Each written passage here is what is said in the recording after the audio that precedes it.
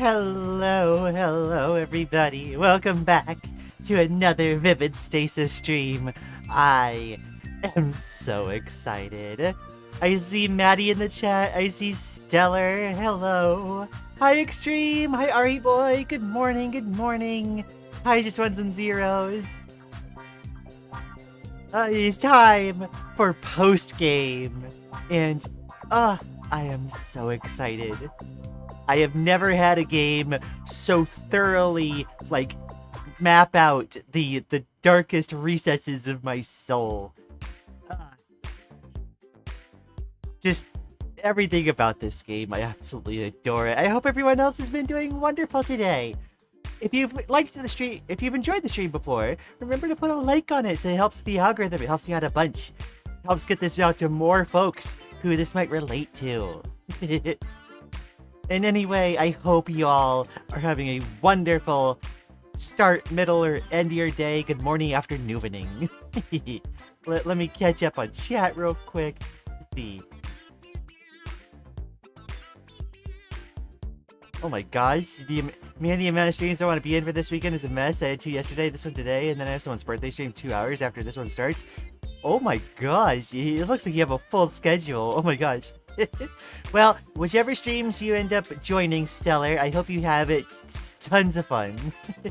Regardless of where you are. I appreciate you deciding to spend some of your time here. Chapter alphanumerical.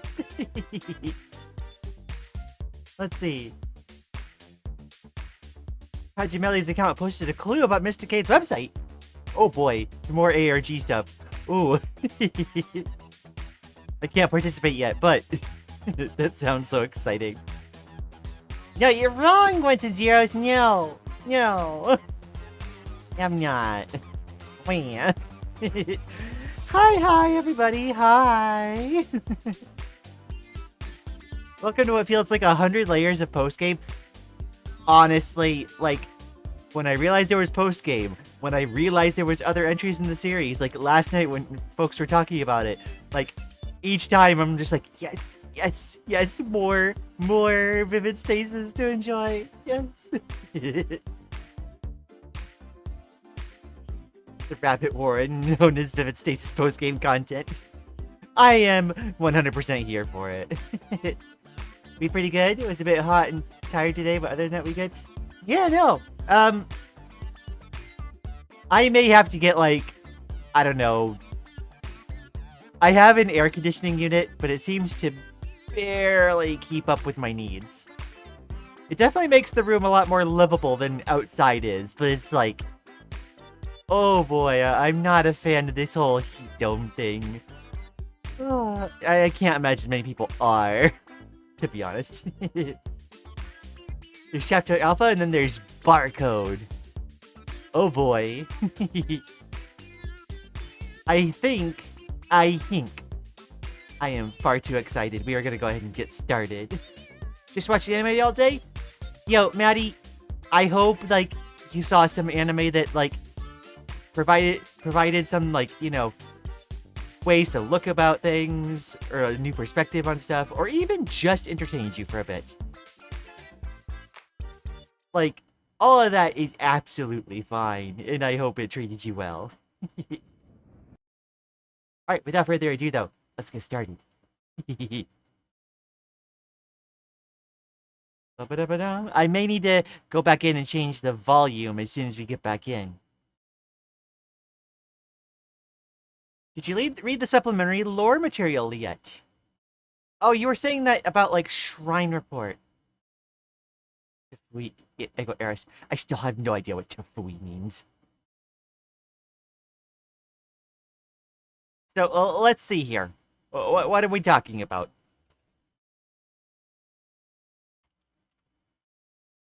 You said it was on Shrine Report.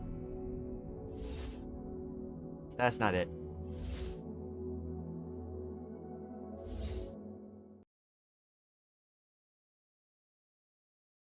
Archive? Okay, I went to the right spot then. Let's see. Lists all canon supplementary material for Vivid Stasis, as well as link to community solving documents for previous ARG puzzles. Rocking Horse. Chapter 0 subsection report. Revealed through a mini puzzle on the Hajime Twitter page.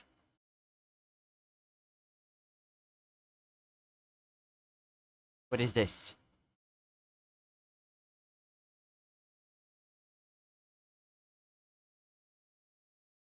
The cycle iteration list goes all the way down to 82 to 66.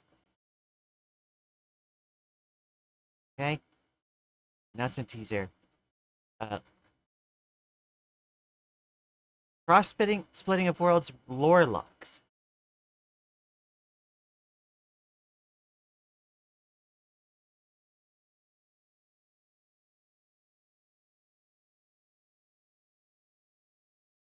The last emotion. Oops.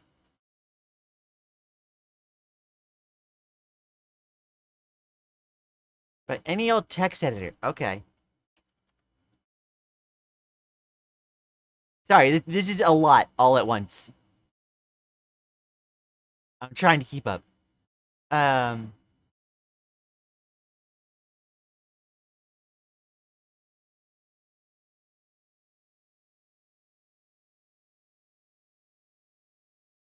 Cross-splitting. Okay, that's what it is.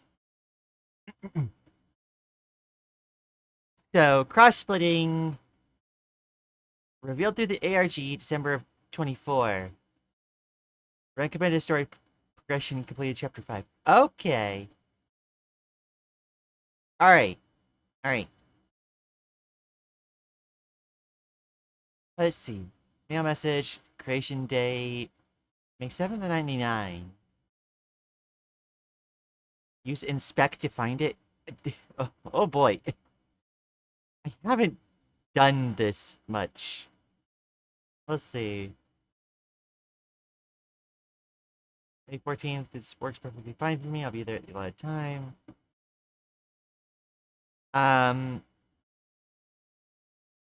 Use inspect.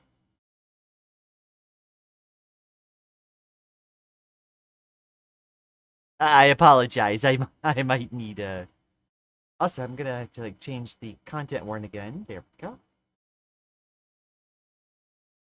Hidden text.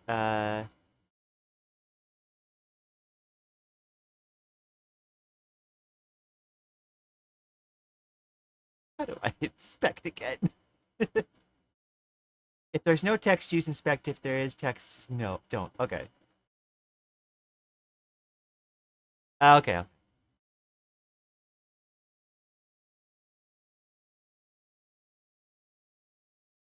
Let's see. Patent filing.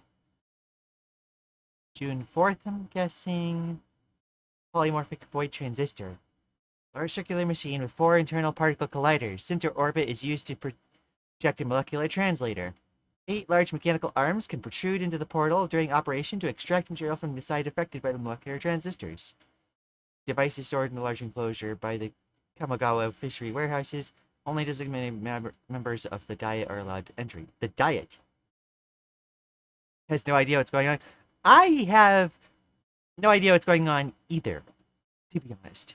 June 6th, Sakuran to Sataso polymorph recruitment. Let's see. Hello, Satsuki. It's always nice to hear from you. It's been a while, but I totally get why. Congratulations. Related that to Shiki as well. Have you decided on a name for them yet? I guess they won't be born until after 2000, but still, I'd imagine you're already excited. Here's hoping they get along with little Conchi, too. Regarding what we talked about 6 days ago, I'm waiting to hear back from the Diet still. Things seemed positive during the last 2 meetings, though. I'd love to bring you on the project if it goes through. Let's keep our fingers crossed. Sakura.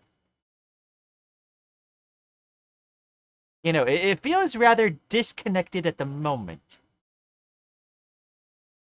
From Sataso to Sakura N. Ichibatsu, are you there? I know you've been dejected after the news the Polymorph project didn't get approved, but I'm starting to get worried. None of us have heard from you in nearly a month. Even just a message back saying you're still kicking would make everyone a lot less worried. Please respond soon, Satsuki. Hmm?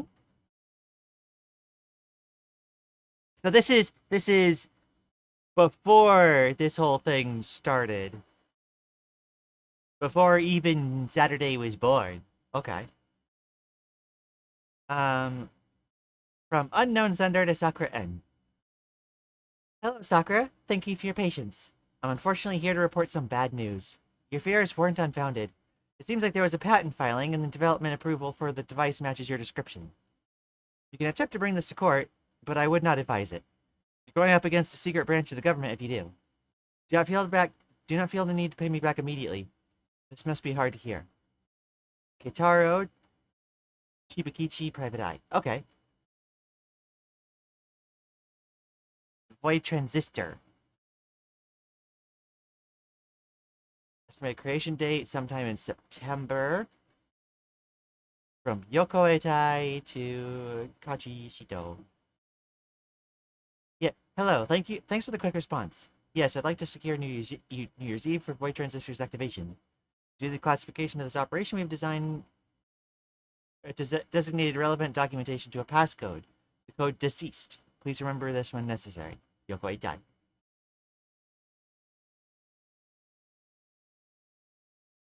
Yeah, no, this is like before Saturday is even born. It's all in 99. From Sakura to Yoko Itai. No subject line. Itai, I'm begging you, stop ignoring my mails. You don't know what you're playing with. The power that exists in the void is tantamount to playing God. And I know that's exactly what you want. But you don't know what you're getting yourself into. Humanity wasn't meant to reach the void. And as much as you delude yourself into thinking so, you're human, not a god. I'm on my hands and knees, begging at this point. I don't care that you stole my life's work. I don't care that you ruined Tasugari's life. None of that matters now. Do not activate the Polymorph Project. I swear to God. Don't doom the humanity you claim to care so much about. Please mail me back, please. Invasion. December. Right at New Year's. From Sakura to Sataso. Hey, just double checking. Are you ready for tomorrow? The building will be heavily guarded, but we can use the back mezzanine entrance. If you want to turn back or have any questions, now's your chance. I'm not going to force you to go along on this. Please let me know. Otherwise, we meet at the Diet Building tomorrow evening. Also, don't mind if I'm lurking a lot. I'm watching a friend play Noise Starlight. Absolutely. Thank you for dropping by, Stellar, and hanging out as much as you feel up for. Let's see. Transcription of an event on New Year's Eve. Okay. I see, doesn't see. That's a bit how I'm feeling right now. Oh, hey. We have, corrupted text down here. Okay. Are you sure about this? You're asking me that now? We're already here. Yeah, I know. It's just... This is a lot.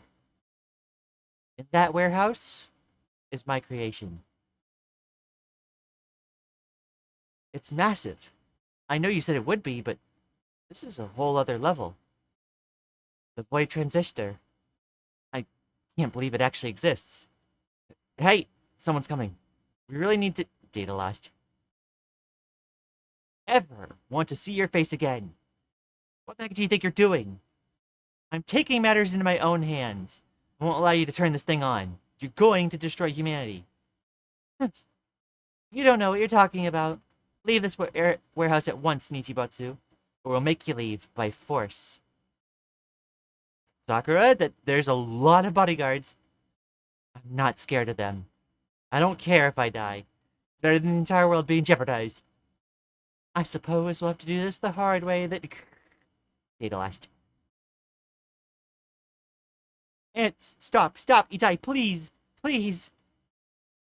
Enough. You've been a thorn in my side for long enough. Cone, gag her. Itai, I swear to God, do not turn on the... Oh. Well, he sounds like she got beamed.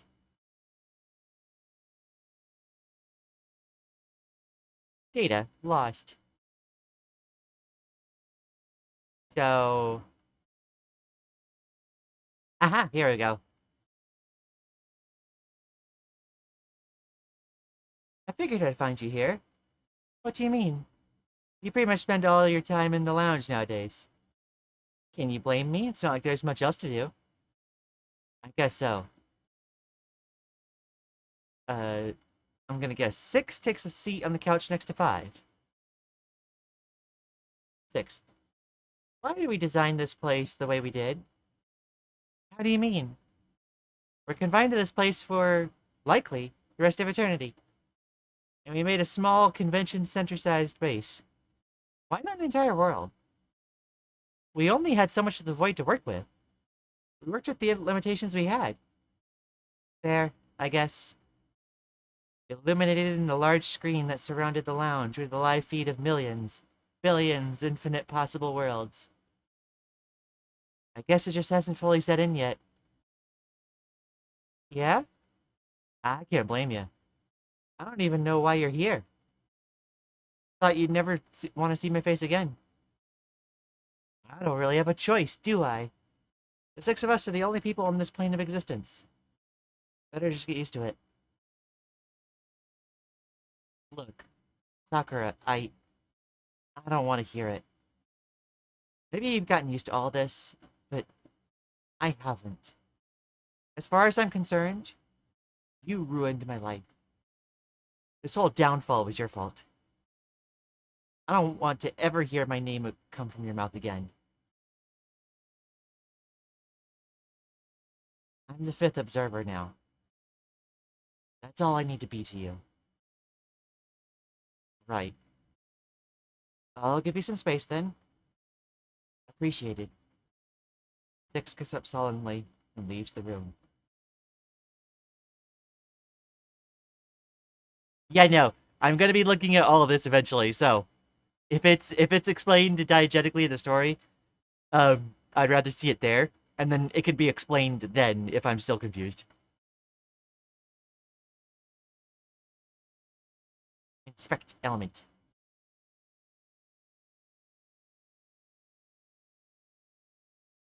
Text transcription. Doesn't look like there's anything in here. Oh, wait. Here we go.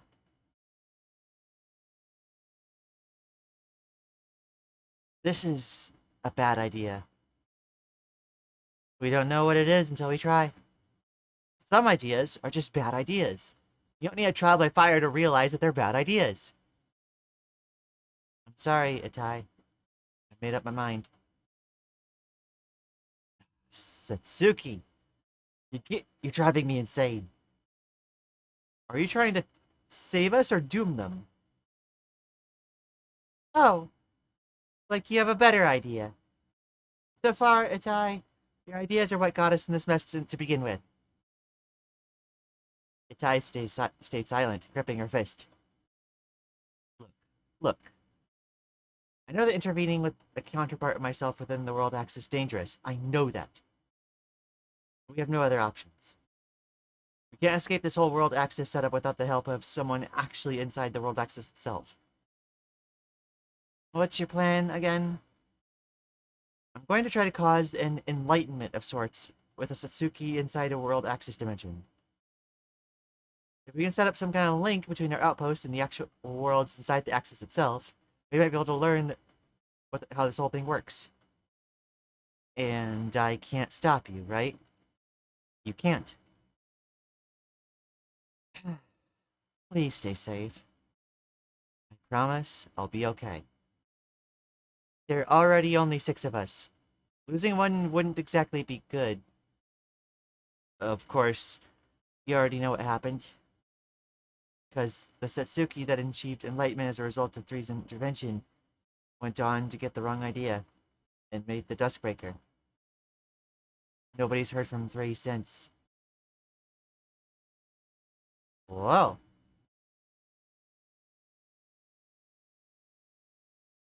Open things? Yeah, no, this is literally... These are literally tools that, like, I know exist, but I've never, like, really used myself, so... let's see. Here we go.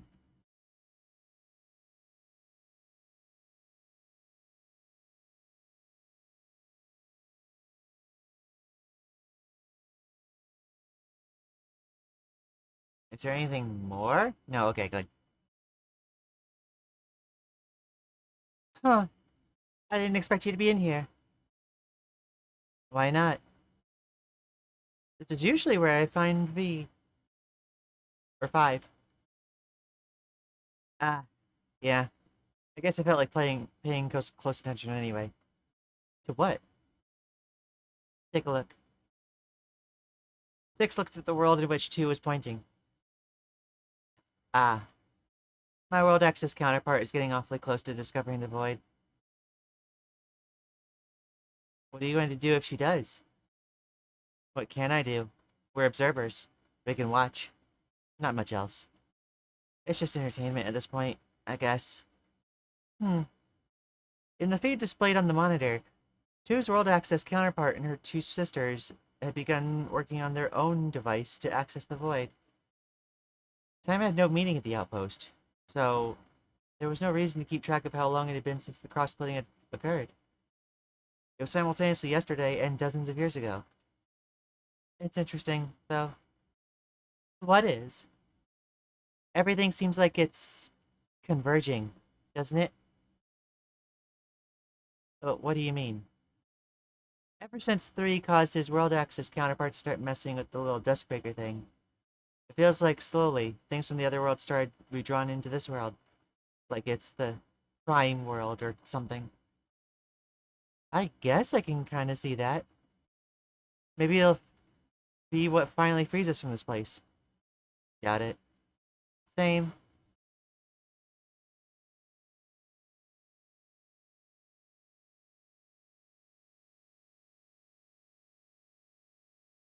Yum.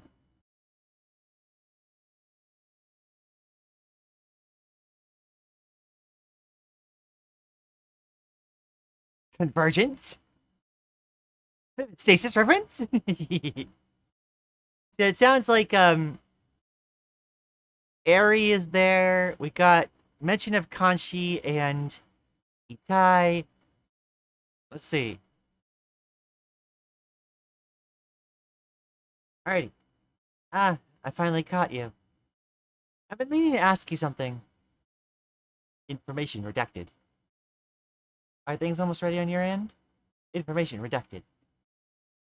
I know that it isn't going to be easy. What you're doing, well, if you fail, it's tantamount to quantum suicide.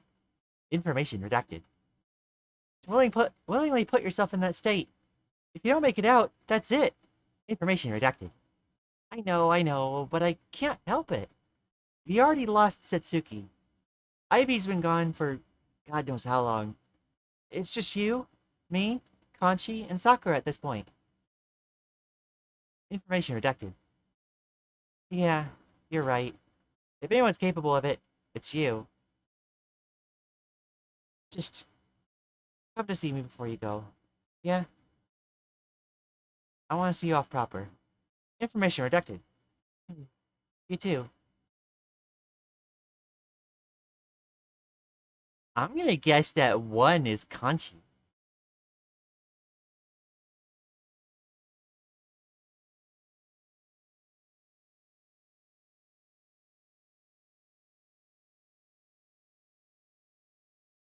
Oh boy.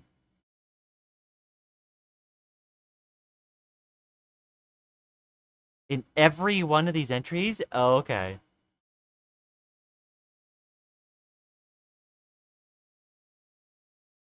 And so, you've reached the end of this tale. It was only through one's intervention that we were able to establish a link like this in the first place. So I had to use that to my advantage. After everything ended, there were 6 of us left. Observer 1, a researcher present during the cross-splitting that claimed to have no name. Observer 2, Kanchi Nichibotsu. Okay. Okay, so Kanchi is 2. The daughter of Sakura Nichibotsu. Sakura is the mom. Gotcha. Unfortunately caught in the blast radius. Observer 3, Satsuki Tasagare, Sakura's friend. Helped her infiltrate the building on the day of the cross-splitting. Observer 4, Ivy Setanobu, a prosecutor we hired to keep legal proceedings quiet should problems arise. Observer 5, Sakura Nichibatsu, the true inventor of the polymorphic void transistor. And myself, Observer 6, Yoko Itai, the one who caused all this. The one who created the world axis. When the original world ended, the 6 of us were flung into a slice of time cut off from everything. The world outside the world axis, or rather, all that remained of the original world.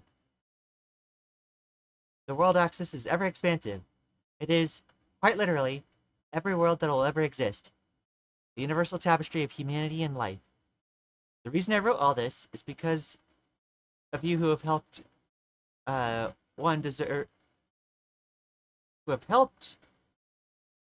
It's because of those who you have helped. I deserve to know the truth of how all this started, especially at the current state of things. Observer 3 is dead. He intervened with his world axis self and didn't make it back to us alive. Observer 1 has been in a stasis for years. Let's see, Observer 1. During the crossplay, it had no name. Okay. They've been running what you know as the Vivid Stasis. Vivid Stasis. Vivid Stasis, rectifying the problems that 3 had caused. Observer 4 is gone. She claimed to have some work to attend to, whatever that meant, and left us. We hadn't heard from her since, and now, bits of the outpost are beginning to deteriorate. This slice of time is beginning to collapse. My request of you is simple. Kill me. Kill Yoko Itai. We can survive, and we can intervene, in the same way I did. But I can't bring myself to do it. I caused all this. It was my arrogance, my desire for power, that split the worlds in the first place. Everyone who exists as a result of my mistakes shouldn't have to deal with me ever again. So I give you a choice. To erase me, swiftly and painlessly. I will not be able to assist in whatever may come next. Or, to leave me alive. Prolong my closure. I will assist how I can, but I doubt there's much I can do at this point. Everything is beginning to converge in World X. 1.27 times e to the 22nd by 7.34 times e to the 9th. The world from which Saturday originates. Without a doubt, the final gambit will soon be in play. I trust you'll make what is the right choice for you. The code for the final stairwell is never done. Decease and never done. I'm gonna need to note those down. Where are my notes?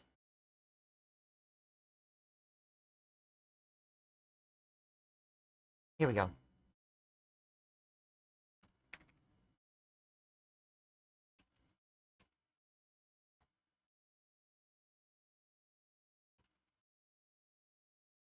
Here we go.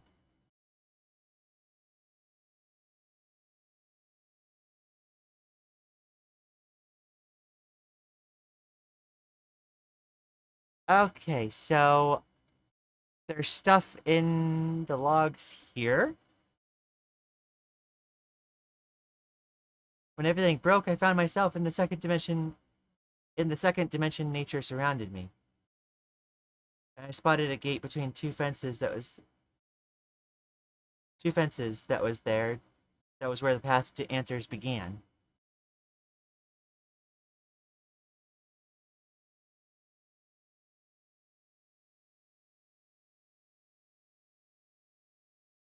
The portal to Heck itself, in a bunch of numbers. 18, 7.5, 8, 10, 7, 10, 8, 10, 16, 10. The 7.5 throws me off.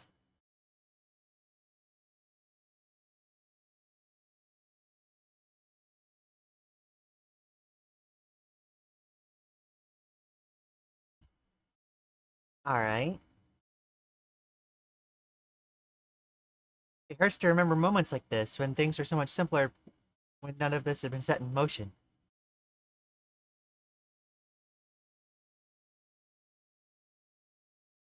Take a step back. Reorient yourself, 6.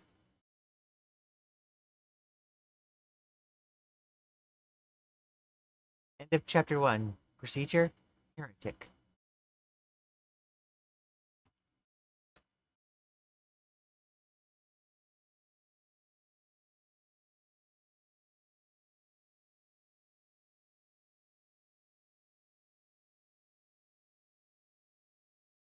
Some kind of series of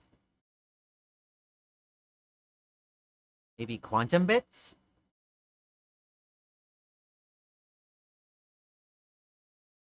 Weird.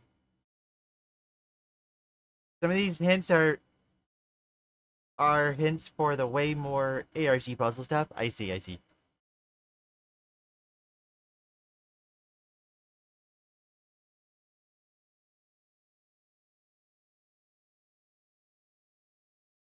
Center.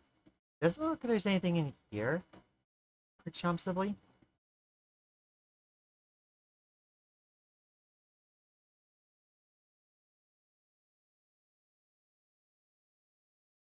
More quantum bit thingies.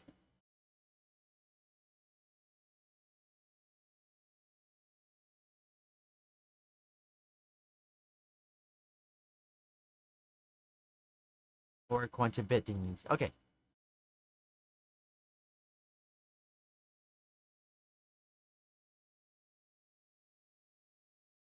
I can't tell what's real or not anymore. Please, please, please get me out of. Please get me out. What did I do to deserve this? Help, help. I feel myself being split apart a million times every nanosecond. It burns. It tears at my seams. It unravels me, folding and unfolding at this molecular level. What happened? Was it always like this? Is this how the world is infinitesimal yet infinite? I can't tell. What's up or down anymore. Right or left or forward or backward. Everything that's ever existed. It's all here with us. End of chapter 2. Procedure. Phoenix.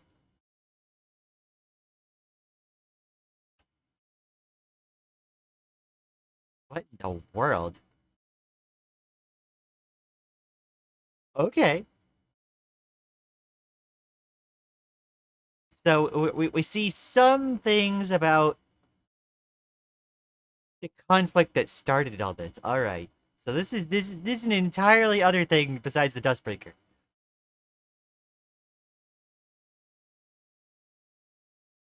Oh.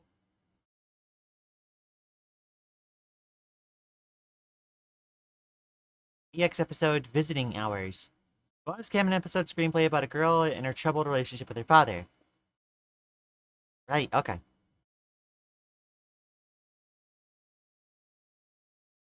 Location, between space layer 2.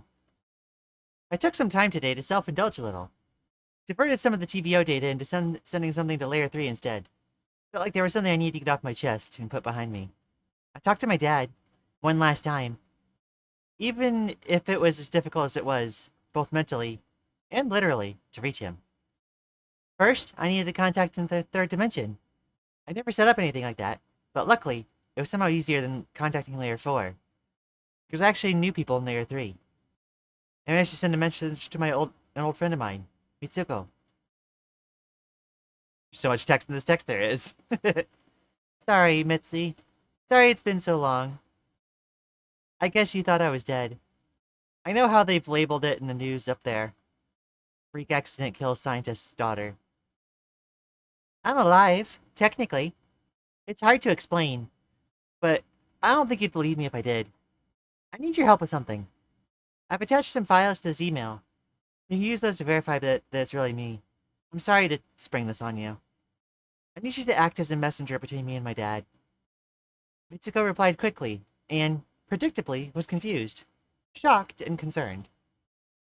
But if there was one thing she was always good at, it was understanding quickly, no matter the situation. I can't believe it. I knew the stories about your dad's experiment killing you were made up. I didn't believe it for a second. Are you sure you don't need me to come get you? I don't care where it is. I'll come find you if you need me to. Sorry, it's not a place you can reach. Even sending this limited message is taking a lot of time and energy I don't have to waste. I'm okay, though. I promise. I'll be okay. And once I'm out of this mess, I promise I'll come back and tell you everything, okay? It's a Saturday promise. It really is you. Dang it. I understand. I'll trust you. Your dad is in a high-security prison in Tokyo. I can go there and relay messages to you through email, but that's the best I can do. I'm sorry. Getting visiting hours there is already really tough. Thank you. That's more than enough, though. I waited a bit. Took a while for her to get back to me. Did she move out of Tokyo? I guess it would make sense. Before all this began, she was getting ready to move into her university life. She was studying closer to Kyoto. I thought about my dad. He was still alive. I figured he would be, but hearing it confirmed myself made me feel something. I don't know what I was feeling. I didn't know what I would say to him, but I needed to talk to him just once. A full 5 hours later, Mitzi responded to me. Hey, I'm here. He's right beside me. I'll relay back to you the things he says, and show him the things you say. Okay? Oh, this was really happening. I guess I should have expected I'd be this nervous. Hey. I couldn't get anything else out at first. He says hello. Figures. Neither of us are ever good at talking to each other when it came to addressing serious matters. It was oddly refreshing in a way. He was still my dad. As I started to type again, another email came through. He says, I'm sorry. I grit my teeth a little.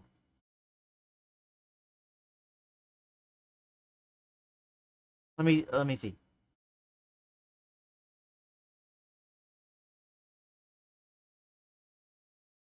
Okay. Let's see. You're sorry? That's the first thing you want to say? Not that you're happy I'm alive? That you're worried about me? You're thinking about yourself and your apology first. I shouldn't be angry. I shouldn't be. Calm down, Saturday. He says, I know. You're right. I just don't know what to say. There's too many things that need to be said, and I can't get the words out. My anger turned into a sudden overflowing waterfall of emotion. I felt myself tear up. Of course he was struggling. He was still human. He still put his daughter into this situation. I took some deep breaths to calm down my anger. I didn't do all this just to yell at him. Did you know that I'm still alive? I did. I was keeping a constant look in on what was going on in there from the moment everything went wrong until they took me in. Since then, you've been in the custody of military. I've been getting daily reports from them. So he's been watching everything. Makes sense. On the one hand, I kind of hate I've been being watched this entire time. But on the other hand, it's the exact same thing as happening with Layer 4. So I can't really complain. Besides, it's not like he can do much. Lian audiobook. I guess, yeah, I wasn't expecting this, but like, such as it is, I suppose.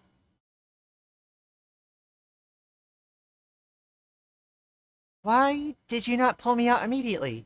Or were you not able to? We tried. God, we tried. But there was no way we could. Shutting down the Duskbreaker without the authorization of 1028 would kill you. I... I couldn't do it. I figured. I just needed to ask. Saturday, can I ask you something? I came here to talk to you one last time, so... Yes, ask away. Do you... hate me? I thought about it. Did I hate him? I don't think so. But I could never forgive him. Hate? No, Setsuki. I don't hate you. But I can never forgive you. Your intentions were misguided, but came from the heart.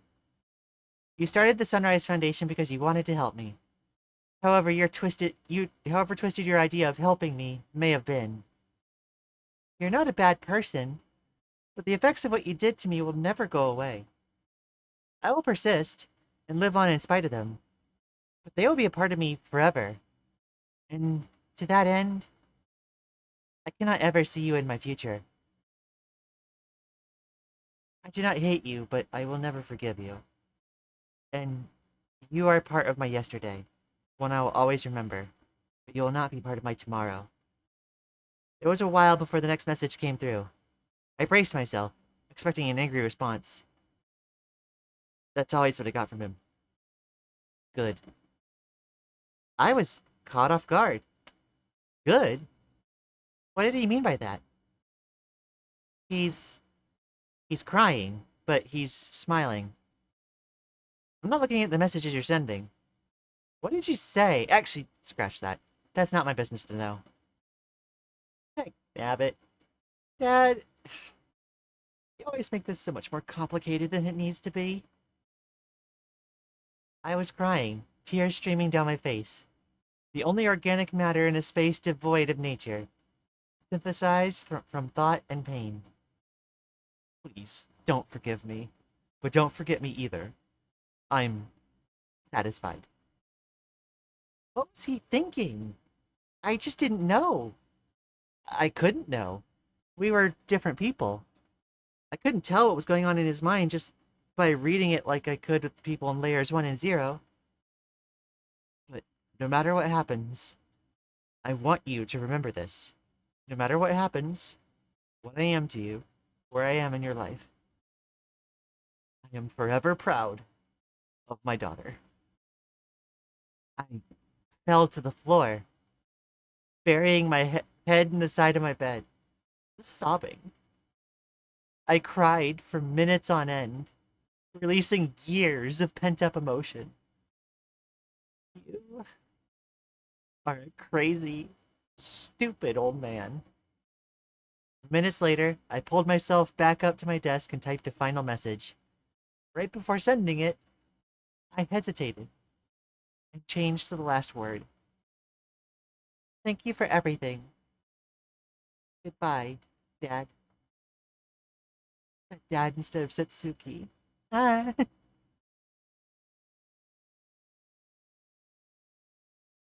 Goodbye, Saturday, was the last thing he said. Thank you so much, Mitzi. I need to go now. But I promise I'll be back. I'll have so much to catch up on when I do. Alright? I'll hold you to that. So you better not chicken out, alright? I laughed. It was the same old Mitsuko. Promise. See you soon. Yeah. I'll see you soon.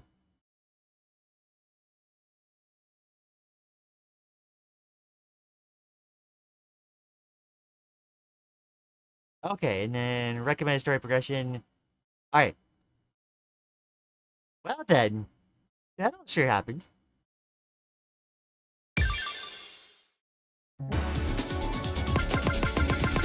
Let me make sure I manage the volume real quick so it's more manageable for me.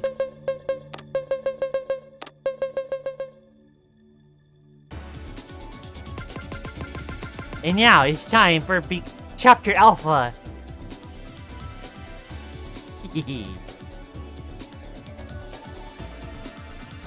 So this was just after Saturday Allison and Chio got put in the Dusk Breaker. I suppose. Or, like, it was during, like, one of the cycles. Content warnings. This episode contains topics of trauma, leg injury, fire, described gore. Allison on title screen? Yeah, I changed the title screen. Despite the circumstances, everything feels cold. I feel like I'm falling endlessly through a space my brain could never begin to comprehend. And when I open my eyes, I see... Heck. What the heck? I woke up to the sound of crackling and screaming. The small room I'd made my own in the place we were renting was completely engulfed in flames. What the heck happened? I crawled out of bed and started stumbling towards the door, the rest of the apartment in a haze. Is Allison okay? Oh god. Allison! Allison! Can you hear me? A muffled scream returned my desperate calls.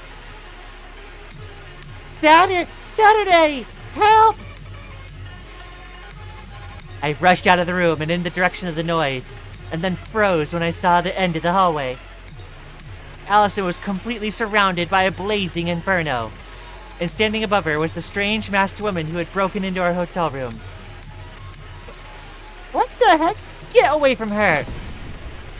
I rushed forward to try and save Allison, but something gave out, and I fell face first towards the ground. What is... I looked behind me to see what had caused me to collapse, and what I saw made my face go pale in horror. One of my legs was missing, and a mixture of blood and horrifying black liquid was oozing from it. When the pain struck, unimaginable pain, I felt as if I was being torn across the universe. I couldn't even let out a scream before... I jolted upright in my bed.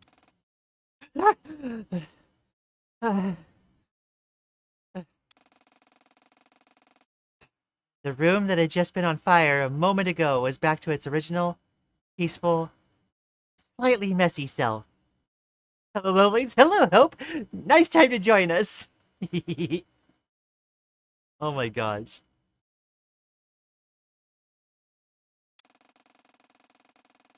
I pulled up the blanket I was sleeping with and looked down. My leg was still there, albeit wrapped in many bandages. A nightmare. Then, I let my head rest back on my pillow and sighed. You'd think I'd be used to these by now. Definitely not, though. I closed my eyes again and tried to drift back into sleep again. But to no avail. Alright. Dagnabbit, fine. I'll get up. I looked over at my bedside table and grabbed my phone. A little always-on display said 11:35 p.m. I guess I did go to sleep earlier than usual. I carefully moved my leg over the bed's edge and moved it onto the cast propped up against my bed, and slowly stumbled out of the room. Chapter Alpha, Paramount Complex.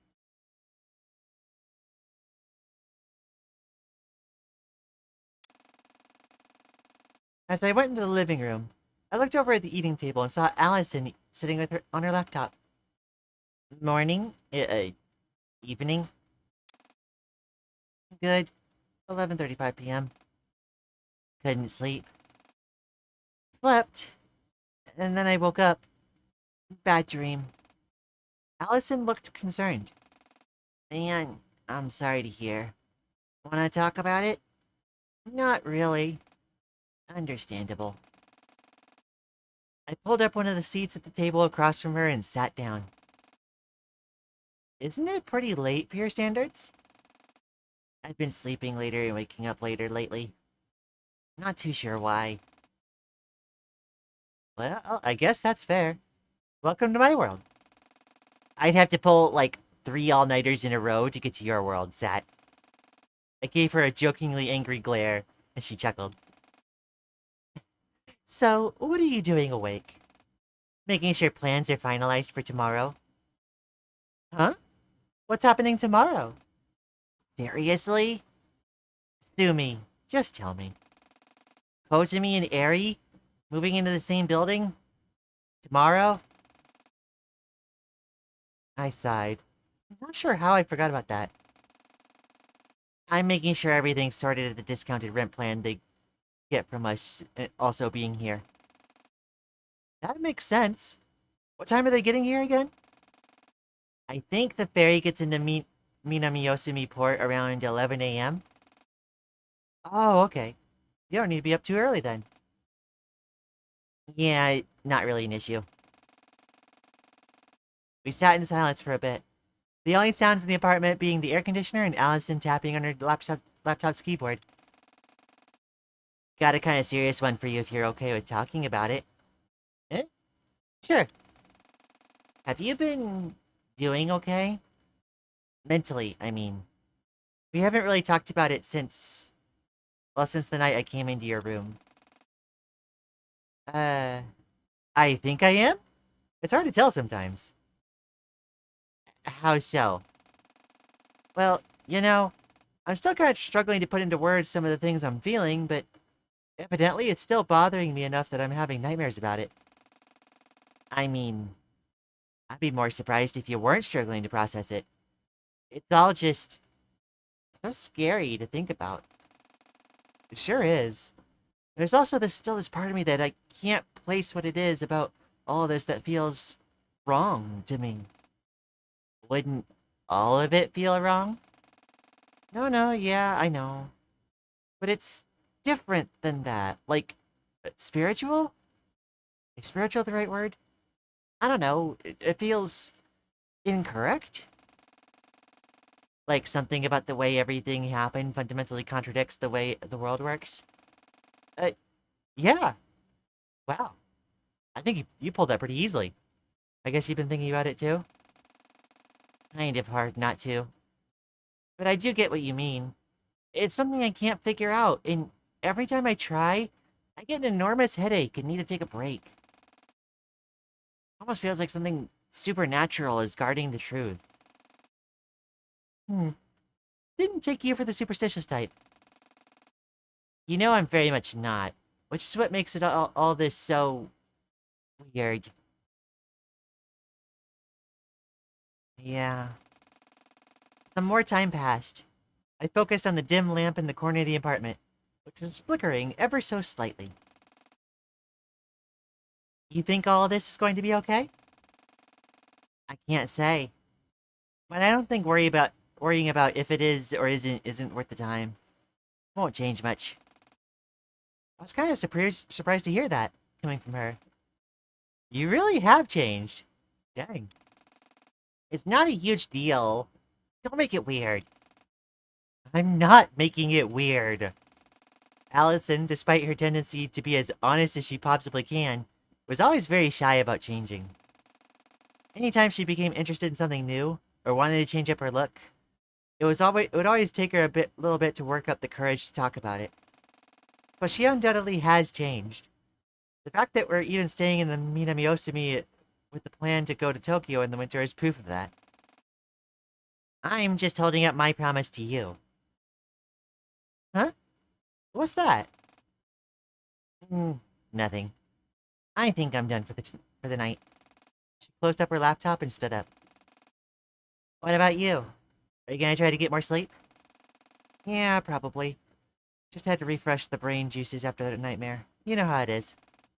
Sure I do. Need help getting back to your room? Nah, I got it. Thanks for offering, though. Yeah, of course. Night. Night-night. Allison walked down the hall to her room. I stood myself up from the table and walked back to my own. Thanks, Allie. You're right. We'll be okay. This memory... I don't recall it. Wait, what? Where am I? Huh? Oh no. Who am I, for that matter? I can't see anything. I can't hear anything. I tried to shout, but I didn't feel my mouth move. Come to think of it, I can't feel anything either. What the heck is this? Is this someone's idea of a practical joke? No, it can't be. I don't know. But these memories, they're outside of what I recall. I suppose I can't do anything but keep watching them.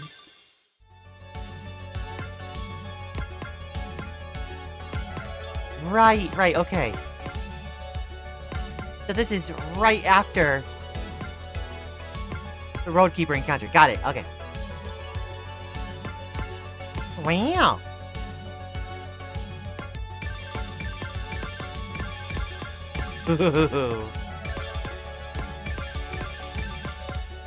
So many songs!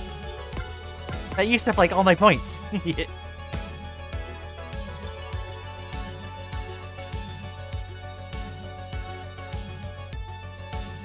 Let's go!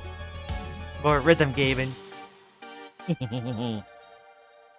Cycle is currently right after Chapter 3.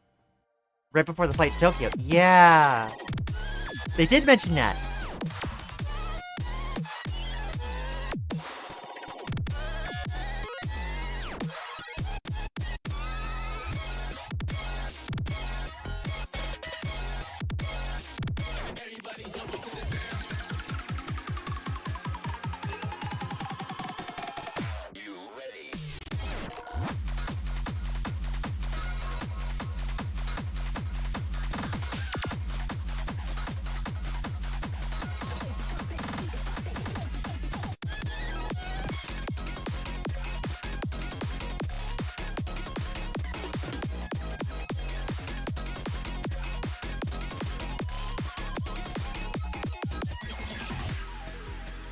Oh, that's what they're doing in the notes. Okay.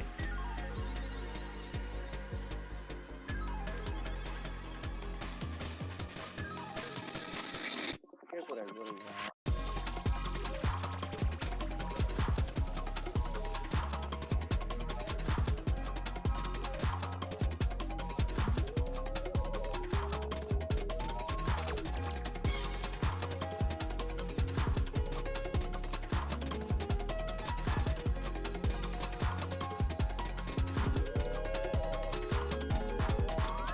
Follow your curiosity.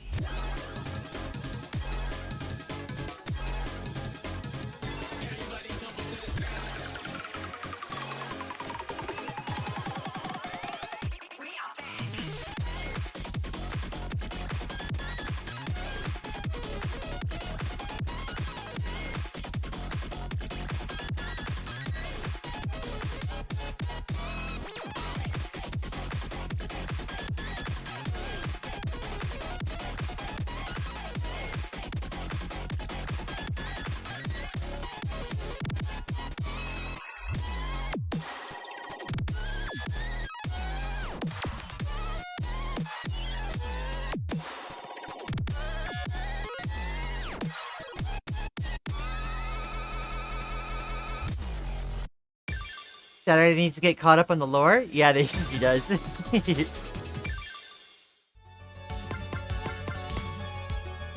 the opening is a 6. Okay. I should probably start, like, actually getting, like, or doing, like, playing middle on a lot of these, I think. As long as it's, like, a 6-ish.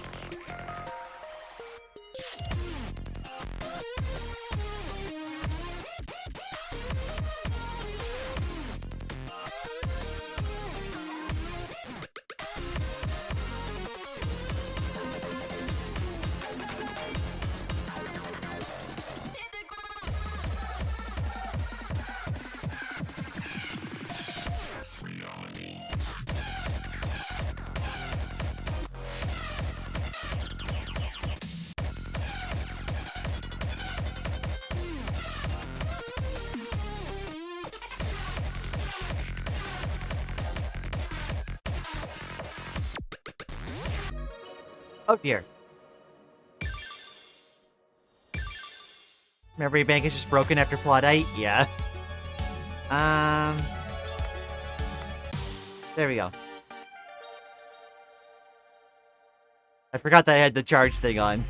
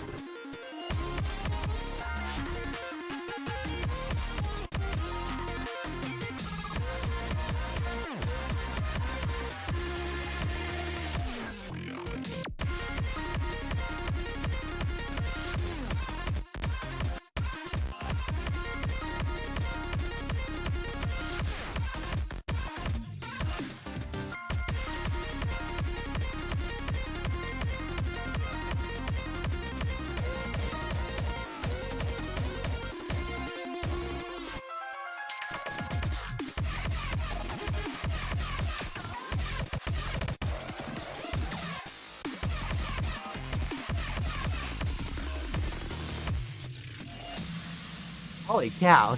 They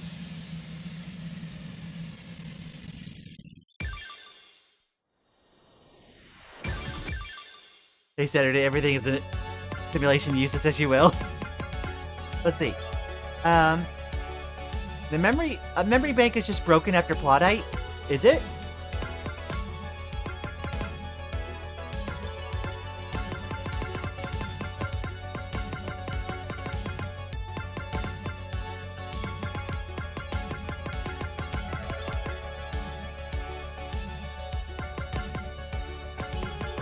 Oh yeah, it is just out there. Let's see.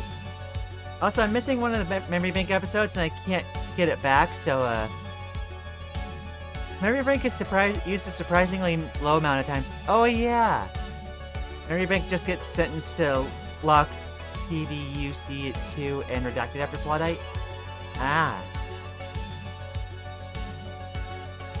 They broke it so that people wouldn't bring in the endgame Saturday to this part. Low-key, it'd be cool if there were secret scenes for saving and loading certain characters to certain areas, though absolutely I think it would be. It'd be a cool system to keep in place, absolutely. I agree, 100%. Although it's probably a lot of work to implement.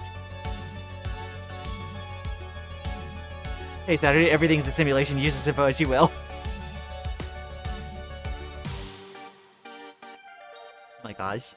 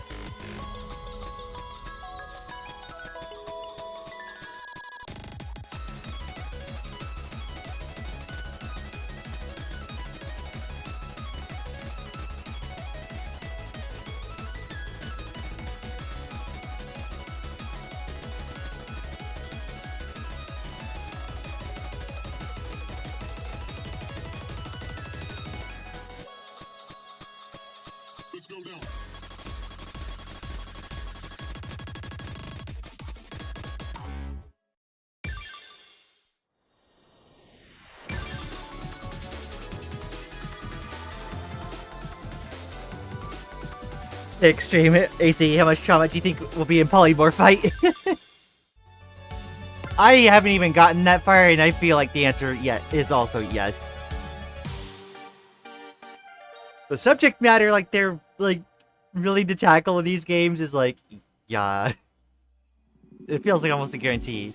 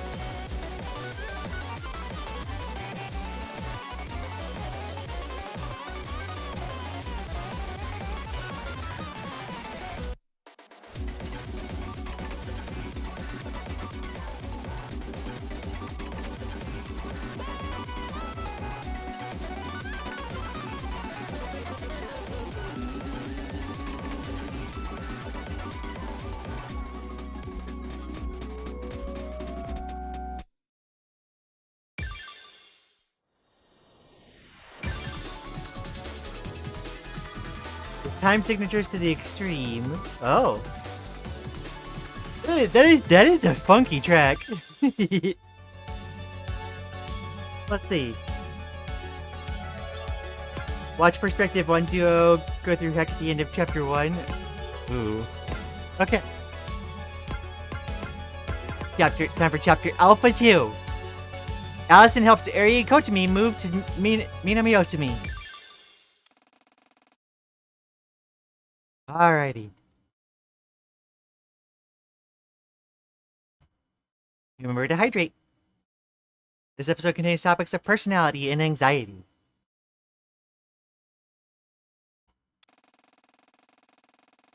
The next day, the routine ferry from Tanegashima to Kagoshima departed on time as the schedule had suggested, with Eri and Kotami on it. Two sisters sat down at one of the seats facing each other that ran through the long hallway of the east side of the ship.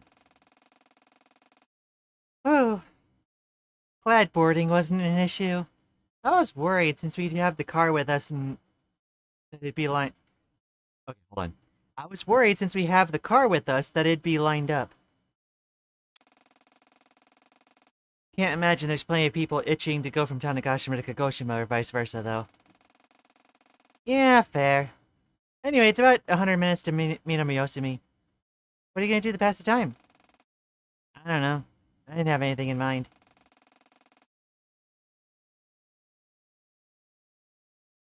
Do you want anything from the cafe? I'll probably go grab a drink at some point. I can go myself. Sheesh. You're always babying me. You're the younger sister. are literally a baby to me. Oh, shut up. You're the more excitable and energetic one. Ugh. Point taken. I wasn't serious. You do know maturity isn't really tied to energy at all, right? I mean, I obviously do. Sometimes I forget, though. I don't know. Still can't believe I predicted the Area Chio being into each other. What can I say, Maddie? You got good media literacy skills. You pay attention for it, like, more often than I do. How do you forget something like that? I just do. Or I guess it's less that I forget that and more like, how do I put it? Kotsumi thought to herself for a moment, realizing the more serious turn the conversation was taking. Eri relaxed her friendly guard a little. I guess it's more that sometimes I feel like I forget what the energy I have even is. Like, you forget what your personality is like? Kinda. Or more so, wondering if I even have anything that could be considered a personality? Kotsumi forced a smile. That probably sounds stupid, doesn't it? Eri leaned back in the soft chair. I don't think it's stupid. I mean, you obviously do have a personality. But I get what you mean. Yeah, I feel like there's always some degree of me changing my personality to adapt to whatever kind of environment I'm in. And, like, I know that that's, you know, part of being a sociable human being, but I'm also not sure I've struck the best balance. I guess that's what I'm thinking about. Hmm. Any idea why that could be? What do you mean? Like, any reason you can think of for why you sort of ended up slipping into adapting more than you feel you should? Sorry, I'm not good with words for this kind of thing. No, it's fine. I get you now. I'm not really sure. I guess if I could think of one thing, I've never really felt like I needed to be super myself. How so? I guess it's like, I kind of feel like a footnote in other people's stories sometimes. Like, I've never had a reason to put forward Kotami Nichibotsu. Just feels like I'm just there sometimes. Ah, that's not really anyone's fault. I could definitely stand to be a bit more forward about things. Hmm. Well, you know, if you need any help, you can ask me. I don't know if this kind of stuff is my strong suit, but I can at least lend an ear. Yeah, appreciate it a lot, sis. You know that. Of course I do. The sisters spend some time in silence, watching the waves churn as the ferry plows through the ocean. Okay, I think I'm gonna go grab a drink. You sure you don't want anything? Grape juice. Kotsumi laughed. You got it, sis. Sure enough, the ferry pulled into the port of Minamiosumi shortly after 11 a.m. I I totally understand that because I feel like that was also a part of why I felt like I didn't have a personality until like my mid-20s.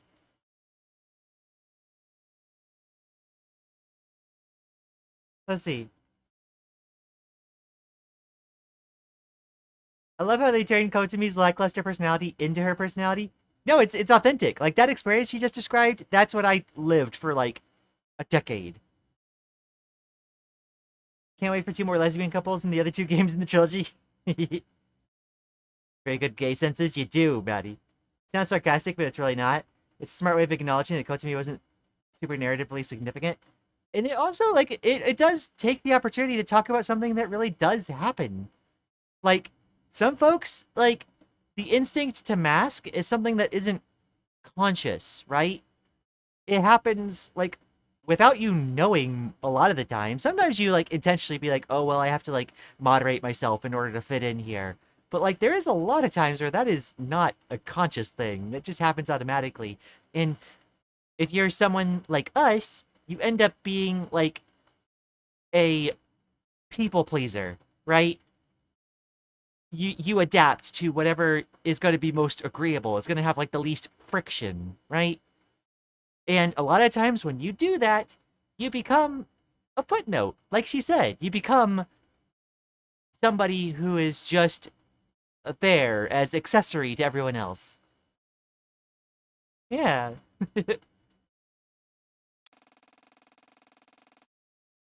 Allison stood leaning against the exterior wall of the waiting room, drinking a decaffeinated coffee drink. Slowly, the ramp opened, and, one by one, cars and foot passengers alike began to pour out of the ferry. The car Kotami was driving turned and drove up right beside the waiting room, and Kotami rolled the window down. Accidentally closed the tab. Crap. No! Stellar, how could you? You brought an entirely new Lian into the fold. The previous Lian is gone forever. Long time no see. Glad to see you in good health, Allie. You too as well. Do I just take up the back seat, or there aren't any other seats to take, girlie? I'm just being courteous. Allison opened the back door of the car and slid into the back seat. It's only about 5 minutes from here. You still have the address I sent you? Yeah? Yep. Kotami typed the address of the apartments into her phone's map service and drove out to the ferry terminal. I take it you two had a safe and uneventful trip? Pretty much, yeah. Kotami was worried we were going to miss the ferry, though. Hey, I was just thinking ahead. I know sometimes the lines for ferries can be pretty bad if you're driving. Kotami, we live in Tanegashima. That wasn't going to happen. Allison laughed at the sister's playful banter. Feels like a bit of a role reversal. Kotami is usually the reckless one, leaving things to the last minute. I just didn't want to miss the ferry. Wow, I'm being persecuted from all angles by my friend and sister. Everyone in the car laughed. Kotami pulled the car into the parking zone for the apartment building, and the three girls stepped outside into the fresh air. Alright, so, I made sure your keys were ready on the time for when your ferry arrived. We need to go check in with the landlord at the office to get those, though. Makes sense. Is Saturday awake? She wasn't when I left, but she might be now. I'll check on her while you two get checked in. Sounds good. Come find us when you're done, then. Sure. Kotami and Eri walked off towards the landlord's office around the front entrance of the building, and Allison walked up the stairs to the second floor. I was lying in bed when Allison knocked on my door. Hey, Sat, you up? Yeah, sorta. Alright, well, no pressure to get up. I was just checking to see if you're awake. Kotami and Eri are here now, but we can invite them over to say hi once you're properly up, okay? Yep, sounds good. I heard the footsteps that indicated Allison was walking away, and then the front door opening and closing. I lifted my head up from my pillow and sighed. God, I feel like crap for this. I'm sorry, Allie. I took out my phone and opened the messenger app. Welcome to Kagoshima. Oh, you are awake. Yes. Well, glad to be here. Yeah. So, what we talked about? Yeah? Are we still good for tonight? Should be. When do you want to leave? Allie's been sleeping later, so I'll probably get up and get a drink at 1 if she's asleep. We'll go then. Okay, got it. I put my phone away and exhaled. I'm really sorry, Allie, but I need to know. What is Saturday doing without Allie and with Eri? What? Also, Lian, yesterday marked the 1-year anniversary of me watching your streams? Yo! Oh my gosh. I'm glad to have you here, girly.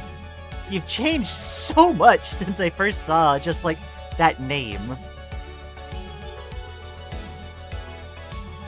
Oh my gosh. Loki, when I first read this, I didn't parse what was going on, and Loki thought Saturday was about to cheat on Allison and Kotami, and I thought, when did this become Love Island? I'm not entirely sure I'm, like, fully caught up on like what's going on and what Saturday is checking on. But I have a feeling it's probably something I'm forgetting.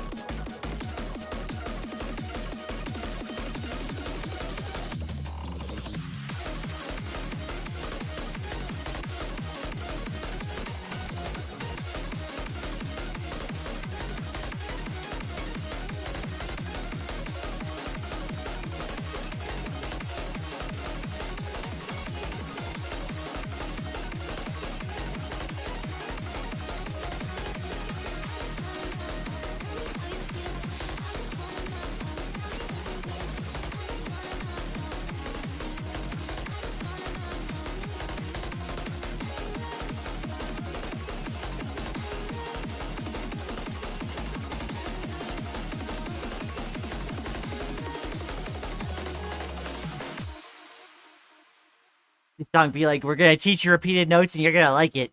It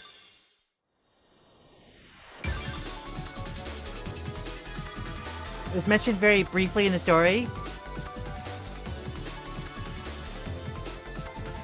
One event in this chapter is briefly referred to before Plotite.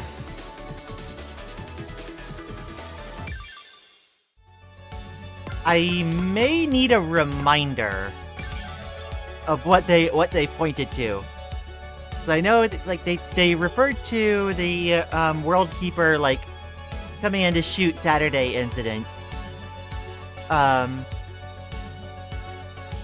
fire in the Geology Museum, like that whole region of the story.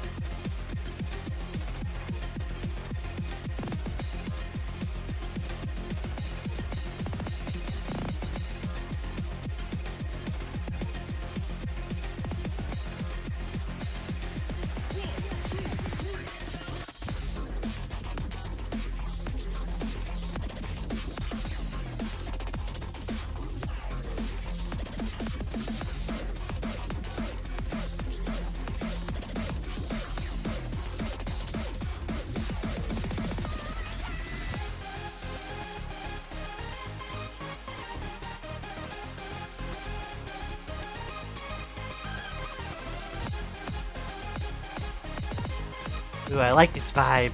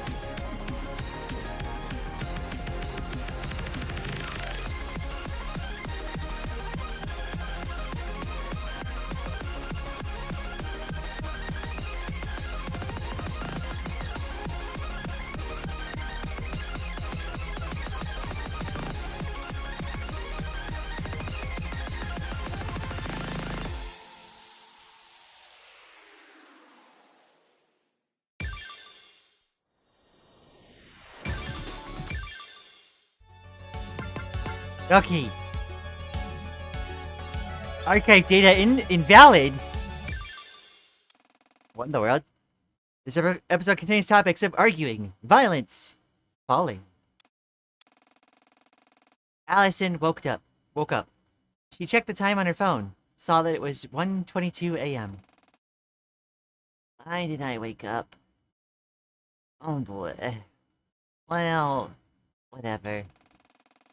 Turning over in bed, Allison closed her eyes again to return to the world of dreams. But she couldn't. Something isn't right. Allison lifted her head up off her pillow and sat up.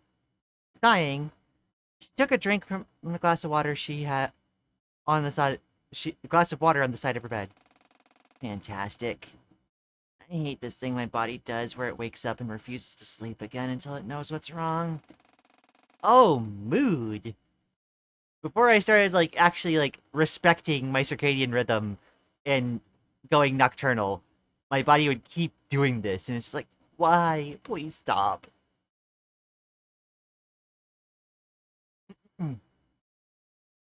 Turning and sliding her legs out from the comforter, Allison slipped her feet into her slippers and stood up. Then, realizing the uncertainty she was feeling, she went cold with fear. Is Saturday alright? She turned the knob to open the door to the hallway. Each step felt like hot coal burning the layer of safety that she'd managed to believe in, even in spite of the situation she'd been through. Allison stopped outside of Saturday's door. I'm sure she's asleep. I shouldn't be loud. I shouldn't worry, so let's just be quiet and check. Very slowly and quietly, Allison turned the knob and opened the door. The dim light of the hallway spilled into Saturday's room, and what it illuminated was nothing. In any other circumstance, nothing would be good. Looking for something you're horrified of and finding nothing would be the best thing to ease your fears. Right now, though, Saturday? No answer. It didn't take long for Allison to realize that Saturday wasn't in the apartment. Saturday? Saturday! Where are you? After screaming around the apartment for a brief few minutes, Allison stopped and took a few deep breaths in. Allison ran back into her room, grabbed her phone, and immediately texted Kochimi. Kochimi, is Saturday over there? Please tell me she's over there, or something. However, no response from Kochimi came through. The cold ice pressing against Allison's chest became even colder. Kochimi is usually awake at this time. Oh god. Realizing she had no choice but to go over to Ari and Kochimi's apartment herself, Allison rushed to put her shoes on and ran out the door to the second-floor exterior hallway of the apartment building, and down to the apartment where the sisters were renting the first floor. Allison banged on the door a few times. However, it was not Kochimi, but an extremely tired Ari who answered the door. Oh my god, Allison, it is 1 in the morning. What could possibly warrant this kind of reaction?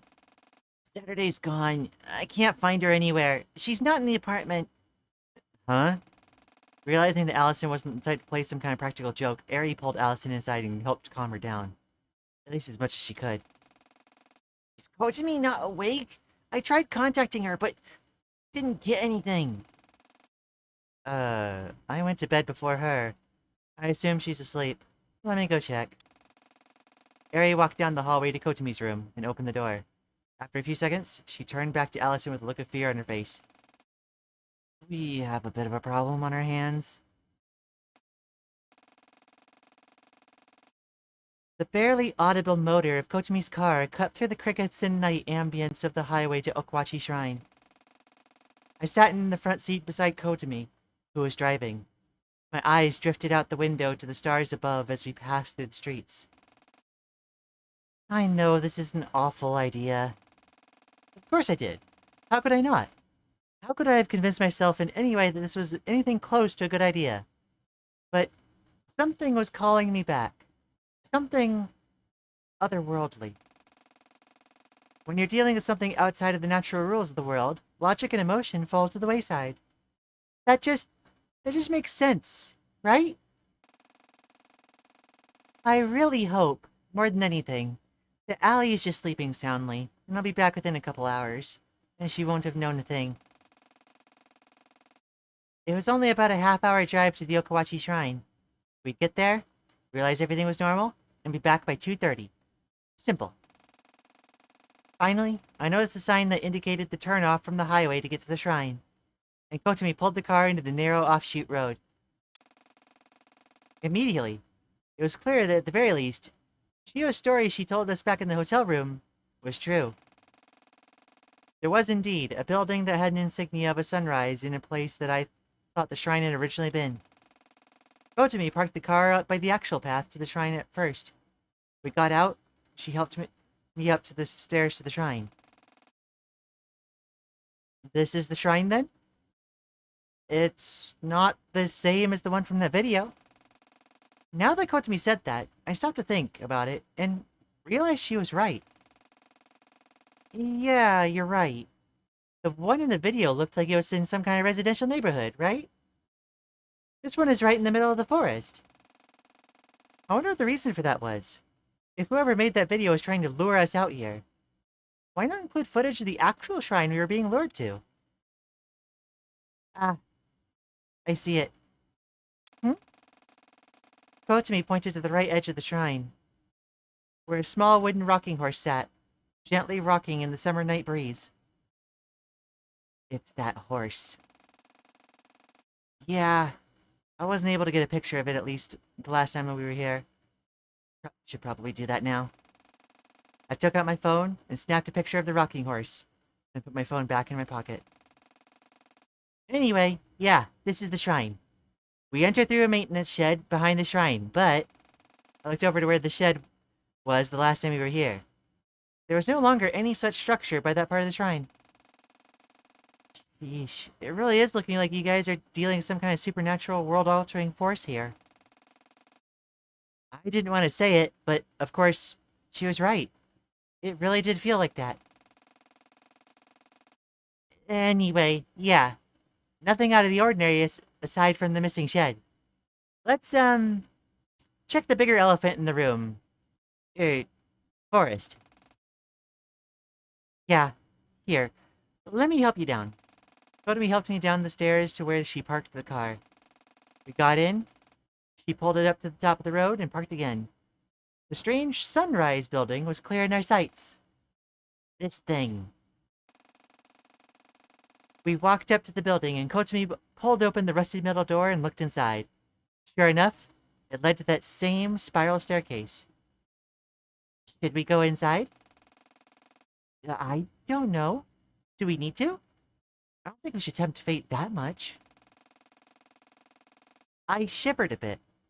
I knew I wouldn't be able to leave here satisfied if I didn't go back down to there to confirm the sights I thought I remembered. Kotami seemed to pick up on what I was thinking. She leaned against the rusted metal wall. I'll keep watch. Think you can get yourself down there? Yeah, it'll just take a bit, which I'm fine with. I just need to make sure. Alright. Call for me if you need me. Yeah. I walked over to the stairs and slowly but surely began to descend the steps, one by one. It took me nearly 6 minutes to reach the bottom, and when I did, I was met with a confusing sight that made perfect sense. The entrance is blocked. Yeah, nab it. Right, it did cave in, didn't it? Well, at least I can be sure that that part really did happen. This sucks, though. I walked up to the rubble. It was fragmented enough that it felt like if I started clawing away at it, I could make it through. What the heck am I thinking? There's no way I could... And yet my thoughts betrayed me, as I already begun attempting to scoop the debris out from the entrance from my bare hands. I was making slow but sure progress, but... Oh, Saturday! Let me see if I could, like, actually... Did it, like, stop the, It did. Thought I could actually make it through. Okay. Whoops. Bring it back. I wanted to see that line. Although I do understand the interruption in that case. Let's see. Fun fact, if you go to Softy's gallery and go down the plot fight scenes, there's captions for each one. Oh! I see. Can't wait for Perspective 2 duo to beat Perspective 1 duo when Polymorph fight and complete chaos and shock happens? Oh. Why does literally nobody consider that when the shrine caves in, it will remain caved in? Eri and Kochimi didn't account for it in Chapter 6 when they were looking for the weak point, and now Saturday didn't account for it in Chapter Alpha. Silly minds think alike. That voice shattered everything I was thinking, believing, saying, and doing, all in an instant.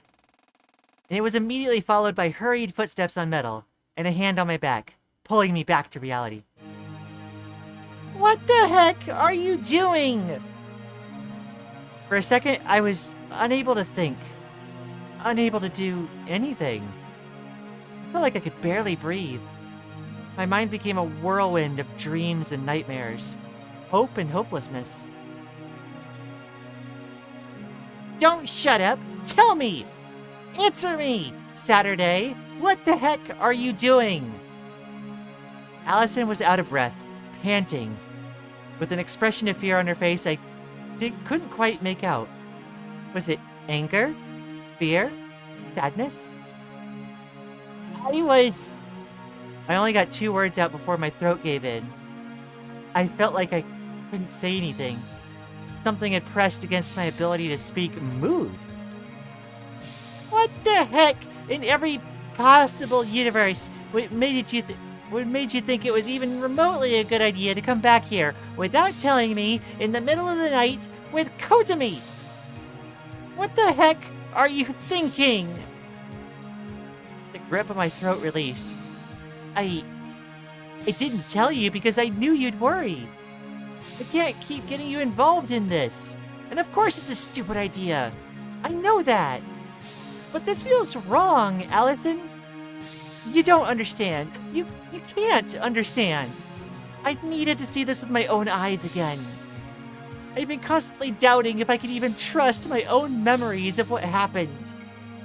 Can't understand? Can't understand? Of course I can understand, Saturday. Do you think I've been feeling the same thing this whole time?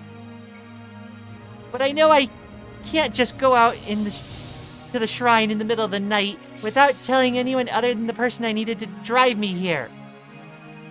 Do you even care what I think? Do you even care that I worry about you at all? Emotions were rising, and in the moment, neither Allison and I could hold back the things we really wanted to say. Are you insane? Of course I care.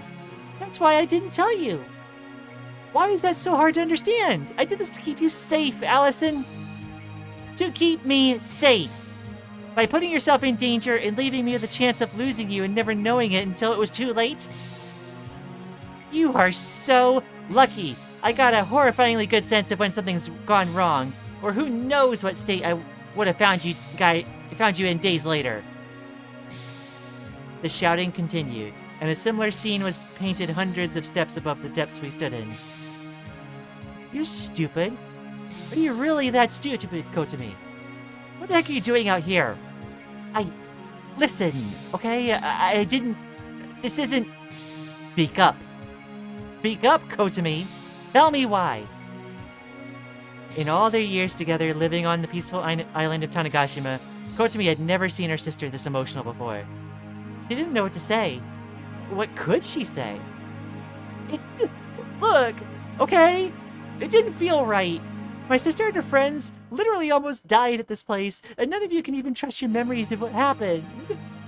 Can you blame me for going along with this when Saturday said she needed someone to drive her out here? Blame you? I absolutely can blame you. Out of all your stupid, selfish, stuck-up things to do, were you just gonna leave me there? Just leave me alone? I couldn't do anything, Eri. My sister nearly died, and I just had to sit at home twiddling my thumbs. And now you're saying it's unfair for me to at least want to see the place where it happened? Of course, it's not unfair to want to come back to see this place, but why didn't you tell me first? You would have stopped me. You're always playing it safe. Of course I would have stopped you. We nearly died here. Why the heck would I tell you it's a good idea to come back here? Synchronized with the flow of time, Eri took a step forward. Synchronized with the flow of time, Allison took a step forward. Surely, if Kotomi felt how she was feeling rather than hear it, she'd understand. Surely, if Saturday felt how she was feeling rather than hear it, she'd understand. Eri put her hands on Kotomi's shoulder. Allison put her hands on Saturday's shoulder. And Kotomi fell backwards. And Saturday fell backwards. Over the edge of the spiral staircase. Into the jagged, pointed rubble blocking the entrance. Like every time before. The world freezes. God. Well, this is a new one. Having just activated the freeze frame in time, Dawn stared at her computer monitor in an almost routine manner. Alright, what are we working with this time? 3 lux? 5 lux? But what she saw surprised her. Okay, well, it is 5 lux, but there's 2 sets of 2 that converge in the middle. This was a lock formation she had never seen before. It hadn't appeared during the burning museum incident, or the shrine cave-in, or even the Ward Keeper's intrusion into the hotel. Suppose there's no time to waste then. Let's get crackin'.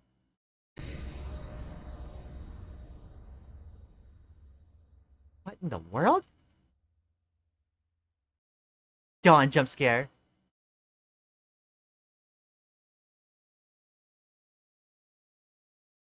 Wow.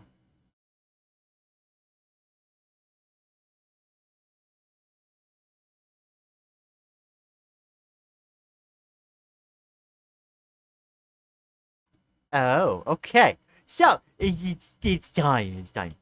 Okay. I need to change the window resolution.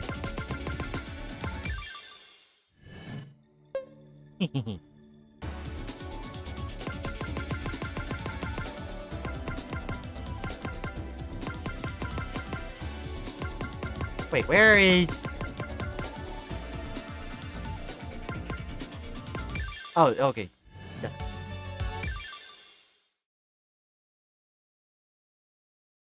It's time!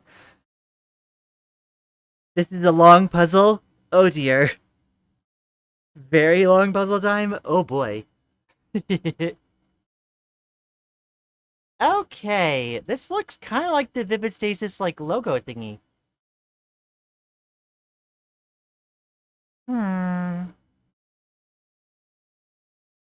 There's an upper side and a lower side. The arrows are pointing upwards.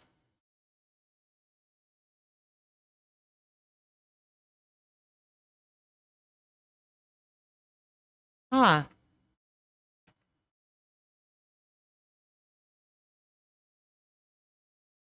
Why are these second backwards and upside down? Puzzle number 1 gets in no chart. I forgot where the button was for a second.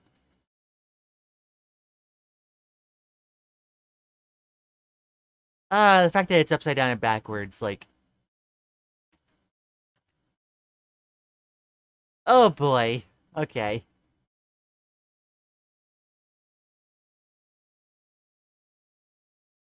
Let's get some tunes. Let's see. As usual, I have literally no idea what to do in these puzzles. That is okay, Maddie.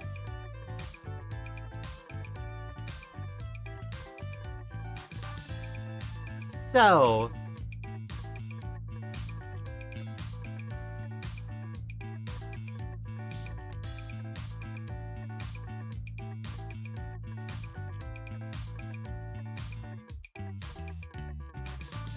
2 dots, 3 dots. This seems to be a set of 5, so 10.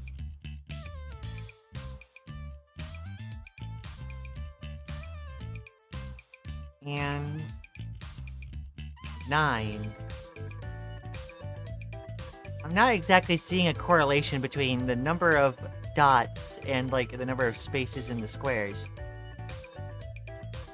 This is, like, literally the only puzzle I actually tried to solve. I didn't solve it. Let's see. 1, 2, 4, 5. Plus 6 plus 5 is 16. This is 20.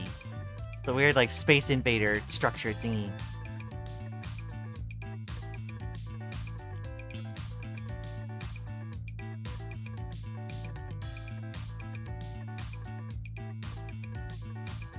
It feels like there's gonna be, like, a,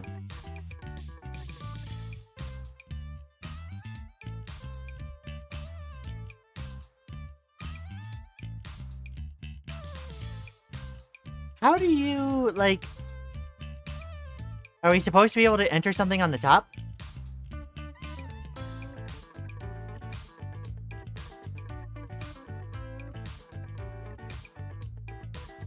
Weird.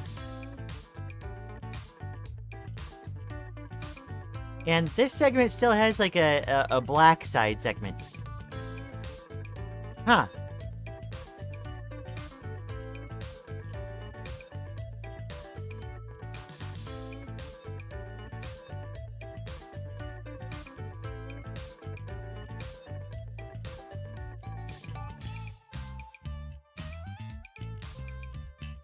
The hardest part for this one for me is you get no confirmation if you're doing the right steps. Right. I have a feeling this is probably going to be an open up Krita time.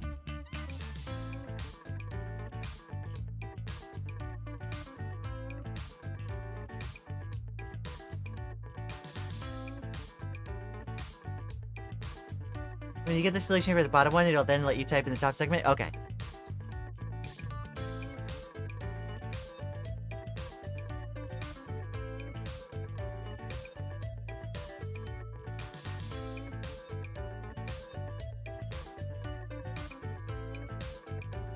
Why do I have a feeling this is going to be like 1028?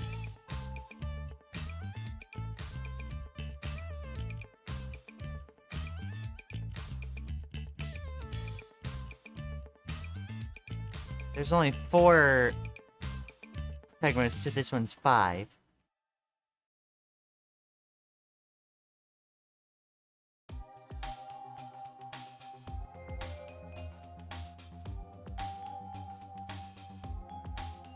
Fun fact, when this first came out, I was solving it in a thread with some people and someone literally brute forced like 75% of the solution.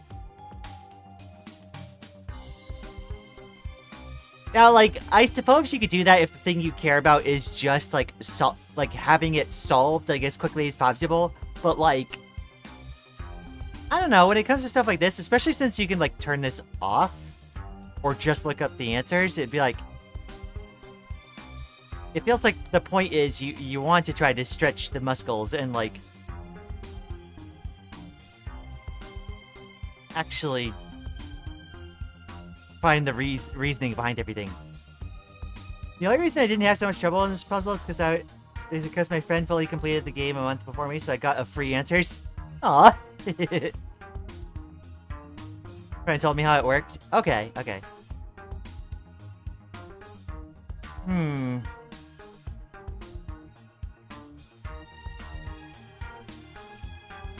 I'm in a state right now where I'm not sure where to begin. And let's see, we've used hexadecimal, we've used base 64, we've used Morse code.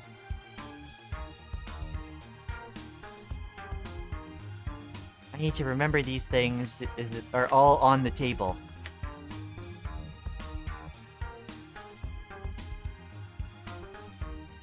What are we counting here?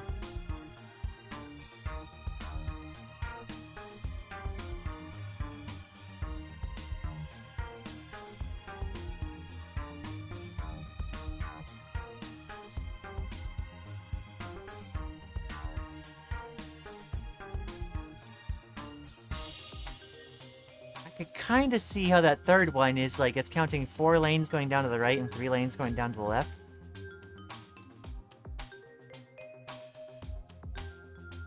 I prefer making puzzles of this difficulty as opposed to solving them. I like trying to solve things, at least.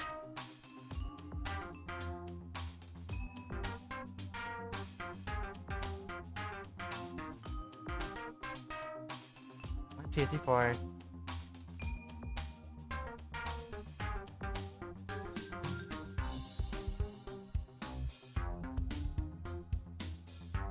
Huh.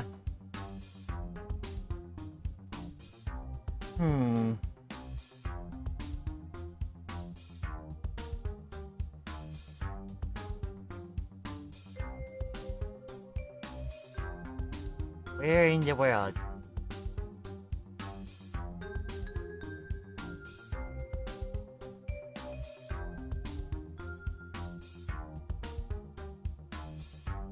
I think it's time for Shrine Report.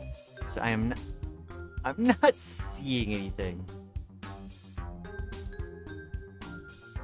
Unless it's not here.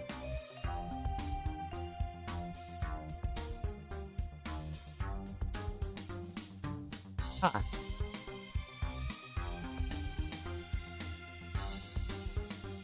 Nothing for Chapter Alpha. Oh boy.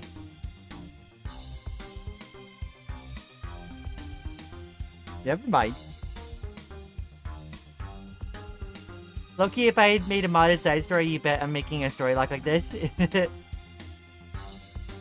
There's no hints for this in the official website. Oh dear.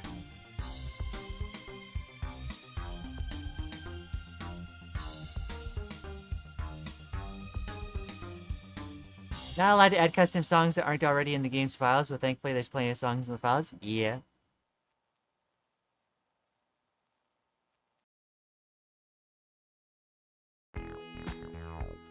Okay, so...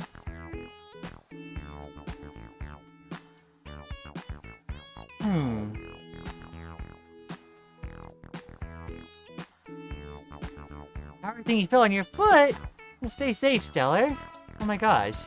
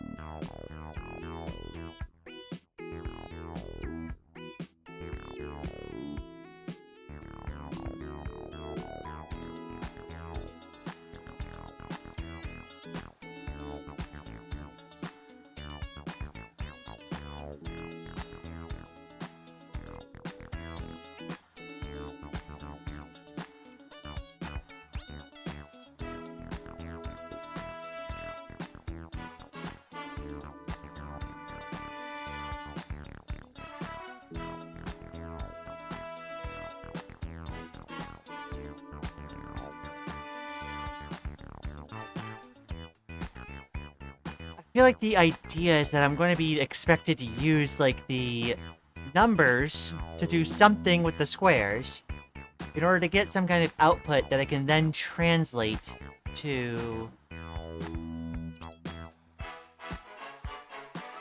like, an answer. What could they possibly be wanting?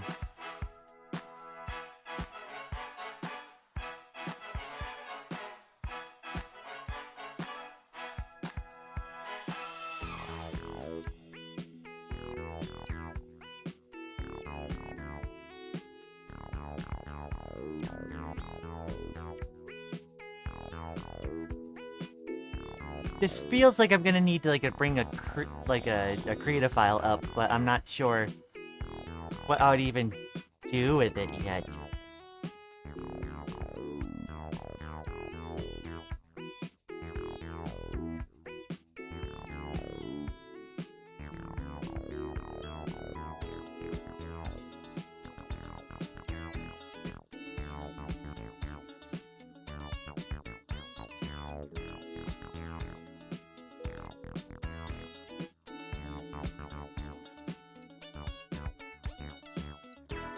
4, null, 7, 12.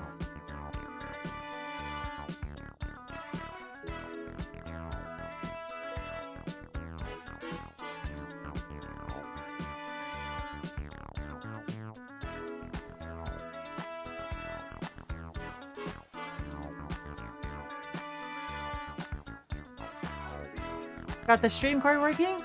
Thank you so much, Tama. Appreciate you. I hope the day's treating you well. Hello, hello. We are currently trying to solve some cryptography. And I am stumped.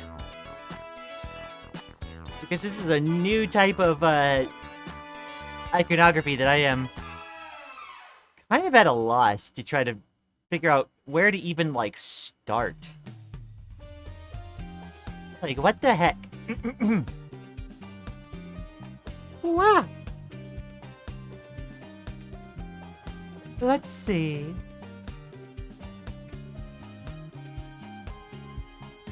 Oh, boy.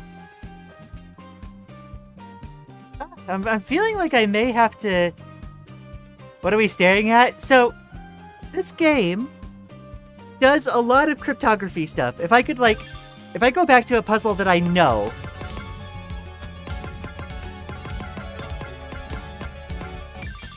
What's this one? Yes, okay. So, for instance, here, right? This is one of the very early puzzles where they established, a lot of things. And so, like, here you ended up counting up the sides of the polygons. And whenever it was red, you added, and if it was blue, you subtracted. So for the first square there, you get 3, 6, 10, 16, 22, minus 3, because of the blue triangle at the end. So 19. You would get 19 as an answer, and then you would translate that answer, 19, into a A1Z26 kind of setup. So 19 would translate to S. And you would do this, like, for a lot of puzzles. They had a bunch of different ones where you had to figure out a bunch of very cryptic things.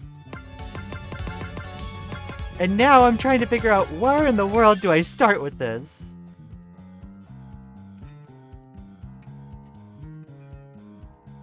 Is it pareidolia, or am I seeing letters beside or something inside the static blocks? Maybe. And so, like, yeah, with this one, we're not sure what we're looking at yet, or what's expected of us. Yeah. We have not seen these diamonds before. Or the dots set up. I don't know why the arrows are pointing up yet. And on the site, they gave you, like, hints, right? The hints to look at, and, like, you know, eventually you'd be able to figure out what they were getting at. But there are no hints for this chapter. Yes, welcome back, Lily. I'm so glad to see you, hun.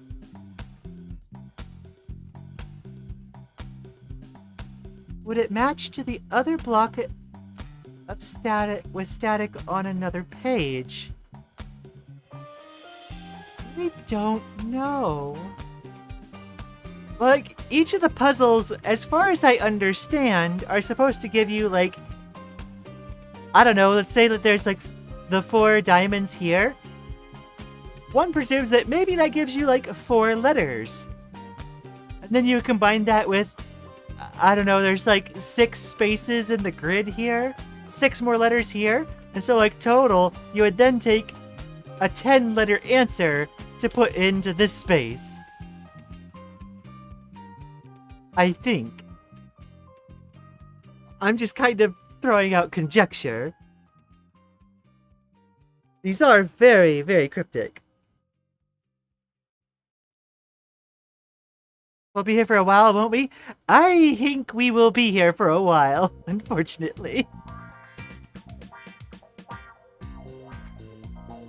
Oh my gosh.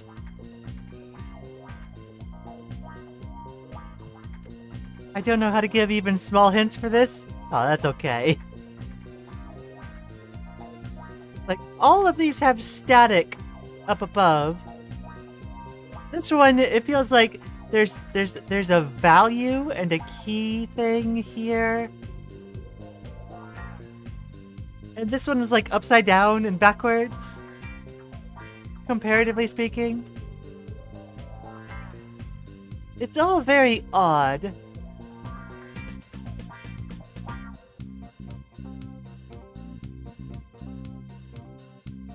There was one segment, there's been a few segments where we had to pull up,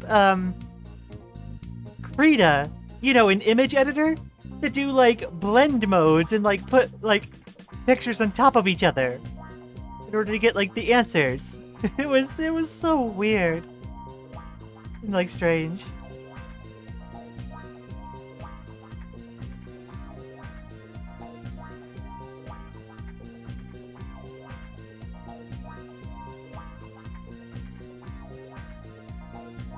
The right and left side don't mix? Yeah, so, like, you're supposed to get, like, you know, part of the answer that you put into the middle segment from this, and this doesn't draw from the other, answer, like, blocks. Why am I trying to think of a way to solve it when I clearly will not be able to? I don't discount yourself, Mads. Like, taking the time to at least try will, like, get you, like, skills for later. You never know. I had to use Krita for these just to make things readable, right? So, like, I'm seeing that, like, this first block, right? It's in 8 oblong segments that are all aligned down to the right, and then there's 4 dots.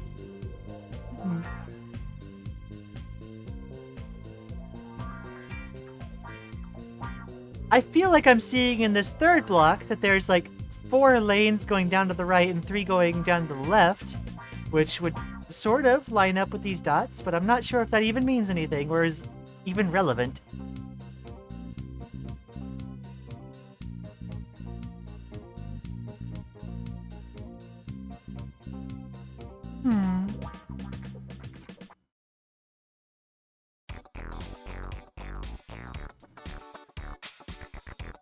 Four lines crossing on the first one.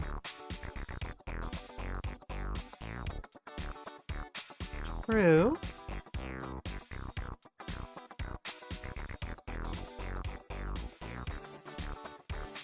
The video compression is making the white glow a bit. Let's see. Let me see if I can do this.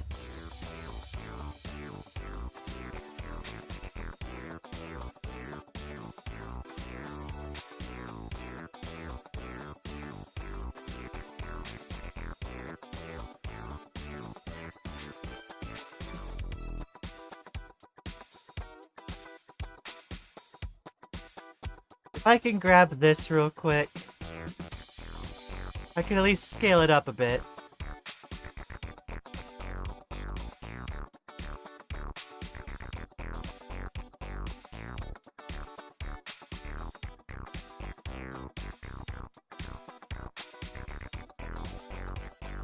There we go.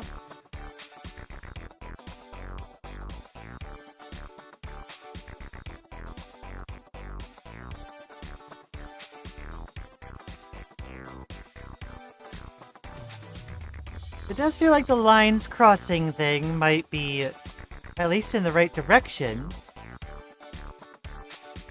See when you April Fools me? Yes.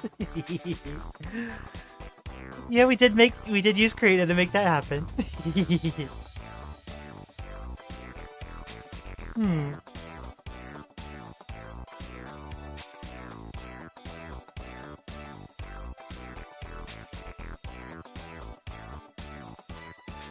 So on the first one, there is 4 lines, but like one presumes that like you would have to use the dots with the blocks somehow to get an answer, which is usually going to be like a number, and the number will be between like 1 and 26 to correlate with a letter.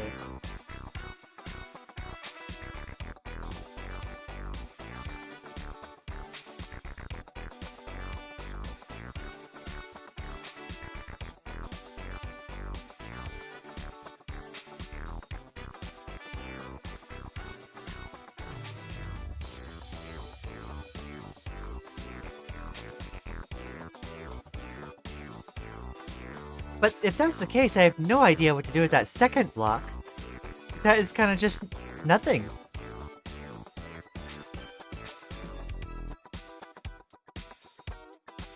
I may have to pull up, like, some kinds of even just, like, starting hints.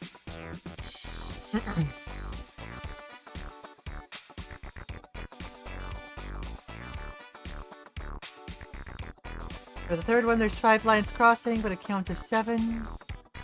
Or 4 and 3.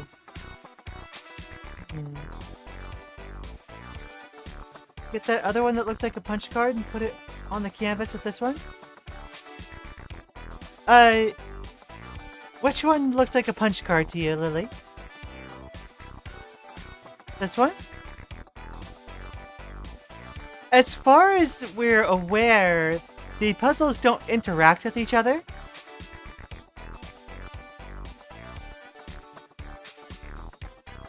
I think we had that confirmed by Stellar.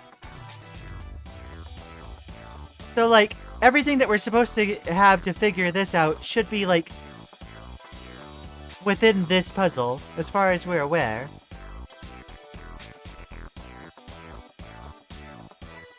I apologize, I was clicking around.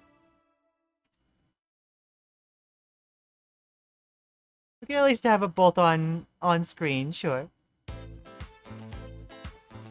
Oh, whoops, I used the wrong one. Screenshot. There we go.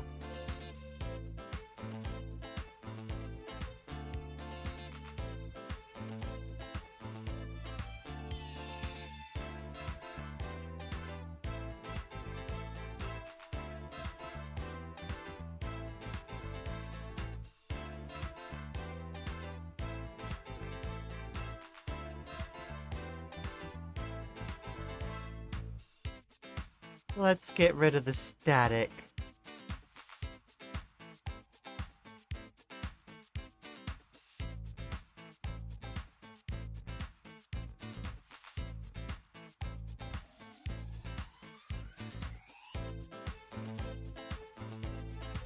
There we go. I'm not cute. No. Mm-mm.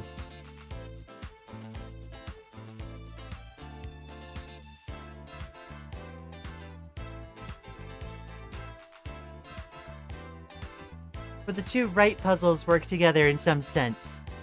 Oh, okay. I thought so. It seemed a little odd how those were set up. At the very least, it seemed as though, like, you needed to, like, put parts of them together.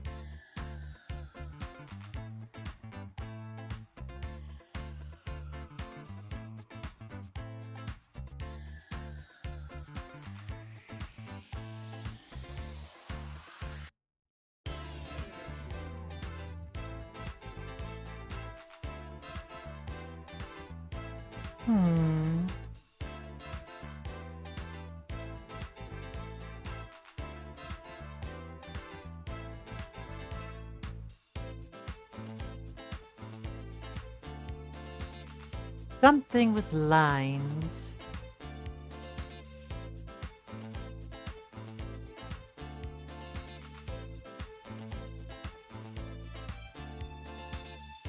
Something with 4 on that bottom block.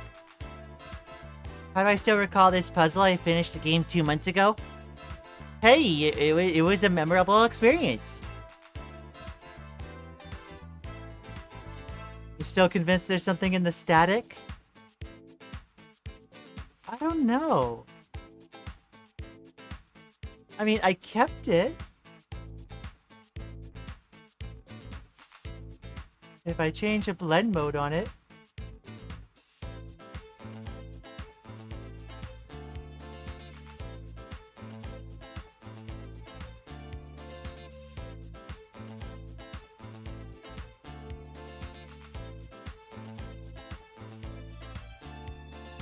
doesn't look like there's anything discernible.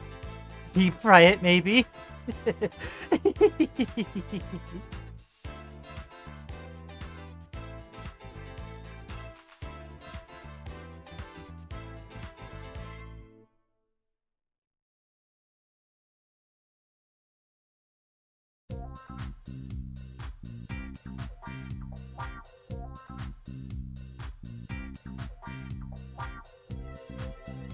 It doesn't look like it.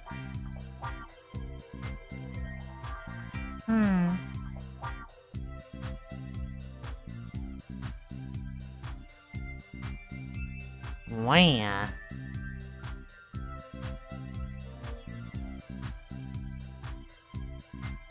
Currently bopping to the music? Heck yeah. If you need a hint, I could drop one. I'll take it. I'll take it. Because again, I have no idea how to even get started.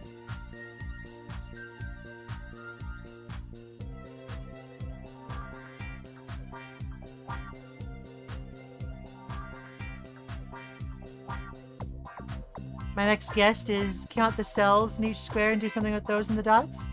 Yeah, so it'd be like it would be 8 cells, 4 dots. You could like subtract them, you'd get 4. You could divide them, you'd get 2. That would start with either B or D. Or you could multiply them. Get 32, mod 26, get 6.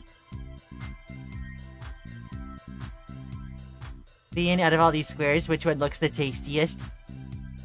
I don't know.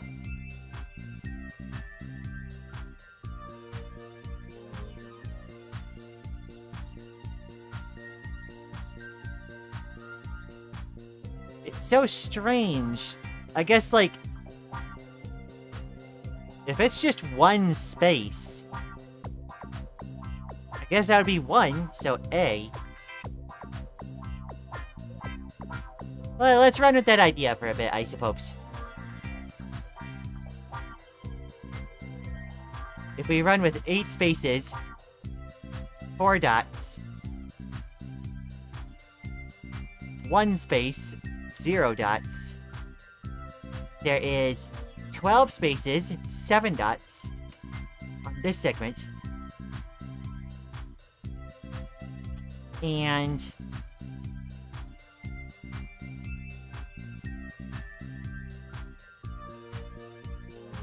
1, 2, 3, 4, 5, 6, 7, 8 spaces, 12 dots. I think puzzle. I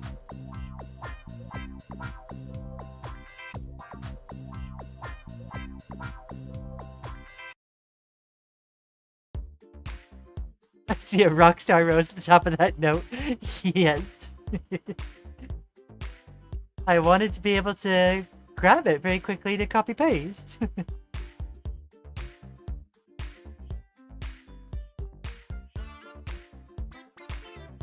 Okay, so I'm going to presume it's addition, because otherwise you'd be dividing by 0 or multiplying by 0, and that wouldn't be doing much. So if we just add them together, you get 12, 1, 19, 20, which would translate to L, A, S, T. Oh, okay, that seems like we're making something. Okay. We could probably solve the top one while we're here as well.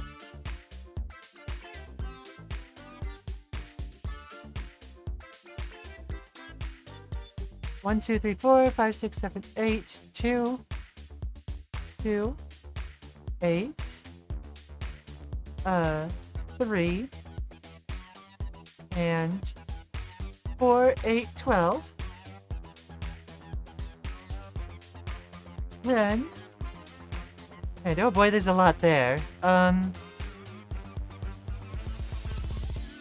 6, 12. Plus 16.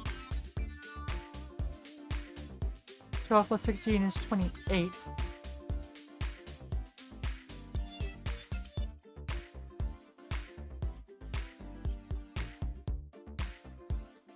Uh, 9 and 2.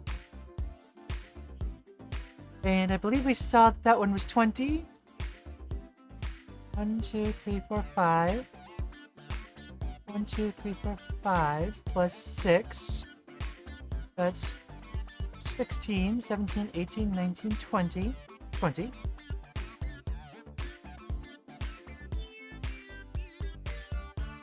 Plus, oh boy, 4, 8 on the larger ones. Plus 4 times 8. 32 plus 8, that's 40.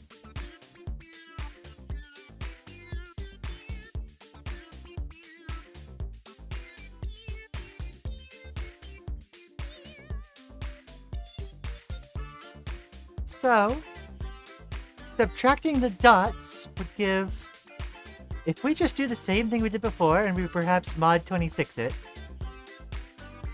10, 15, 38, which mod 26 would be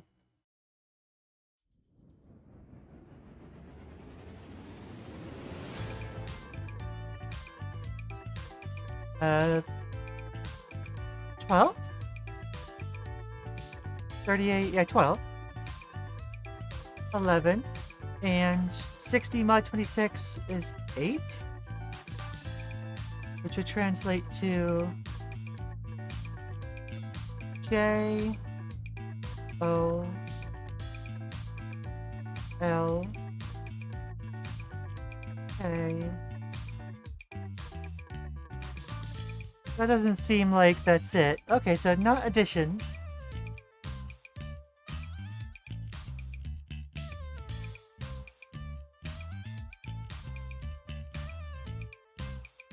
Subtracting would give us negative numbers. Division would give us fractions.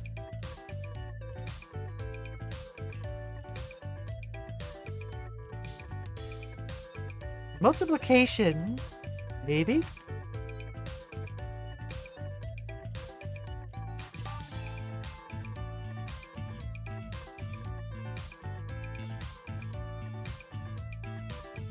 $16. 36, should go to 10. 280.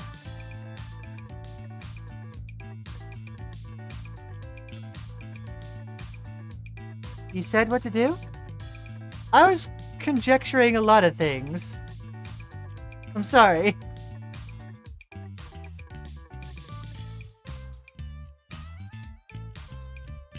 Forgive the ADHD. Ah. 126 would be 20, actually. 18.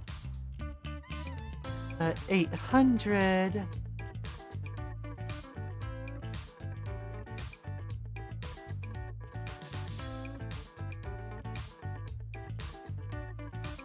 Would be 20 again.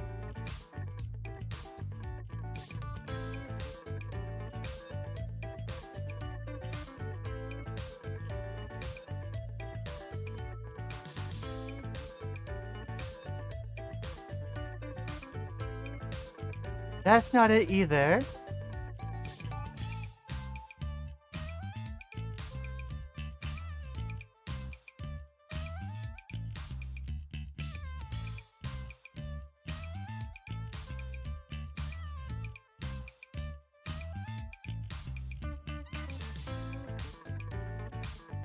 Are we counting lines this time?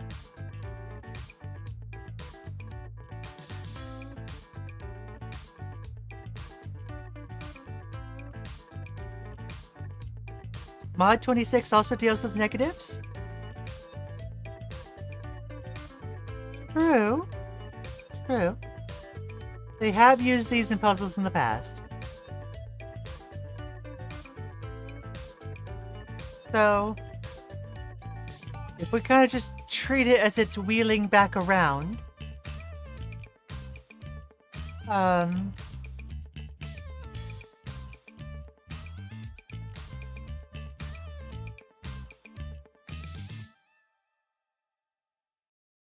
hope I don't get these like one off.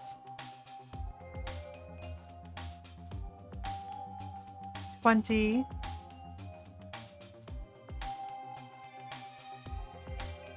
$17.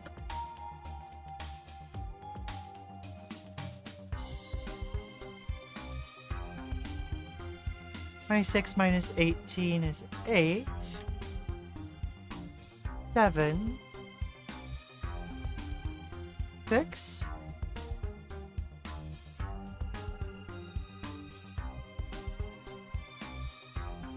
Maybe it was one off. Dang.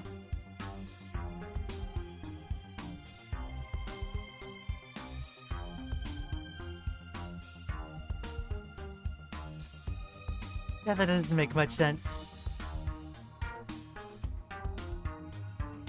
I was trying to be fast with it. Let's see here. If I count downwards, we start at 2. So, 1, 2, 3, 4, 5, 6, 7, 8. Yeah, that's 20.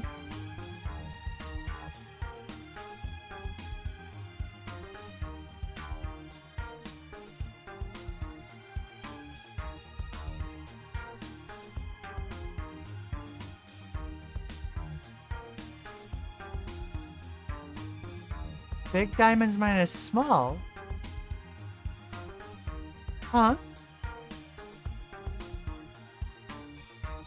I'm afraid I'm lost. I'm not sure what you're meaning.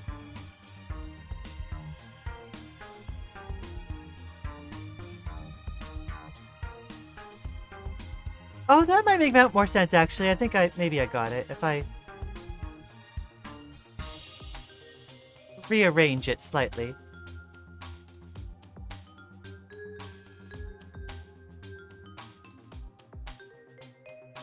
So 6, 9, 18. 1, 2, 3, 4, 5, 6, 7, 8, 9. 19. Okay, yeah, that makes sense. Okay. 20.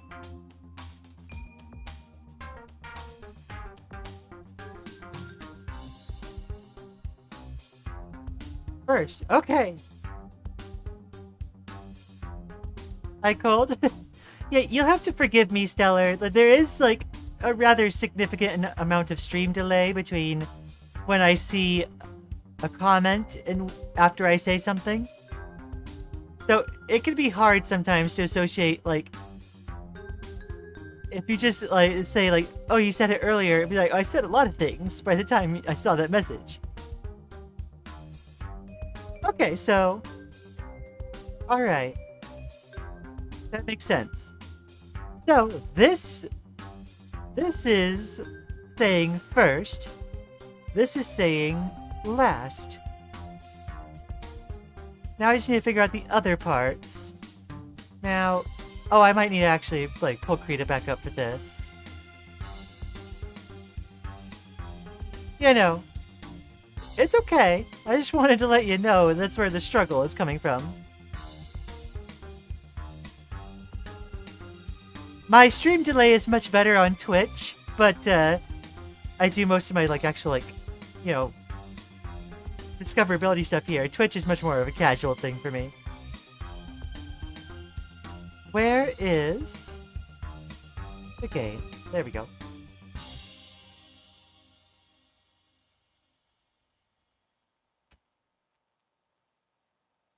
It does look like this is interacting slightly, and I feel like I already kind of get what we're needing here.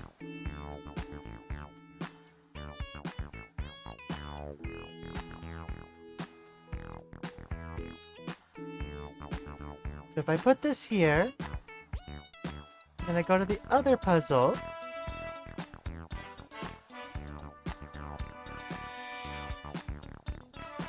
I put this here.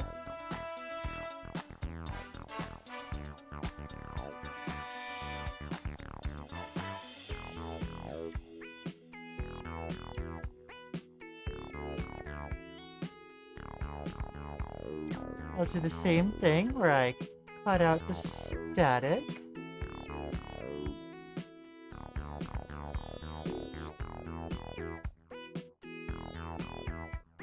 Go.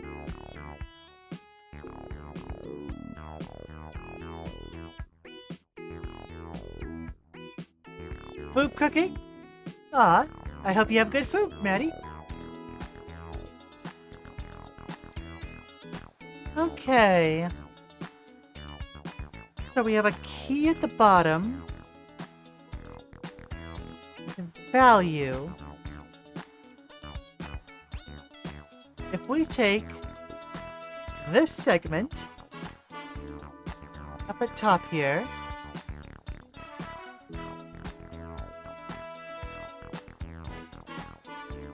I can already see that this is backwards and upside down.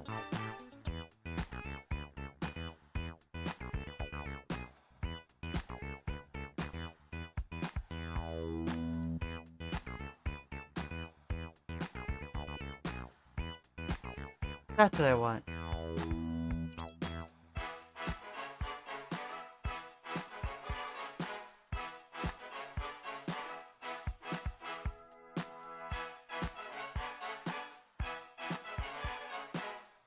Well, that doesn't seem quite right, actually.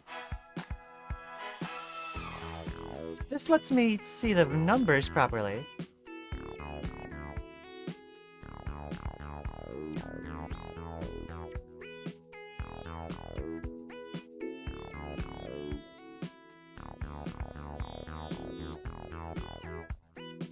But this at least says value, I believe.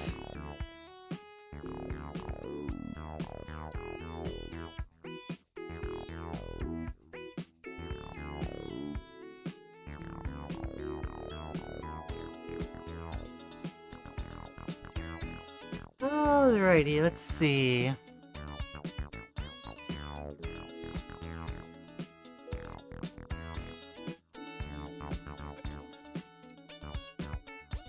This looks like a keypad.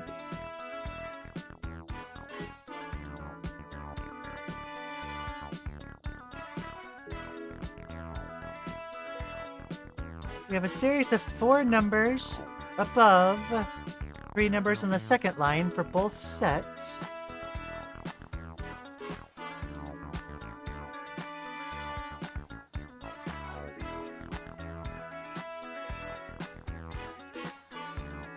Except this has a 12 at the end, E12.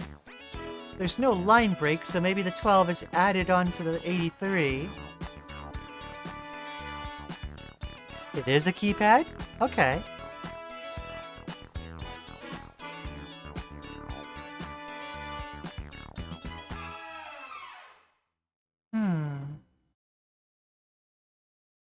It is set up similarly to a 10 key on a keyboard.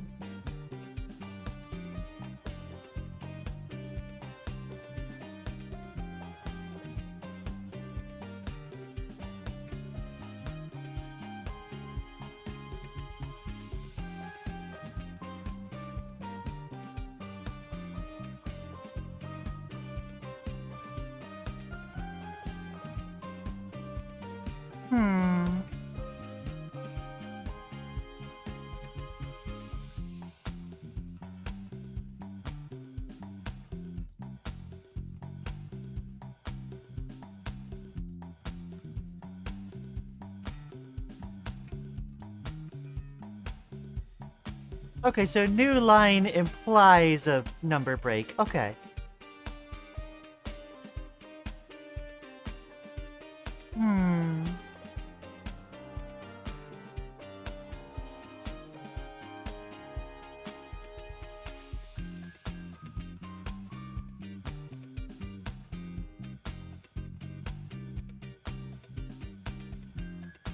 this is a sequence of keys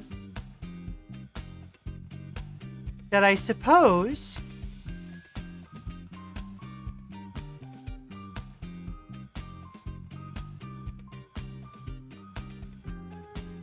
why does it say key or value?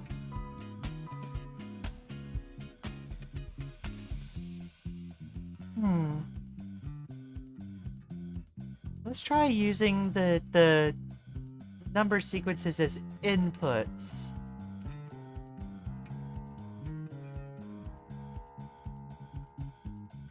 So if I look at my keypad, if I were to press 3 twice, that would, on the keypad here, press 3 twice. So maybe we're supposed to count that.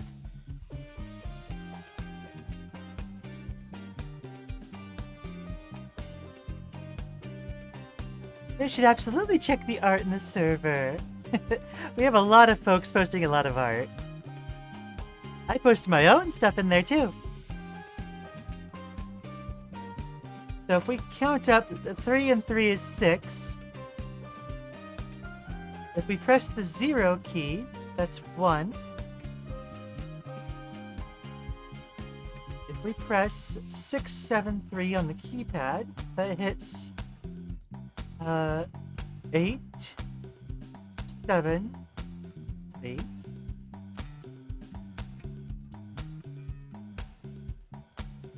So that's 18. 3 and 5 is 3 and 2, so that's 5.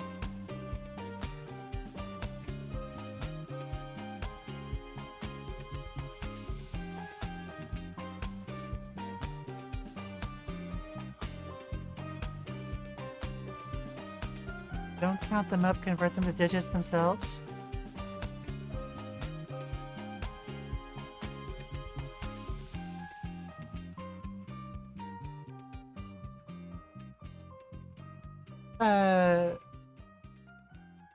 Okay.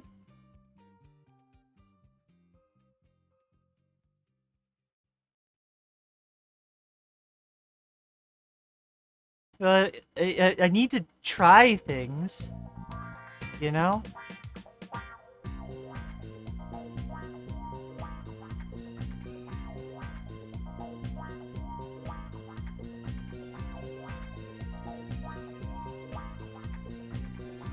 Because otherwise, like, we might as well just be given the answers, right?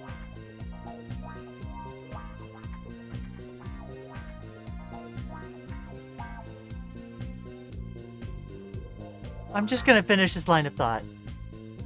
Sorry.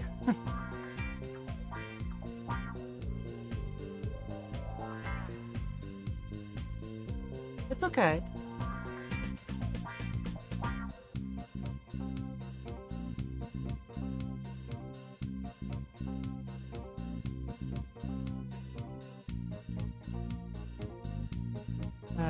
Three, 2, 3.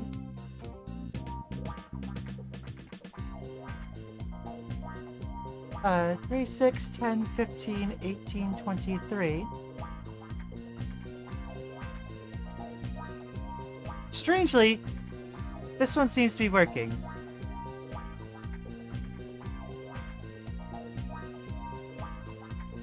Four is 5, which is E. 8, 3 is 9 plus 3. 9 plus 3. I believe that's 12. Yes.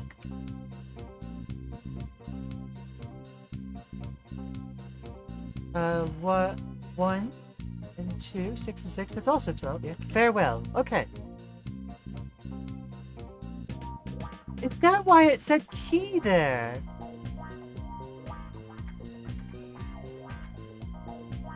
Am I feeling hot and cold at the same time? How the heck?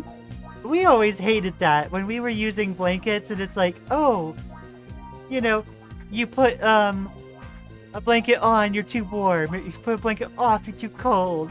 And then like, you have to like do this weird like put a blanket over like part of you and then like, you know, stick certain limbs out, and it's like the. We prefer keeping the room cooler just so we can go full coverage.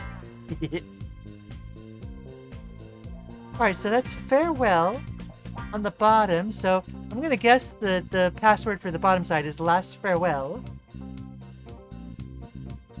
And then this one says value. Like it's going to create a value. So in that case, it's probably a mod 26 moment, yeah?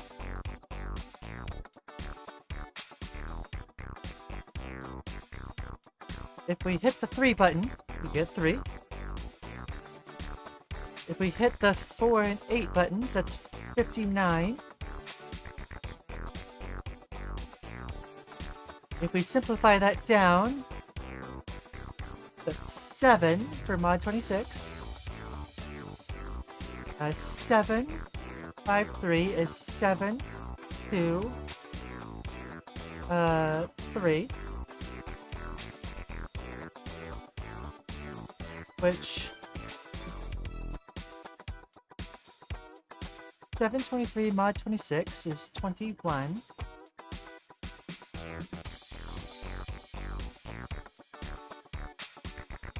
And then 2593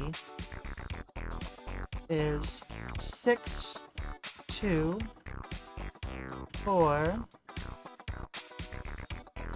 3. 6243,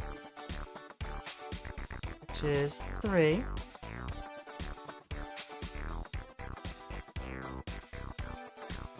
Uh, 6 is 8. 66 is 88. 52, 78, that's 10.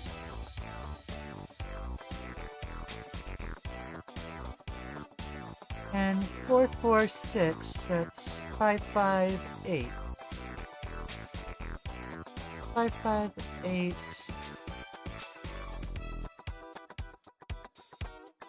Mod 26 is 12.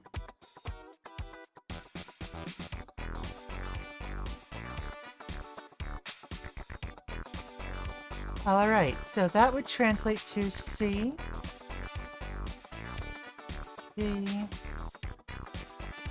Okay, so I got something mistaken about this one.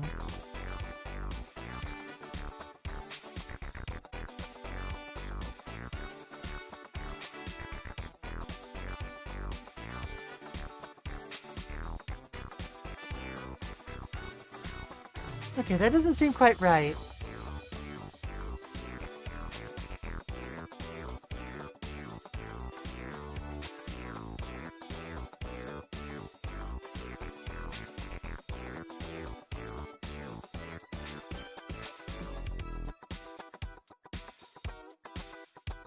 What do they mean by value, then? Let's see. I need a different kind of operation, I presume.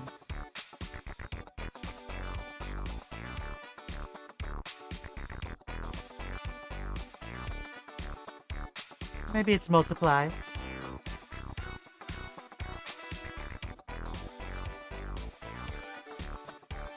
Four and 8, 59. 5 times 9 is 45 mod 26.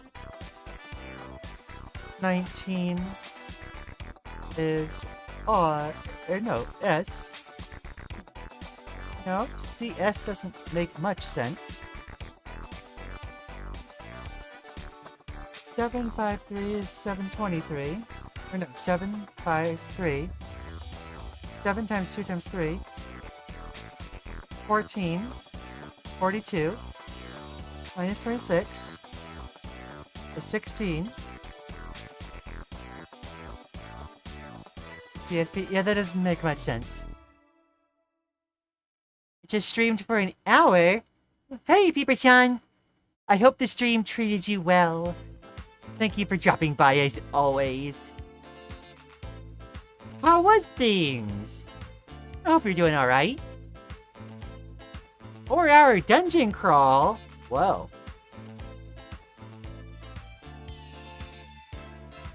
I am doing fantastic, thank you. Alright, so it's not multiplication. Value. They did addition for the bottom side and subtraction for the top. Maybe it's subtraction again.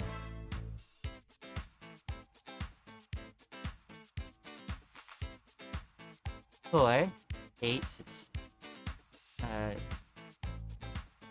5 by 9. 2, 3, 4, 5, 6, 7, 8, 9. No.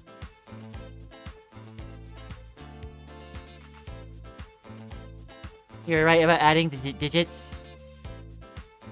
That is so strange, the way that ended up working out, then, if that's the case. 14, then?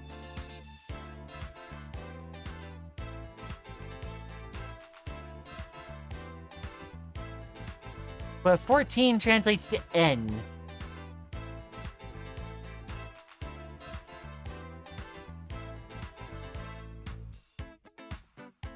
And then 12. C and L, yeah, it doesn't make anything intelligible at that point.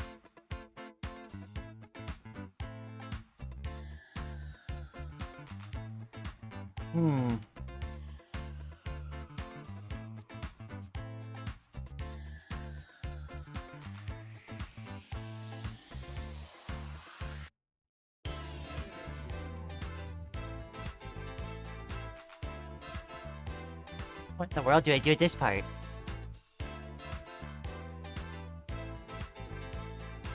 The value. Do I do it the other way around?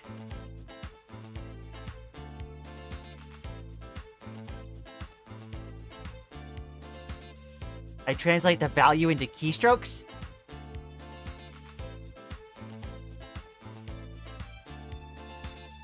Is that it? 9, 6.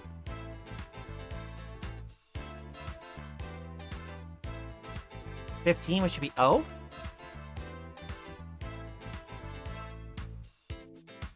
Seven, 5, 3 would be 7, 4, 3. 14. And okay, this is looking better. Okay, we finally got a vowel.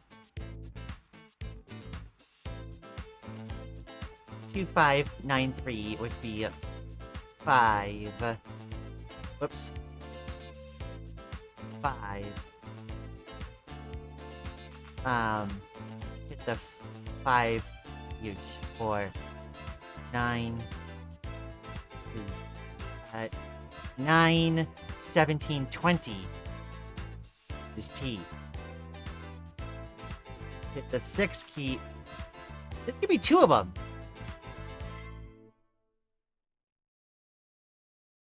It's either 1 or 2.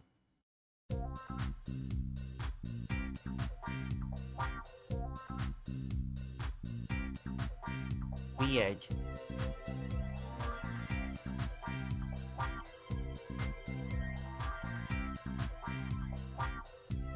I'm gonna guess it's A. And then C, I added one than the other. Because it feels like what it's about to say is last contact. 9, 9, 18. Yeah, last contact would make the most sense. Okay. Alright.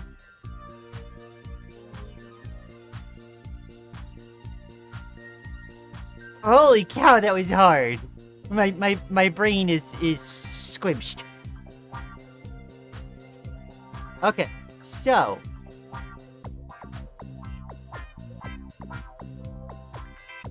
last farewell. It's probably one letter or one word, yeah. Last farewell. First contact.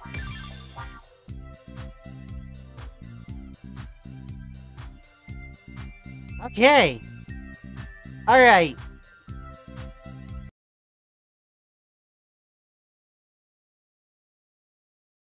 puzzle go burr. It sure do.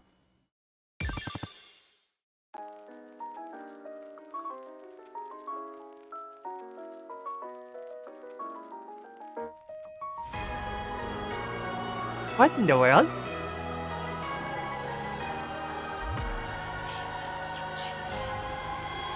Wow.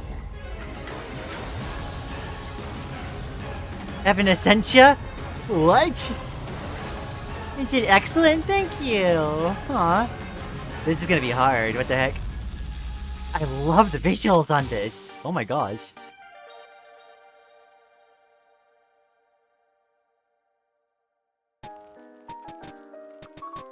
Whoa.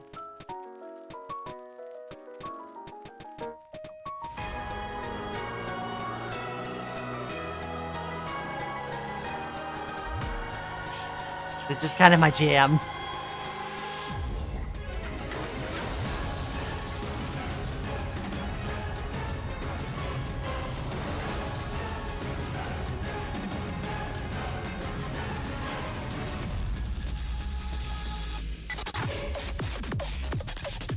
It's so cool how, like, the UI slowly comes back. Oh my gosh.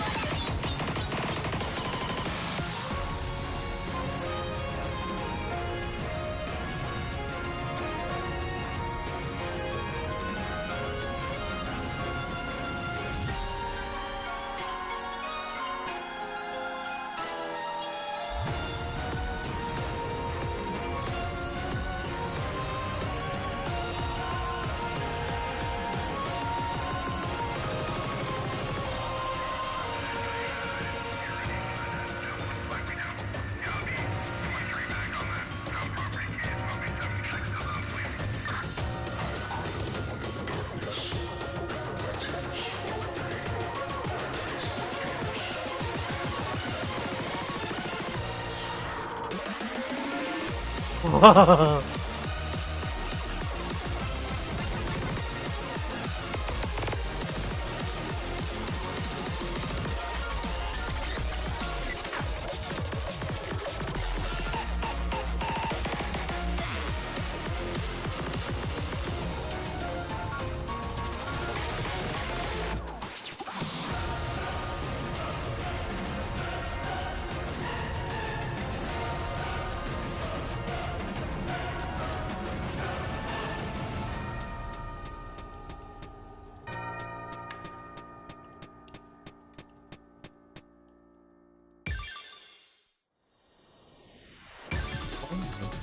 God. I'm surprised. It didn't really feel like a 9, but like, I was jamming. Oh my god. Only an hour? That is fast? Oh, she did excellent on this puzzle. I think as soon as like Lily put me on the right track in the first one, I think I was good. Oh my gosh. That was so cool. Evanescentia. Oh my gosh. This is when the skill floor gets really high? Oh my gosh. Evanescentia and the legendary second bell at the end.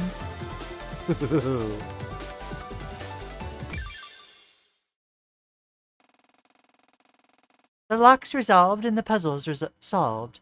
Dawn sat back in her chair and let the weight fall out of her. That was a bit of a nasty one. Glad it got resolved, though. Dawn looked over at her other monitor to observe the outcome of the story lock within the narrative. But what she saw didn't exactly ease the tension.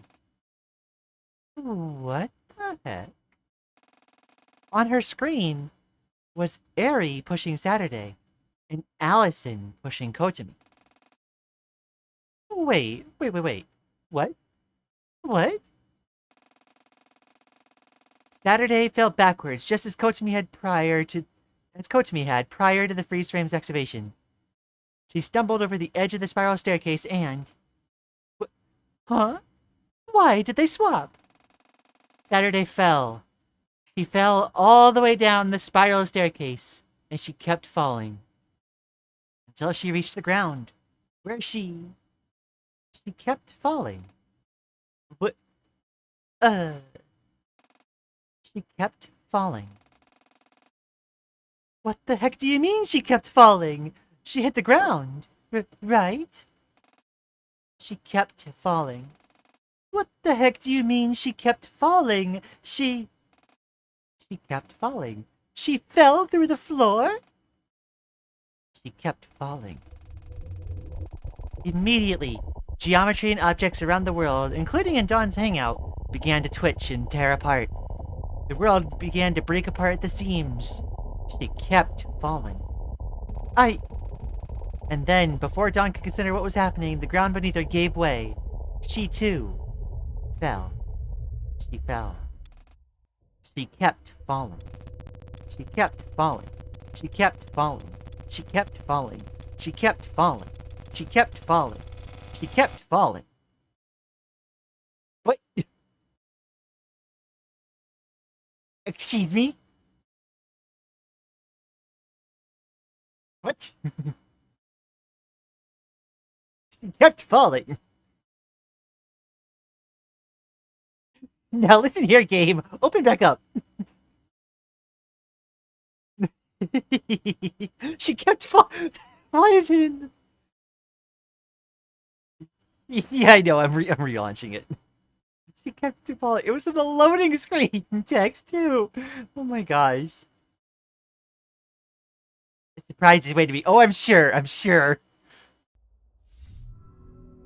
Haji Sky Hour works. Team Vivid Stasis.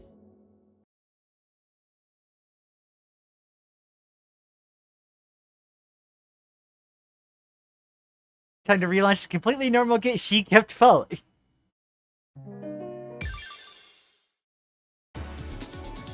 Oh! I'm glad I can at least access system options.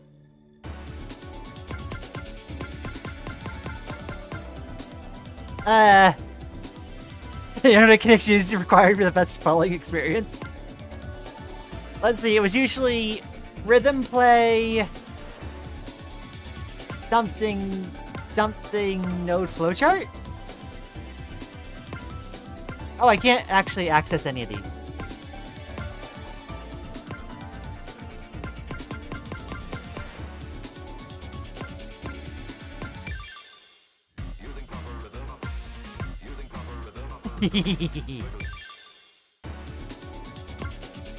Hope you didn't want to play the game. What do you mean?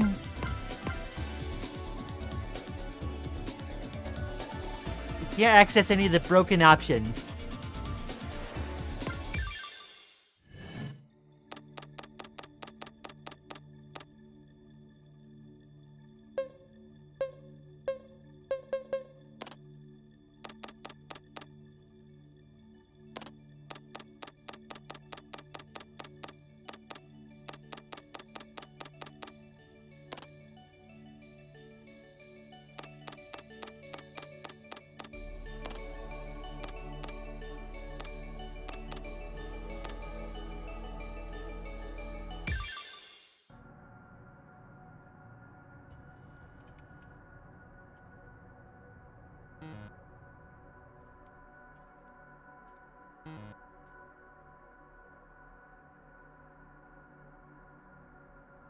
What were the other ones?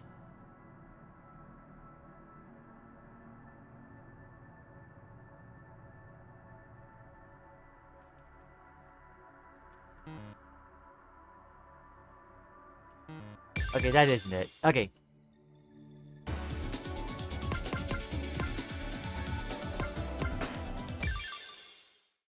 Oh. Oh, never mind.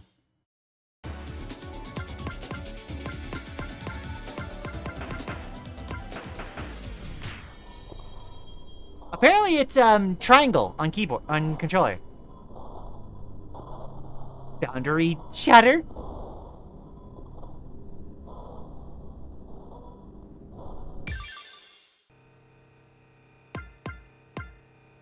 Beats per minute -1.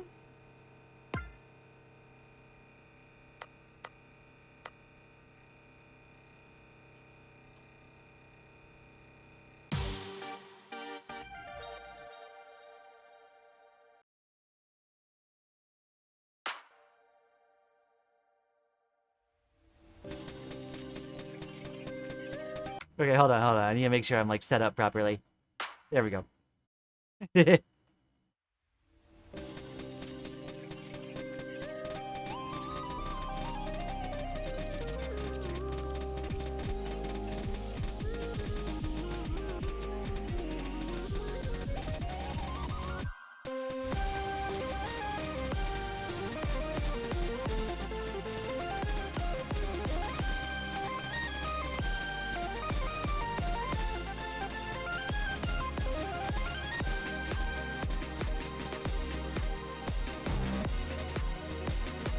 Ah!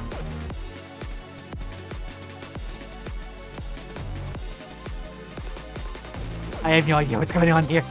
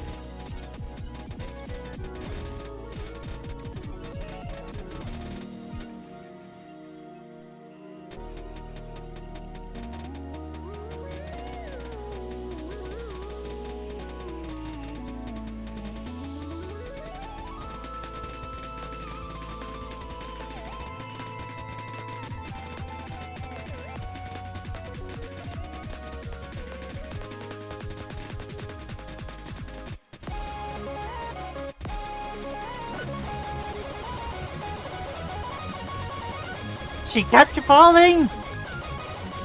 She kept falling! Ah!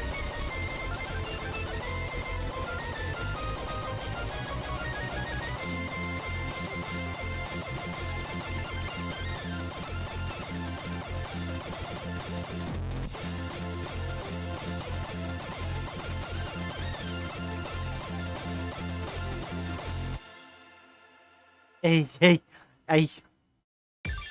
Oops! Oops! Okay, sure. Alright. Oh my god.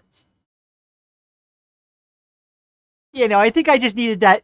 I think I just needed that moment of confusion to, I just needed to be able to sit in that confusion for a bit. And, like, eventually it turns into spamming buttons. And you eventually happenstance into what's going on. Okay. Yeah, remember that weird tab thing in the space between space and the swamp? Wait. Is that where that comes back in? What? This chart isn't the song isn't charted to be beat, it's charted to be vibe. It's not the first time this game has done that, and I appreciate when it does do that. It decides that winning isn't important, it's, you know, getting a certain emotion across. And, like, I think it did that pretty well. This is what it wants to be. Combine blank and this, and I think all our hands are gone. I plan to make Era Chimera shatter at some point, so that might be more realistic than you expect. Welcome back to this very normal chart. Every stream, what moment? Yeah, it hints to boundary shatter. I see. Okay, okay. Remember to hydrate, folks.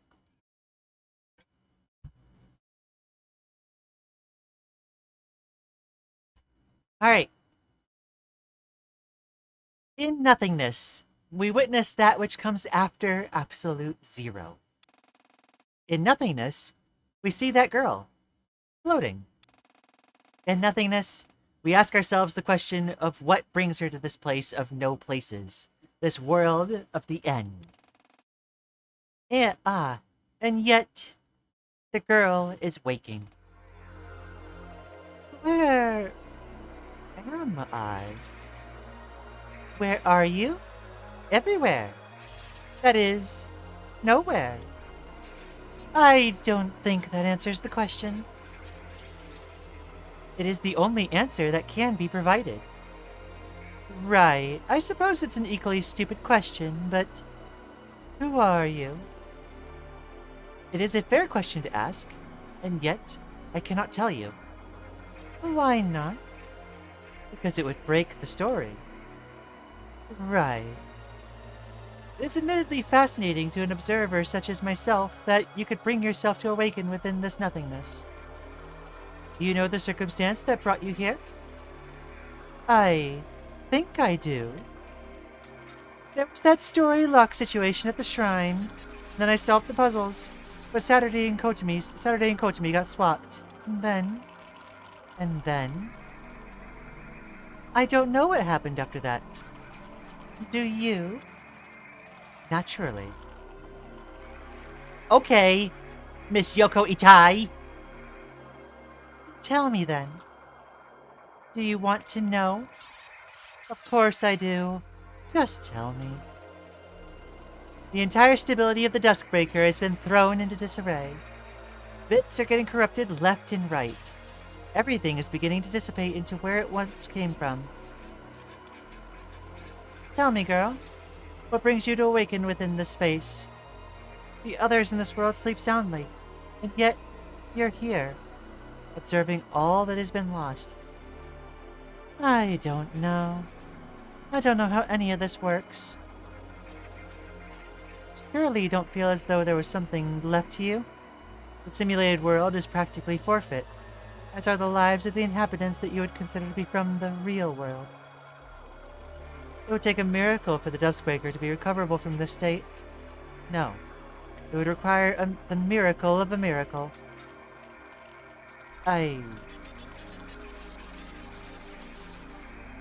Oh?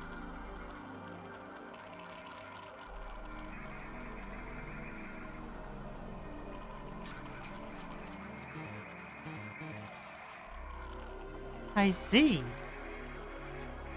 You know, I like Dawn a lot more when she's not a full-blown psychopathic embodiment of hate.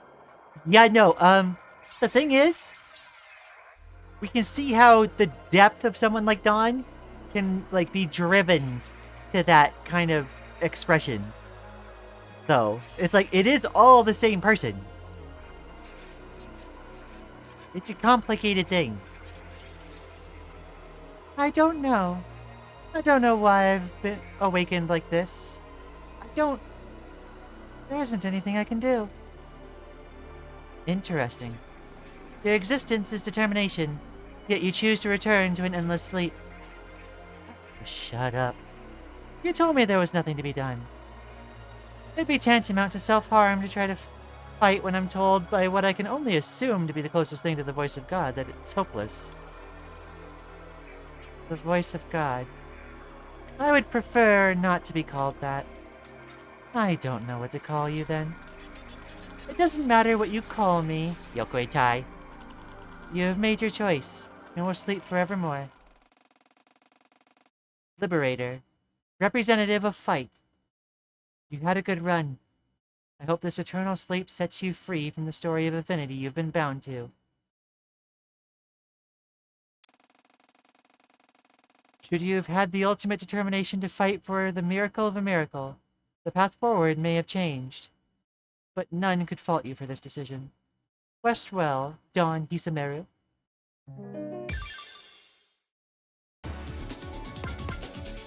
Post. Oh, there's more. Profile. Oh, I see.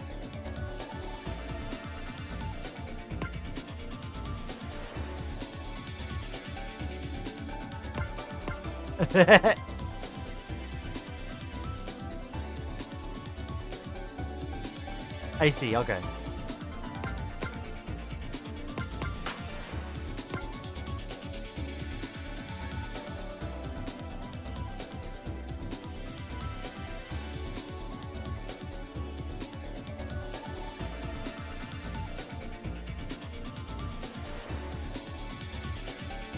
Boundary breaker information removed.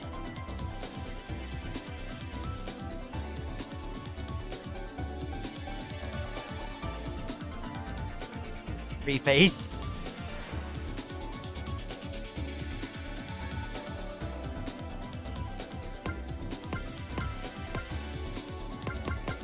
So, on that wall in between space,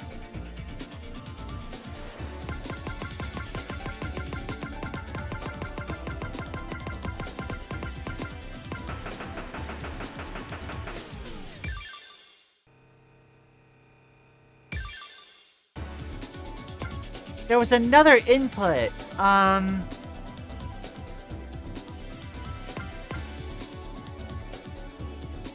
accidentally did DD if dev 0 W. I have no idea what that translates to, darling. But I presume it's appropriate to the situation.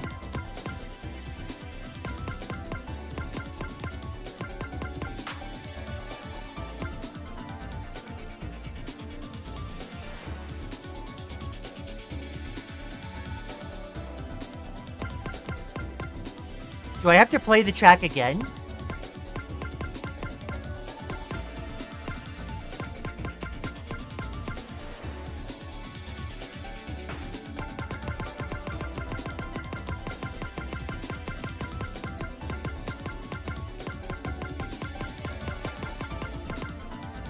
It was a tab key with a reload symbol next to it, basically saying just iteratively press it. Okay.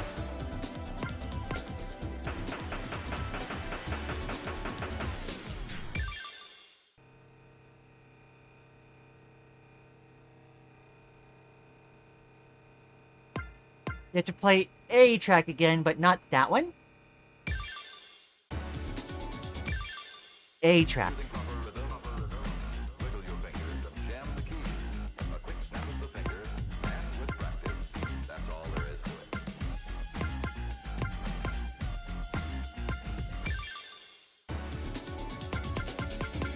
Let's see here.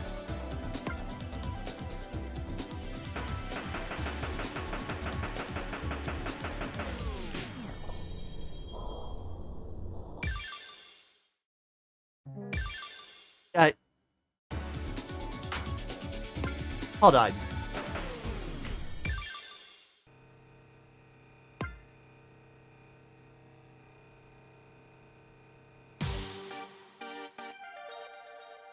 Is this the same thing, or...?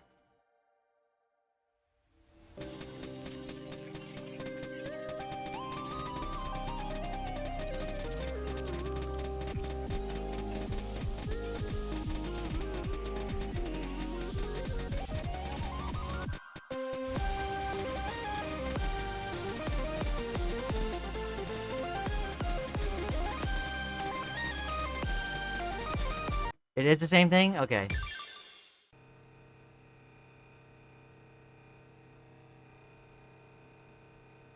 Oh, you can have the profile and shatter at the same time? Silly bug.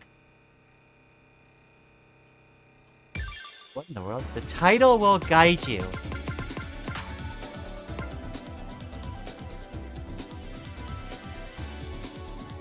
Oh!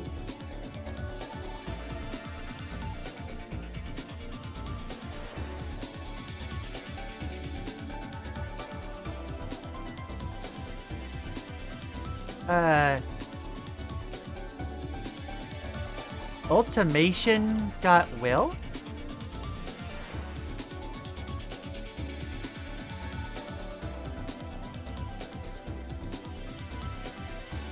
Ultimation. Ultimate. No, that's not enough keys.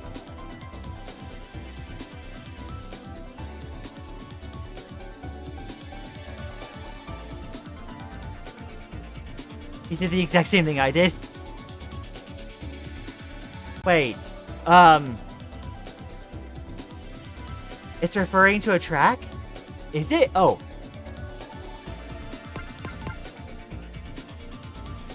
There's not enough blanks? Yeah, it's one letter short.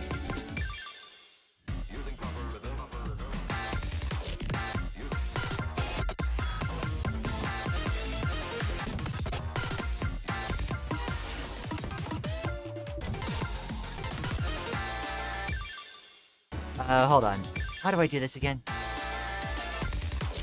F3. No. There we go.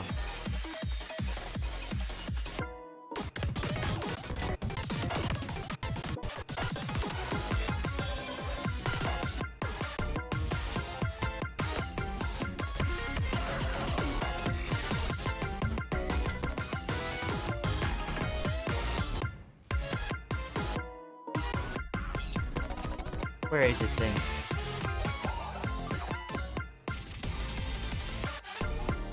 Be technical.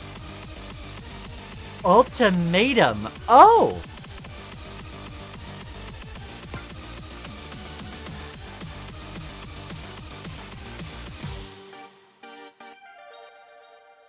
That looks appropriate.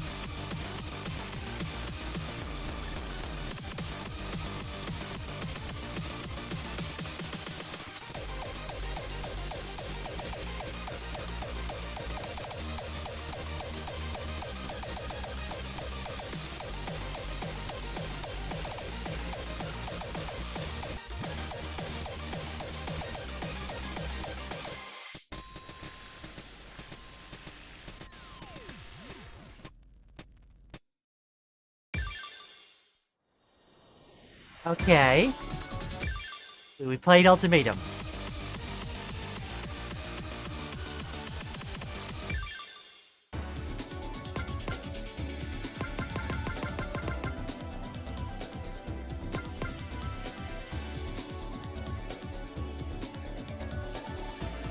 Let's see. That was the right song.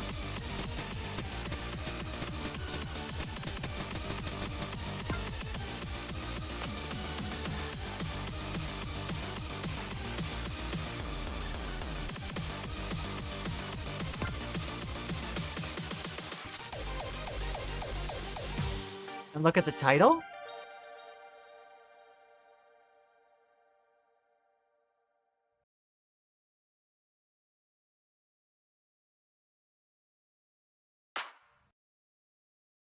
Hold on. Ultimatum by Kamikoto.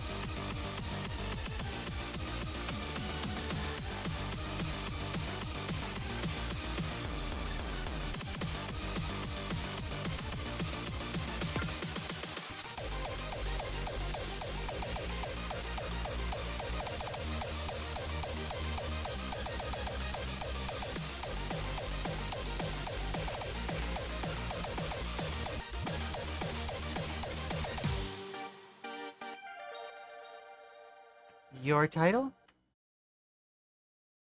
Look at the title. Okay.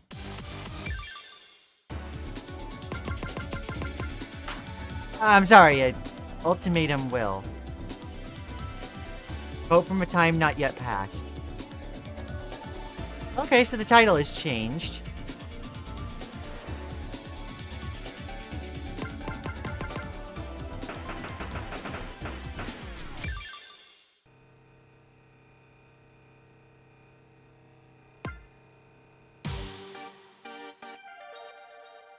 We've done the thing we needed to do, presumably?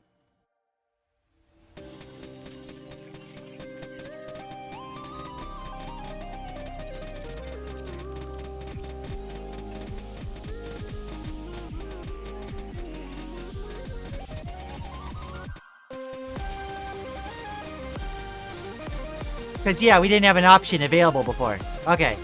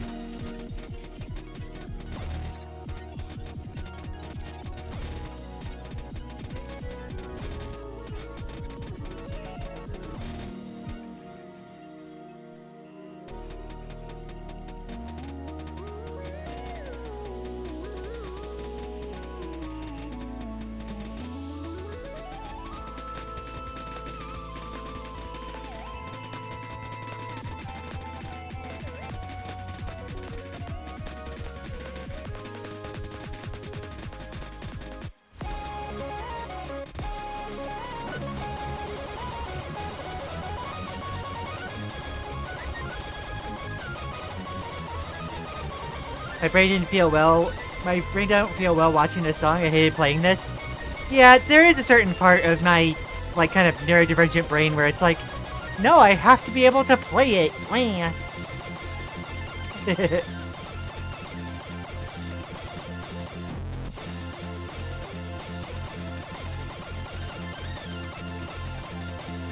But, like, yeah, I get that it's going for the vibe.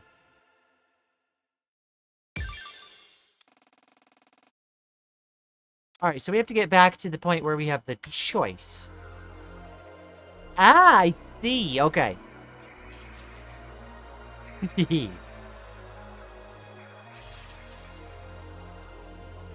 Alrighty. I could not play this. It doesn't seem like you're not... It seems like you're not meant to play this, to be honest.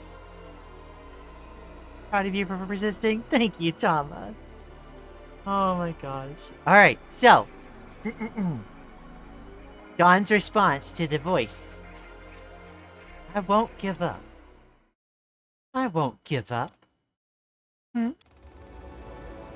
Even if the chance of being able to restore the simulated world is tantamount to none, I won't give up. Interesting. What form does this decision take? It's what I've been doing since the very beginning. I know now. I know everything that's transpired. How many cycles it's been. The equivalent of over 13,000 years I've been fighting these cycles for. Ah. I see. Brilliant. Of all the things I could have expected, to pull the determination needed to create a miracle from the future through the universe cache, you are truly something, Liberator. But then, to have the determination of the future, you surely have seen forward, past the Loch S. You know how things will transpire. The things you will do upon gaining a shred of your humanity back. The harm you will bring upon the ones you claim to want to protect. Yeah, I have. I saw everything. I know what I'll do. I know the horrible things that will happen because of me. But I won't give up. Huh. Well, this is certainly an interesting chain of events. Then, I suppose you'll let me witness your miracle? Do what you want. I don't even know who you are. But whatever you do, you're going to see the end of this. I'm going to get out of this simulation. Anything after that is the undetermined future. Brilliant. Then show me, Dawn Hisameru. Impart unto me the determination you pulled from the future to allow the future to come to pass. Content warnings. This episode contains topics of grief, regret, cognitive dissonance. I am indeed a thespian. Dawn is peak person now. Like, the thing is, we required having Dawn in the way she was before to get to this point. There is no way you get to this point without that development. At once, the world began to warp and twist. Space and time alike became muddy as the fabric of reality of the Duskbreaker began to adjust to accommodate this determination. As the border between broken and stable shifted, the reality restored itself. Dawn felt herself drifting through space, time, and memories. She jolted awake in her seat. Her seat was on the edge of the balcony and suspended above the ground floor of the theater. Dim lights pointed at the stage.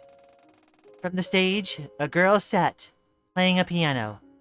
A young girl named Suki Tasagare, at the age of 9. A younger kid tugged at Dawn's shirt. Dawn looked over to see a small girl pulling on the sleeve of Dawn's shirt.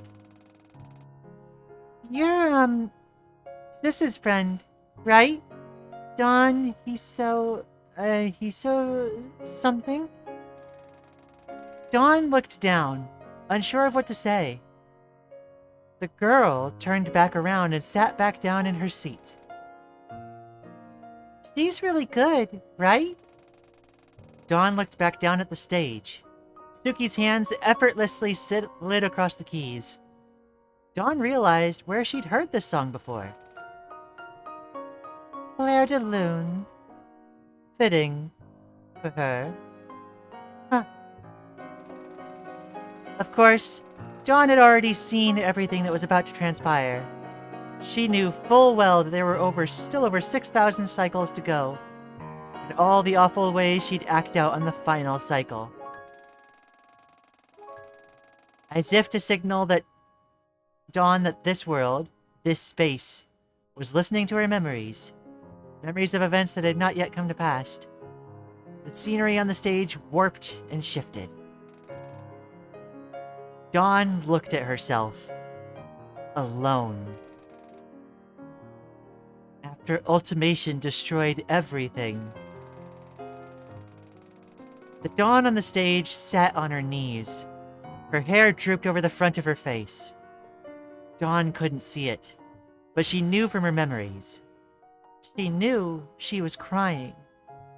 And Dawn couldn't stop herself from crying too, even as she smiled. The theater door opened, and at once, the lights in the theater went out. Because that's what the story needed to happen. A much older Saturday stepped into the theater, looking around. From the balcony, Dawn felt a version of herself on stage shift around. In the darkness of the theater, Dawn wiped her eyes, pulled her hair back. She muttered a silent plea to herself, just quiet enough that Saturday couldn't hear. Please, prove me wrong.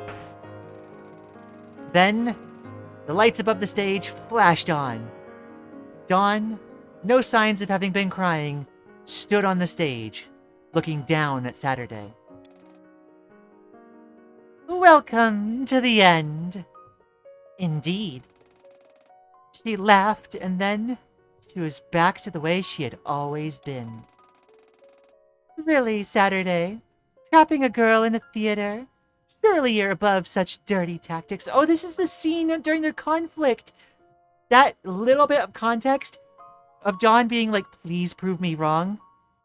That felt so genuine to this. And like, yeah, that's what leads to her turning around and being like, she was proven wrong by the end. Oh my gosh. The perfect bit of added context. Oh my gosh. You're just as bad as me, you know? Claiming to care about your friends and then leaving them all to rot in memory while you try to convince yourself you're better than you really are. If you can't see the love that's been in front of you this whole time, then words aren't the tool either of us desire to use right now. From the balcony, the Dawn that stood beyond the boundaries of time began to sob as the play drew to its final confrontation. So that's it, isn't it? The extent of your will, the extent of your so-called love, Saturday. Come on, girl, get back up. We aren't done yet. Oh, trust me, I know. You were never one to accept a victory if it was just handed to you. Anyway, not that I plan on conceding here in the first place. Good, good, good. Show me again, Saturday. Show me how your love will fail you a second time, a third time, a million more times. Every word, every drop of spit sent Saturday's way betrayed the thoughts, the emotions of the Dawn watching from the balcony. Hey, Lian, you can read the cutscenes now. Yay! Like, absolute. Oh my gosh, that was so jarring last time. But as we discussed before, that friction was actually kind of like honest teleportal experience. Like, oh my gosh, thank you. Thank you, thank you, thank you. We finally get like the harmony version of this. You don't mean that. You don't. You know you don't. Come on, Dawn. Of course, Dawn couldn't mean anything. She was incomplete. Not even a quarter of a whole. She couldn't understand why the things she was saying were hurtful. Tell me, girl, what makes your self-love so powerful? What makes you think you have any right to claim it's anything other than a self-aggrandizing ego trip? It's how I use it. How I express my love. How I use it to care for myself. To take time for myself. To take a moment to breathe. No matter the circumstance. Something you can't understand, because your only objective is to make me miserable. Don't make me laugh with all your lovey-dovey jumbo nonsense. But sure, keep making excuses for yourself. Keep telling yourself that. Something let loose in the observer Dawn's mind. Screamed. You're the one making excuses for yourself. Please. Just stop. Don't do this to yourself. Of course, everyone knows how the fight progresses. An intermission cannot breach frozen time. And this time isn't even frozen. This hasn't even happened yet. And Dawn knows that. Of course she does. This has yet to pass. It's only cycle 2148. She'll have to forget everything for just another 6,000 cycles of determination to reach this point. Eventually, the fighting came to an end. The play ended. The actors on stage took a bow. But Dawn's eyes stung. I don't want to be like this. I don't want to hurt myself like this. Ah, but this was the price you chose to pay. You stole from the future. Now you have to live with the knowledge of how the future will turn out. But it doesn't have to be like this. You know what's gonna happen now. Maybe I don't have to forget. We can get a happier ending where I don't. Dawn. You can't change what's already happened. She knew this, of course, just as much as she knew she needed to hear it. This was the choice she made. This was the choice you made. You chose to fight.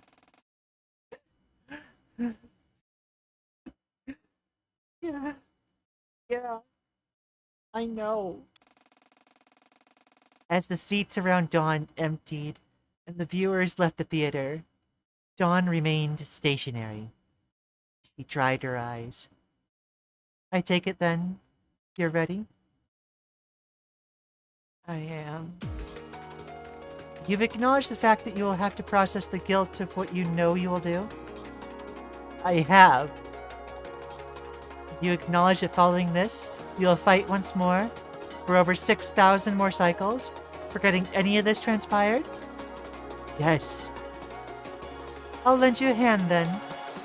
Let's put the world back together. Oh. Oh.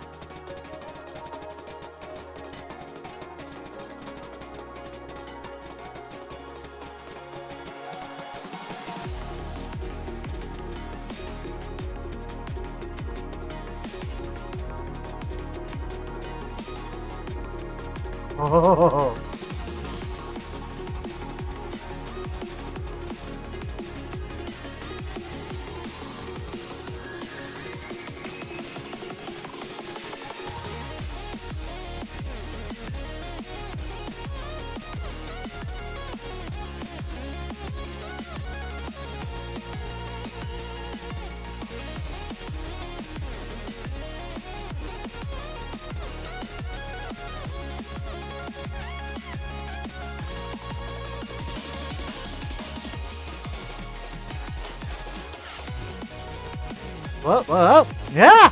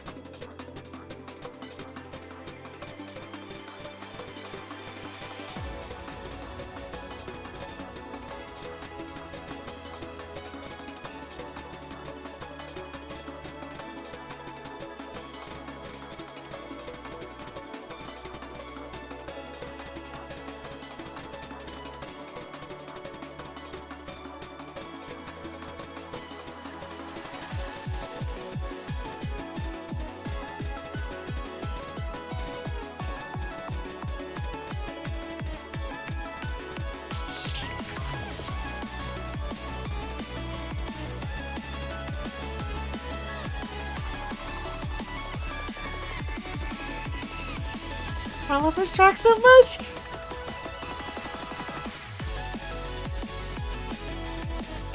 Oh my gosh!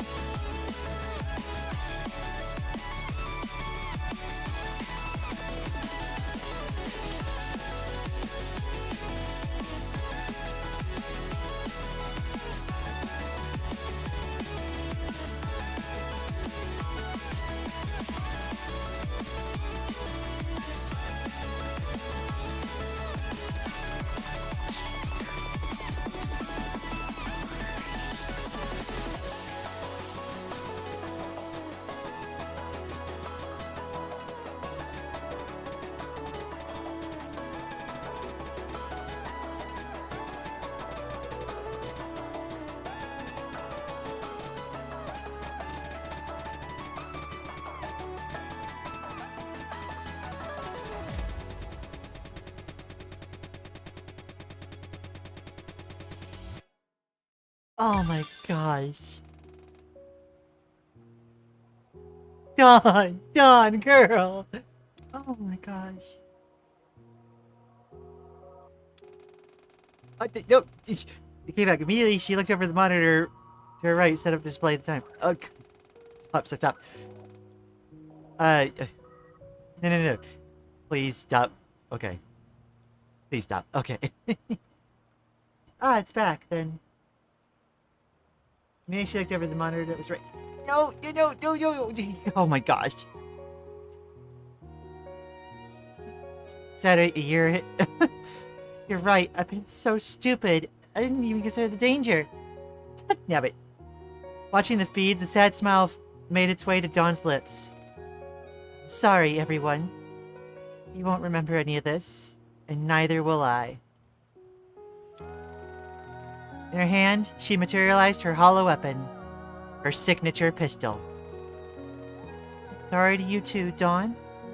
Even once you do get out of here, things you'll have to live with will undoubtedly be as much of a challenge. But I know you can do it. I know you can continue to live because... Dawn raised her pistol and pointed it to her head. I'll never give up. Death is nothing at all. It does not count. I've only slipped away into the next room. Everything remains exactly as it was.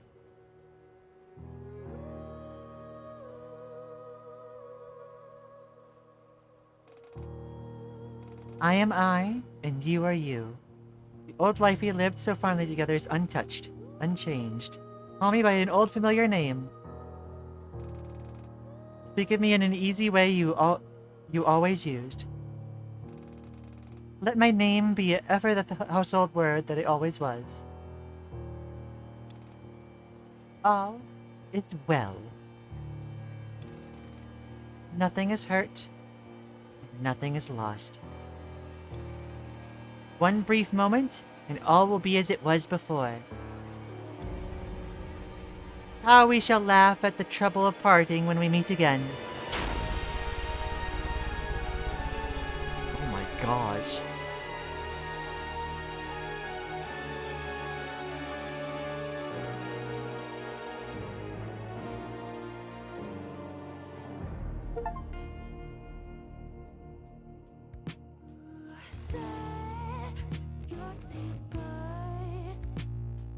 Oh my gosh.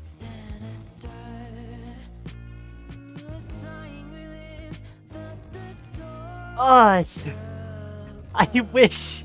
And this is like literally just for the like me wanting to be the performer like part of things. Like I wish I could just disable the auto scroll. I know it has to match up with the music, but like just let me disable it. Just let me disable it. Oh my gosh. Ah. That was awesome though. Like it's exactly what Dawn needed. Oh my gosh. Absolute vivid Stasis cinema.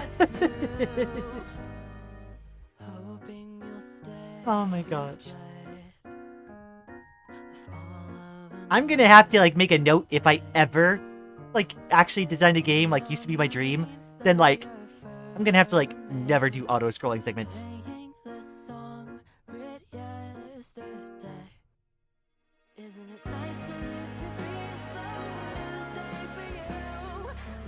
Ah. Like, again, this game shows how much it understands the plural experience. Have to go outside? I'm sorry, Stellar. Please stay safe. Like, stay cool out there. If you're in a region that's under a lot of threat like that. Oops.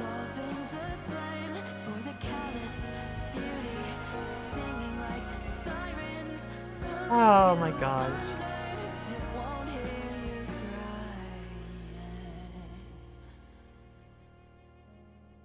Dawn was going through a lot. Gosh. Dawn, like, got a shred of humanity and, like, all the self-hate took over throughout the course of the main story. And, like, she got to a point where she had to reckon with this. And she's now having to decide to be more than what she was. And that, like, that's an experience that speaks very thoroughly to us. There's a lot left, Maddie.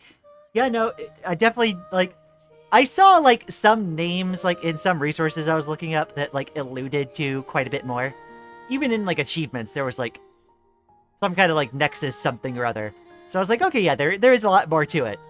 But, like, there's a lot more to, actually see. And, like, I'm excited that there is so much more. Of course, as soon as I realized that those things that I was looking at, I tried to, like, you know, not spoil myself as much as possible, but yeah. Yeah, no, Dawn had to kind of, like, take all of that self-hate that the system as a whole probably felt and sort of Damocles that stuff onto herself. And now she has to try to grow past that. It's a lot to deal with. It is so much to deal with. And I think the fact that, like, whenever plural elements do show up in stories, the fact that one of the alters will very often be this kind of, like, very self-hating thing feels like that's a relatively common experience amongst plural folks. Definitely did not learn the lyrics to this song, like, 2 days after Chapter Alpha released. Oh. And that's where those memories end. I see. Now, with all this context, I remember at the very least myself. I am Dawn Hisameru. But where am I? This isn't the same as that void of nothingness from back then. So what is it? And what's the purpose of being shown these memories? I can't remember anything, and my head hurts. Hello? Anyone? Is anyone there? I was surprised that my mouth worked now. That's good, at least. Maybe someone will hear me. Hello?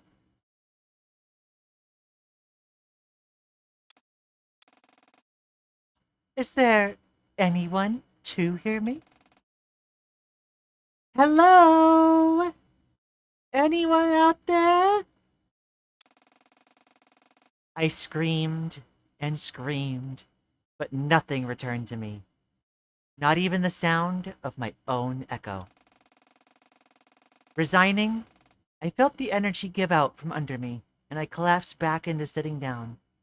Or at least, what I thought was sitting down, given I couldn't see or feel anything.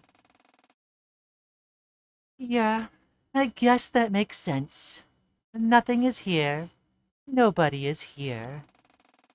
I don't even know what this place is, or if it's even a place. And I can't do anything to try and get any more information. In that space, Dawn resigned. For the first time in her life, Dawn resigned. Do you resign as well? I figured as much. And you, of course, are her in this scenario. Let's see then where this undecided future takes us all together. Neutron Hexima. Oh.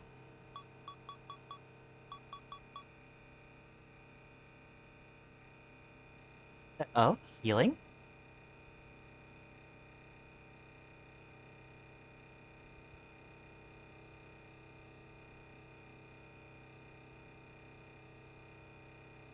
Ooh. Sudden CRT moment. Okay. There's a lot left, Maddie? Yeah. Oh my gosh. There's 2 ways for you to go. And there's no, like, forced way to progress, so we are doing... So are we doing the first one or the second one? Huh? I mean, let me, like, reach the decision point. Because I'm not even sure, like, what's being referenced yet.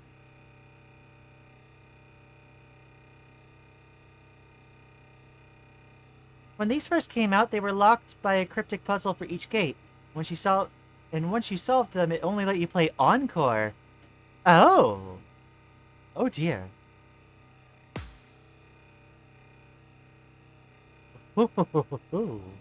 Okay. This is the decision point? Well, if it's not being if I'm not being given like the information to be able to make a choice, then like that's that, you know?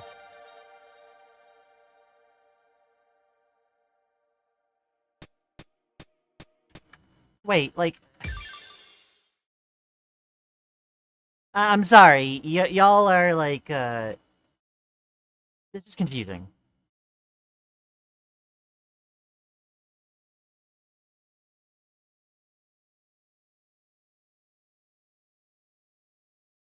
Cuz like if you're like me, you know, you're playing this for the first time and you don't have a chat to like say things like this, like you just interpret this as you just continue on this way, right?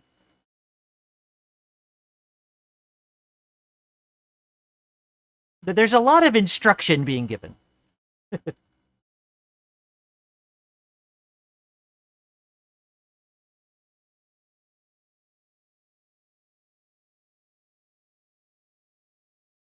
I think I will take a moment to I'm gonna take a break actually, I think. As soon as I can get the screen changed back. I'm gonna take a quick break to go hit the restroom and everything. And I'll think about it in a second. Ah, BRB.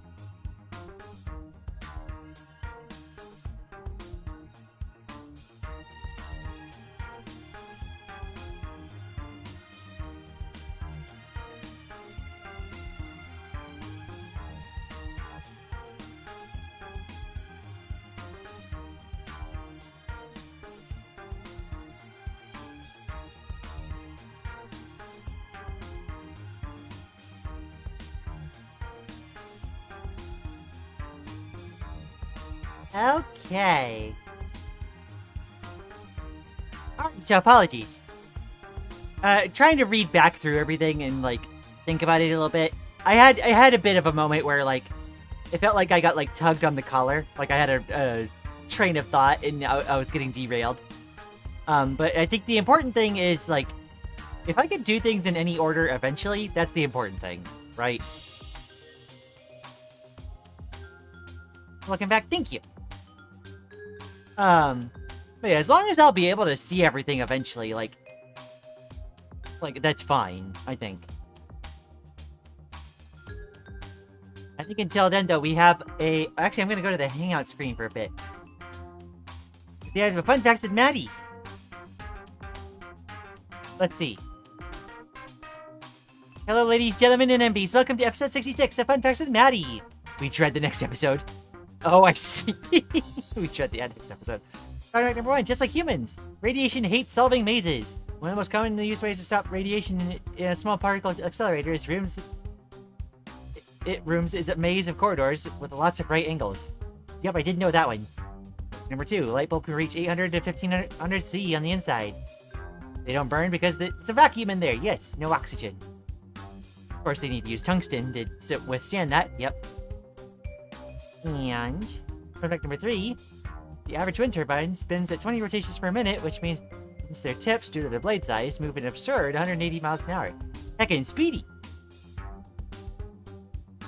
Alrighty. Let's see here. This is why the word terrorists need brakes? Yeah, that would make sense. I imagine they probably do some, like, regenerative braking type thing to handle most of it, and then in emergencies have physical ones.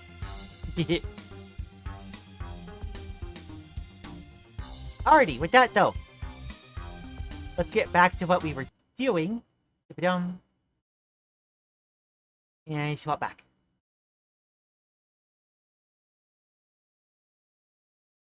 Alrighty, so we can finish whatever this is. You have to stop for storms since they have a tendency to explode and send the propeller bit flying. With how big those are, that seems like a mild problem, you know?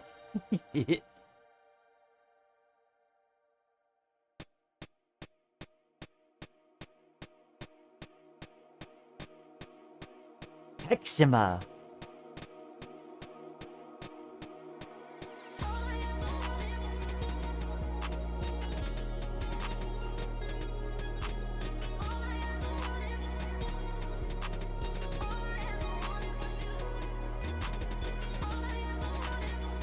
I don't know why. This one doesn't seem that complex, but it's kind of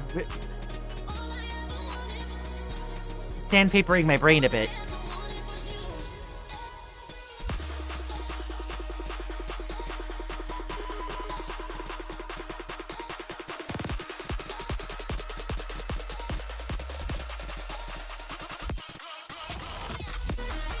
Oh! Full heal.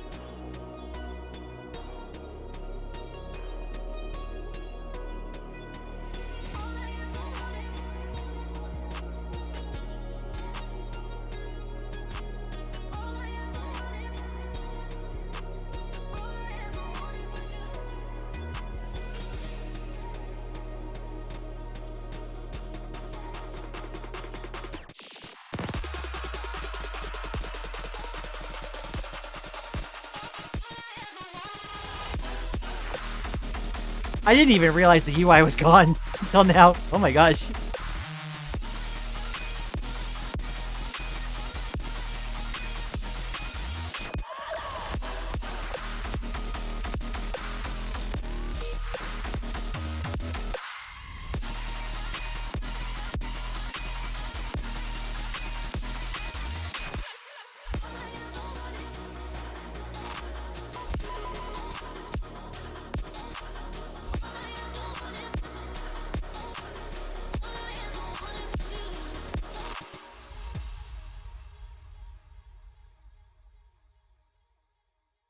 These stages are super techy. I'm definitely feeling it. Something about my brain is not keeping up with them too well. January 11th, 2025. 4:16 p.m. Despite the new year having already come to pass, winter festivities are still in full swing. Snow festivals dot the northern cities of Japan, and you can even find some sparse snow further down south. Giant Christmas tree displays littered with colorful lights still decorate the streets of the many districts of Tokyo. Such is the case in Ikebukuro on this snowy evening. It's undeniably very pretty. However, the downside of this is... it's so heckin' cold! Holy cow. It's 4:16 p.m., on the border between afternoon and evening. Despite this, it's already dark out, thanks to the aforementioned time of year. Despite this, the Ikebukuro streets are undeniably extremely pretty. I'm always grateful to be able to walk down the main drives here after night sets in and the beautiful neon lights take over the sun's job. Currently, I was walking down the smaller street that branched off of one of the main drives to the neighborhood. This particular street happened to house a good few merchandise stores for anime and other pop culture. Ooh, I didn't know they had rehearsal pop-up store. The rehearsal pop-up store was that soon. I'll have to circle back on the 15th. Despite this, I was actually targeting a much quieter environment. A nice, small library tucked into the side streets amidst the chaos of the busy culture stores. Oh, here we are. The library was on the second floor of a large multi-tenant building. It was the only business of its kind. The other floors being home to more stores and a cafe that I frequented whenever I came here. I opened the door to the stairwell and walked up one flight. Chapter 8. Epilogue. Neutron Hexima, the girl who cried into the void. Immediately after stepping into the library, I unzipped my coat and hung it on the rack. I walked up to the reception desk. As was routine, sure enough, an all too familiar girl was sitting in a chair typing at the front desk of the computer. How can I help you? Come to rent a book? Return one? I've come to confess my sins. I have 30 overdue book fines to pay, and my guilty conscience has dragged me back. Can I interest you in our library's membership system? For 1,000 yen a month, you get free rentals, as well as unlimited access to the library computers and more. This was a routine we'd established by this point. Both of us laughed. Hey, sweetie. I'm just about done. If you don't mind waiting, I'll clock out in about 5 minutes or so. Yeah, for sure. I'll go sit by the computers. Okay, I'll come get you. I walked over to the leather chairs next to the computer area and sat down. Comfy. It had been 9 months since the shutdown of the Dusk Baker, but taking into account readjusting to normal life as well as all the legal disasters we had to wade through, it had only been about half a year since we'd been able to return to life. 6 months ago, the most stressful thing in my life was trying to settle legal cases regarding 2 girls who shouldn't logically exist in the world. Now, the most stressful thing in my life is deciding whether I want pho or ramen for dinner. Despite that, everyone's adjusted to the way things are rather well. I suppose the human body is more trained to acclimate to reality than a simulated world. Living in the city, despite how densely packed the streets were, brought a sense of peace and blending in that I hadn't felt in years. I guess that a good portion of that was also being more confident in how I present myself to others. It feels nice to be able to blend in again, to exist in the midst of thousands of people I'll never know or talk to every day. Those lives have their own stories I'll never read, but will be just as detailed and beautiful. I guess I caught myself spacing out, because a tap on the shoulder from my partner snapped me back to the real world. I'm all good to go. Okie dokie, let me grab my coat. Alice and I walked over to the entrance, and I put my coat back on. Want to go to the usual? Or just head straight home? I'm in a coffee mood. Let's head upstairs. Cool. Most, if not all of my trips to the coffee shop on the 4th floor of the building had been coffee dates with Allison after her shifts at the library. We'd been there enough times that each and every barista at the cafe had memorized our order. And I'm pretty sure they teach all the new hires, too. There was, however, no elevator in this building, which means we had to use the stairs. Which also meant... God, the cold!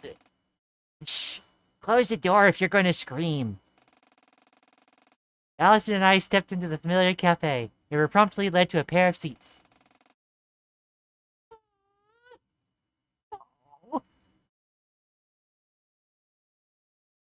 What'd you get up to today? Aside from job searching. Not much. Went to the arcade a bit earlier and slept a fair bit. Sounds like the typical Saturday. Pretty much. Was it a good shift? Not too much in the way of trouble, so yeah. The barista brought our food, and I ended up with a croissant and a coffee. And Allison ordered a donut and the same coffee as I did. So, how have things been on the more internal side of things? Fine? I think? You think?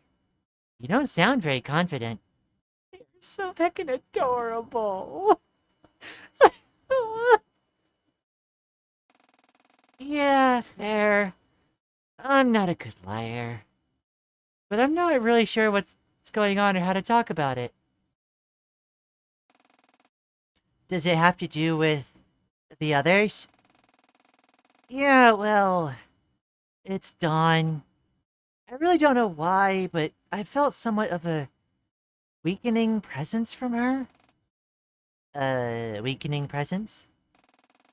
Yeah, like, the stuff she represents in my mind is getting weaker. It's not like a huge problem, but it's still something to be worried about, yeah? You really don't want to fall too far back into escapism again. Yeah, pretty much. But communicating with them is weird and difficult, so I don't really know what I'm supposed to do about the situation. It was easier when we all had separate bodies. Well, I can't really empathize with your situation, obviously. But I know what it's like to deal with that kind of thing in other contexts. Yeah, that's fair. I think if you take caution, you'll still be able to avoid letting escapism influence you in an unhealthy way while you're still trying to figure out what's going on at Dawn. Thanks, sweetie. It's hard sometimes to have that confidence in myself. Well, sure. That's why I'm here. Yeah, love you and all that. Allison laughed. Have you considered talking to Chio about it? Chio? Why? Well, she engineered the Duskmaker. She might have an idea if something's going haywire with your brain or whatever. Huh. I didn't think of that. Probably not a bad idea. Actually, she's still being held in the same penitentiary, right? Yep. I think visiting hours are already over for today. So maybe head over tomorrow. Sure. You got work tomorrow? Yeah, but not till later in the day. Late opening hours this Sunday. Gotcha. We finished eating our food and drinking our coffee. Want to hit up an arcade on the way back, or just head straight home? I'm down. I didn't go for long either. You should probably get today's daily login bonuses before they expire. Yeah, sounds like a plan. Let's go then? Yep. You're so adorable. Oh. We got up from the table and walked over to the counter. After paying for our food and drinks, we left the cafe and walked back down the stairs to the busy Ikebukuro streets.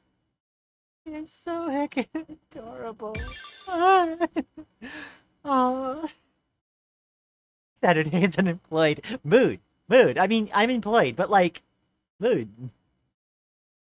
Lian, you gotta draw these two. I do. You're right. Ugh. I got another commission in to do that I'm gonna have to work on, but like, I want more fun drawing time too. Ah. They're such good goobers. Oh, I love these two. Oh my gosh. Let's see. How much do we have left in the stream? Neutron Hexima still takes a bit. We have like maybe a little over an hour. So like, Yeah, it might be a bit. Let's see. Let me make sure I didn't miss anyone. These stages are super techy? Yeah. Holly time. Allison's outfit is so cute. Yeah, no, Allison's outfit is so good. I love her outfit. Oh my gosh. That'll be Allison's outfit for probably more fight. Oh my gosh. Allison is adorable. What do you mean? Ah. I don't want Allie to be traumatized in Polymorph fight. Please don't traumatize her kid. They're such good goopers. Oh my gosh. I can't be the only two to draw these goopers. Fair, Maddie, fair. I'll try to find time to draw them at some point. That was such a good portrait for the two of them. I love them so much. Ah. If we get through gates 2 to 4 fast, we might have time for last dive. If we have to break in between, that's fine. But there's I'm committed to playing everything this game has to offer. Absolutely everything. All right, so without that, let's get started. Level 9. Oh my gosh.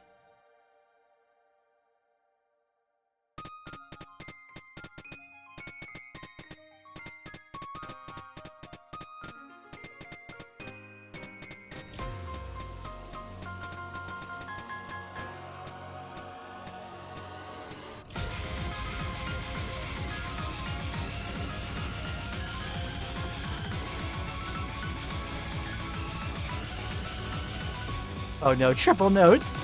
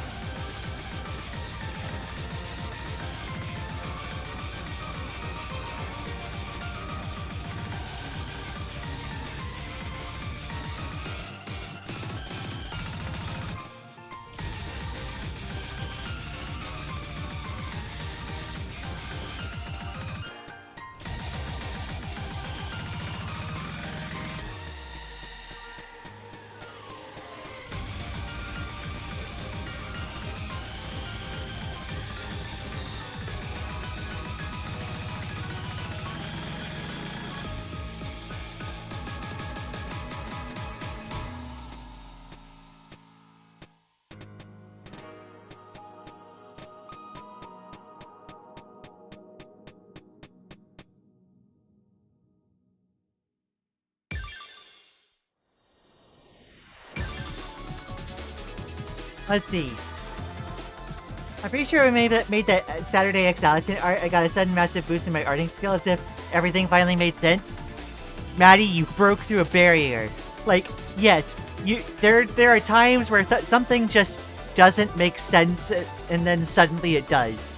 You just have to keep trying and then like, you can't give up, you know? You have to just, like, keep going at it. You have to keep, like, taking in new experiences. And you'll have moments like that every now and then. Like, you will, like, unlock things. I need to show people the... this is most relevant to Maddie. But let me, let me get through this scene. And then I gotta show Maddie something about, like, skill progression. In art. Let me see. Because, like, it's very much relevant here. Love these two goopers. They're so good. Let's see. I can't be the only two to draw these goopers. Let's see. It's quite a long sequence. Yeah, if we need a break in between, that's fine. I'm committed to playing everything in this game. Let's see. I'm pretty sure I made the Saturday X Allison art when I got a sudden massive boost in my arting skill, as if everything finally made sense. Yes. Yes, you get it. You get it. Low-key Neutron Hexima songs are awesome. You're improving your art skills, sounds about right. You draw the things that you're passionate in. And, like, yes, that's what happens. Yeah. Neutron Hexima is so peak, although Hexima Gauge is the only thing keeping me from the middle difficulties. Yeah. I'm literally only 2 criticals away from getting all crit in one of the later songs in Neutron Hexima. Ah. Even after all our arting improvement, we ascend to a higher level of arting. We can't draw hands or feet. Sometimes you gotta take some dedicated time to practice just those things. Last dive is one continuous sequence, so when you go in, you can't exactly back out and return where you left off. Okay, so... rather than, like, necessarily, like, worry about it that much, I might just say, like, we might break early there, then. In order to, like, keep things at a leisurely pace, because I don't want to rush things. And, like, 5 hours on stream is fine. Alrighty. January 12th, 2025. 1:24 p.m. The next day, I walked into the front room of the special penitentiary that was holding Chio following her trial. The woman tending the counter was the one I had seen quite a bit, so she knew what to do when I walked in. Hey, Saturday. Want me to go call for Chio? Yeah, if it's not a problem. Shouldn't be right now. I'll go check. The woman walked through the staff door behind her, and I sat down and waited for a few minutes. Sure enough, the woman returned and pressed the button on her desk that opened the automatic door into the meeting room. Chio was sitting on one of the couches in an orange prison suit. I walked over and sat next to her. Fucking Saturday is so adorable. Oh my gosh. Hey, Sat. What brought you here? Just checking in? Well, mostly. Before that, though, how have you been? Didn't get a chance to swing by last week. Well, it's been the same as it's always been. I feel like I should be more excited that my parole starts soon, but to be honest, living here has been just fine, so I don't really feel like it'll be much different. Ah, dang it. I forgot it's almost March. Yeah, 1 year of staying here. Then I'm on parole for 10 years. Not a standard sentence by any means, but then again, this particular penitentiary isn't for people who have committed normal crimes, for the lack of a better word. Fair enough. You get to go back to your apartment then. Yeah, but like I said, I doubt my treatment will change much. I've been taken care of extremely well here. That's really good. Yeah, I mean, it's because of you guys. I think my treatment would have been much worse if you weren't there advocating for me during the trial. I only did what you do for me. It's not a big deal. Well, I appreciate it either way. I still don't know if I can understand why you gave me as much help and gratitude as you have, but I'm thankful for it regardless. No problem. So, what's on your mind? You're clearly bothered by something that just isn't checking in on how... that isn't just checking in on how I've been. Ah, right. It's about the state of my brain after, I guess, everything? Things feel weird right now, and Allie suggested to talk to you about it since you made you know, the thing. Well, okay. What's the issue? It's Dawn. I feel like lately I've been much less in tune with her. Like, the impact she has on my behavior and decision making is just slipping away. And I'm not really sure how to go about remedying it. Oh, I see. Are you able to communicate with the others directly? Like an internal monologue or something? I'm not too familiar with this kind of thing. Sometimes I can retreat into my mind in a space where I can have more direct contact, but I disassociate from the real world in an almost daze-like state, so I prefer not to. But if there's no other way... Well, I'm not saying you need to. Let me think.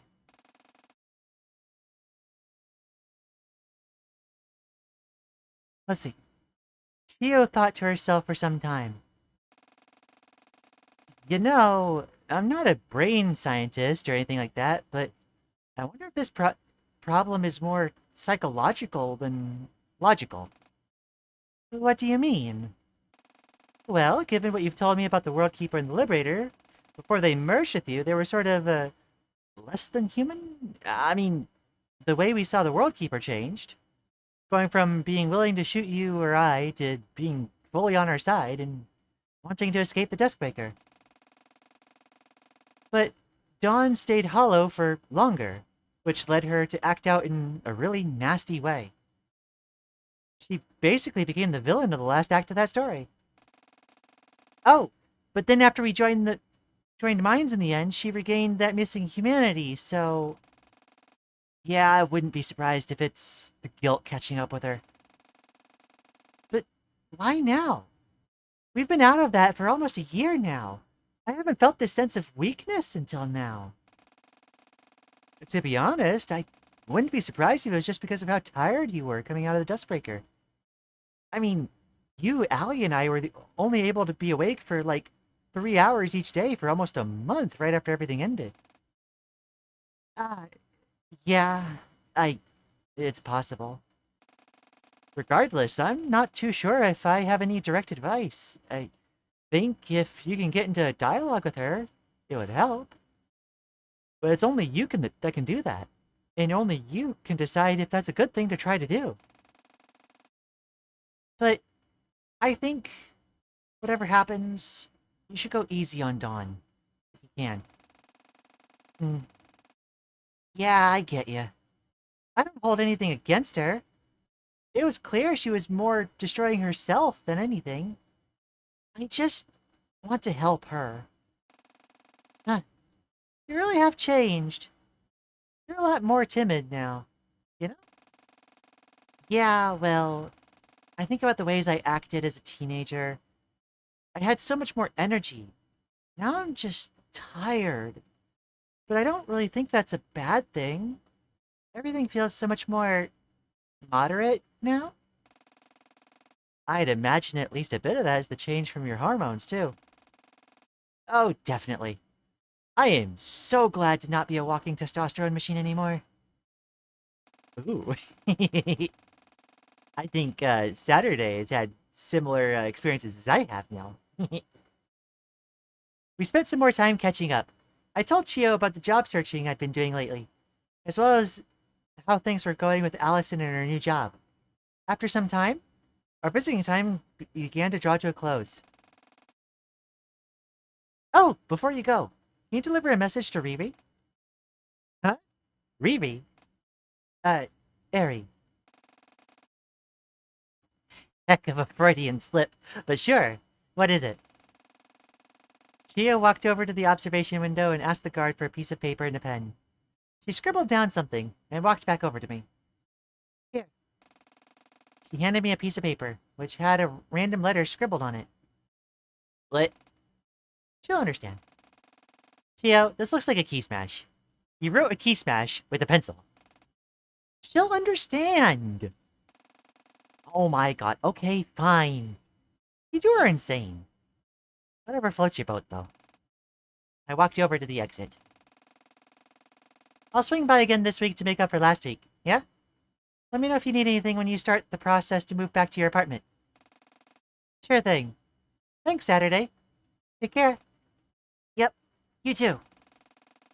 I opened the door back to the lobby and handed the letter Chio had given me to the woman behind the desk for processing and analysis. She scanned it. Yeah, it's good to go. She sends these letters a lot, so she just told us how to decrypt them. Need to make sure she's not slipping anything unwanted out into the world, you know? Wait, you can read it? What does it say? Unfortunately, we can't give out personal details about our prisoners without their consent. Have a nice day. Sighing, I left the building. I've got a lot of time. Might as well go bring this to Ari now. Haven't been able to... Whoops, I accidentally progressed. Where is it?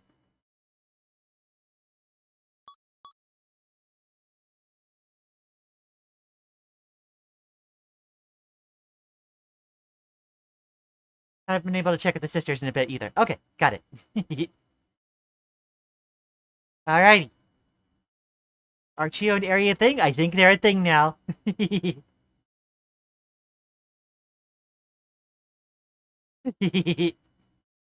It seems to be the implication that we're getting here. What? You don't make up ciphers to communicate with your friends? I mean... Fucking... Lily and I have done that. Oh my gosh. I mean, it's been 9 months? Yeah, yeah. Just enough for... never mind.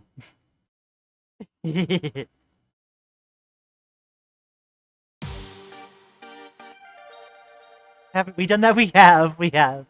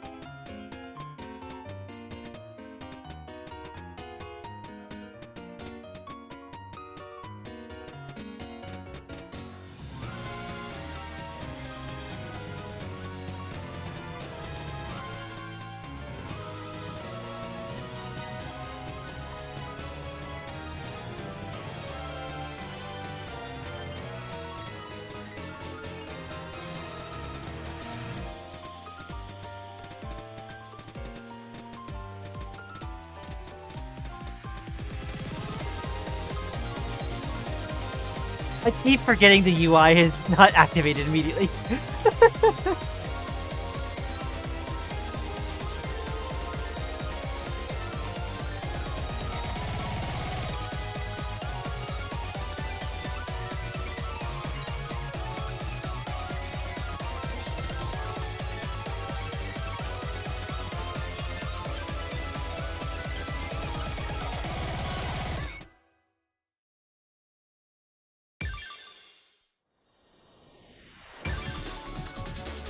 Oh my gosh.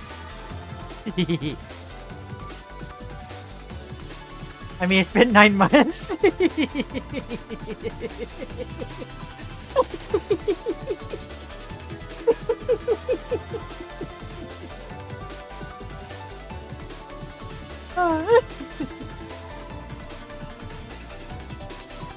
Oh my gosh. This song gave me absolute heck trying to full combo this on middle. Still though, I love it. Yeah. Also, apparently, Cheryl said the gates are picked to kind of like be based on the person in the story episode, but like the only one to understand this song all I ever wanted being an episode about Allison. Right. When I first reached this area, I was very worried about it because of how rough the lose HP on non-crits mod on SoundScan was. Ooh, yeah. January 12th, 2025. 3:10 p.m. I stepped off the train at Yawatajuku Station. It was only a 35-minute train ride from Chio's penitentiary. The secret facility, which housed Eri and Kotami, was down a small alley near the bay. I navigated through the streets until I reached the decrepit-looking door. I knocked in the pattern that signified to the guard inside that it was me. 1 knock, 2 knocks, 1 knock. After a few seconds, the door opened, and I was let in. The guard that was on duty rotated every few days, so the one currently on guard was the one I was less familiar with. They sat behind a small makeshift desk right by the door. Ah, it's you. Saturday, right? Yeah. Are either of the sisters awake? Let me check. The guard walked through the only door that led to the living area the sisters inhabited. A few seconds later, she poked her head through the doorway. Yuri's asleep, but Kotami's awake. Come on in. Got it. Thanks. I walked in through the doorway to the living area. The area that the sisters had been given was actually rather spacious. It consisted of a central lounge area with a kotatsu and a TV that had 3 doors that branched off into a bedroom for each of the sisters and a shared bedroom. Or shared bathroom, rather. The lounge area had once held amenities like a couch and dining table. Those had since been moved to make room for the main entertainment in the room. Almost a dozen arcade cabinets belonging to fighting games and rhythm games alike dotted along the brick wall. I sat down under the kotatsu where Kotami was sitting. Kotami had her laptop on the table, playing an MMORPG of some kind. Final Fantasy 14. I bet. Noticing me, she took her headphones off and closed her laptop after logging out of her character. Hey, Saturday. What's up? Oh, nothing much. I was visiting Chio earlier and she asked me to deliver some kind of letter to Eri. I also realized it'd been a bit since I dropped by to catch up. Sheesh, another letter? I'm eagerly awaiting when Chio gets released on parole and Eri can just text the woman. Do these letters happen a lot? Yeah, probably a weekly occurrence by this point.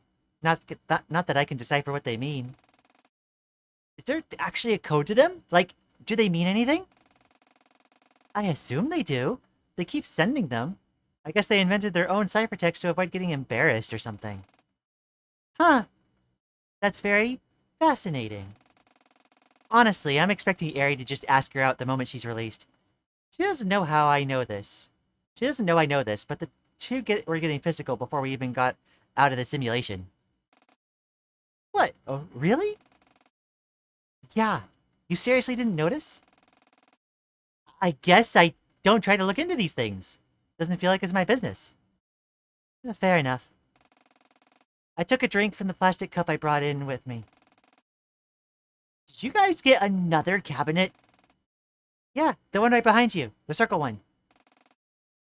Doesn't she have enough? You'd think. This one was funny too. Apparently the game isn't even operating online anymore, but Eri really wanted it. And they just got it for her. Yeah, I mean, it's the government. We're basically their most valuable specimen while they figure out what's going on with us. They have the reach to just do that, if it means keeping us entertained here. Jeez, are you guys even allowed, like, fresh air? Yeah, of course. We're allowed to go for a walk once a day as long as a guard comes with us and we don't stay outside for longer than an hour. Wow. I guess it makes sense they'd want to make sure you guys don't feel like prisoners. Yeah. Oh, by the way, give me that letter. I'll give it to Sis when she wakes up. Oh, sure. I rummaged through my bag and pulled out the incoherent letter and handed it to Kotami. After that, we sat in silence for a little as I finished my drink. Oh, you mind if I ask about something? Been thinking about some stuff lately. Huh? Sure. Well, you know, I've been wondering if you and Allison and Shio, like, see me as anything other than just Aries' sister? Hmm? What do you mean? It's just, the Duskbreaker stuff been settled for a good while now. I'm wondering if, in the grand scheme of things, I really did that much to help at all. I was kind of just there. And I've been wondering if I should have done more. Oh, not at all. It's not a competition or anything. You matter just as much to me as Ari or Chio or Allison. I promise. Well, maybe not as much as Allison. But, you know. Yeah, I don't know. I just feel like there isn't really much to like about me. I don't think I'm a bad person or anything, but sometimes I feel like I'm barely a person at all. Feels like knowing who I even am is a challenge sometimes. Ah, well, let's see. It was Final Fantasy 14. You were playing last Legendaria 14 when I came in, right? Huh? Yeah, what's that got to do with anything? I don't really play MMOs. Tell me a bit about it. You probably won't understand anything, though. Just do it! Hear me out on this one. Fine.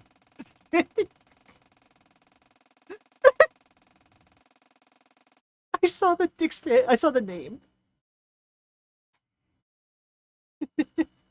Oh, my reference is right on point.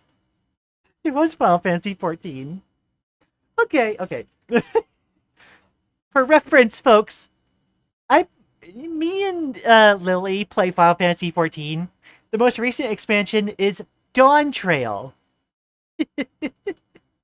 Okay. Excuse me. Fine. Okay, well, the new Dusk Trail expansion came out last year, but I didn't have an account that was up to the end of Endcaster since, different reality and all that. So I had to repurchase my subscription and level everything up for the other expansions. So I ended up skipping most of the raids and optional quest stuff.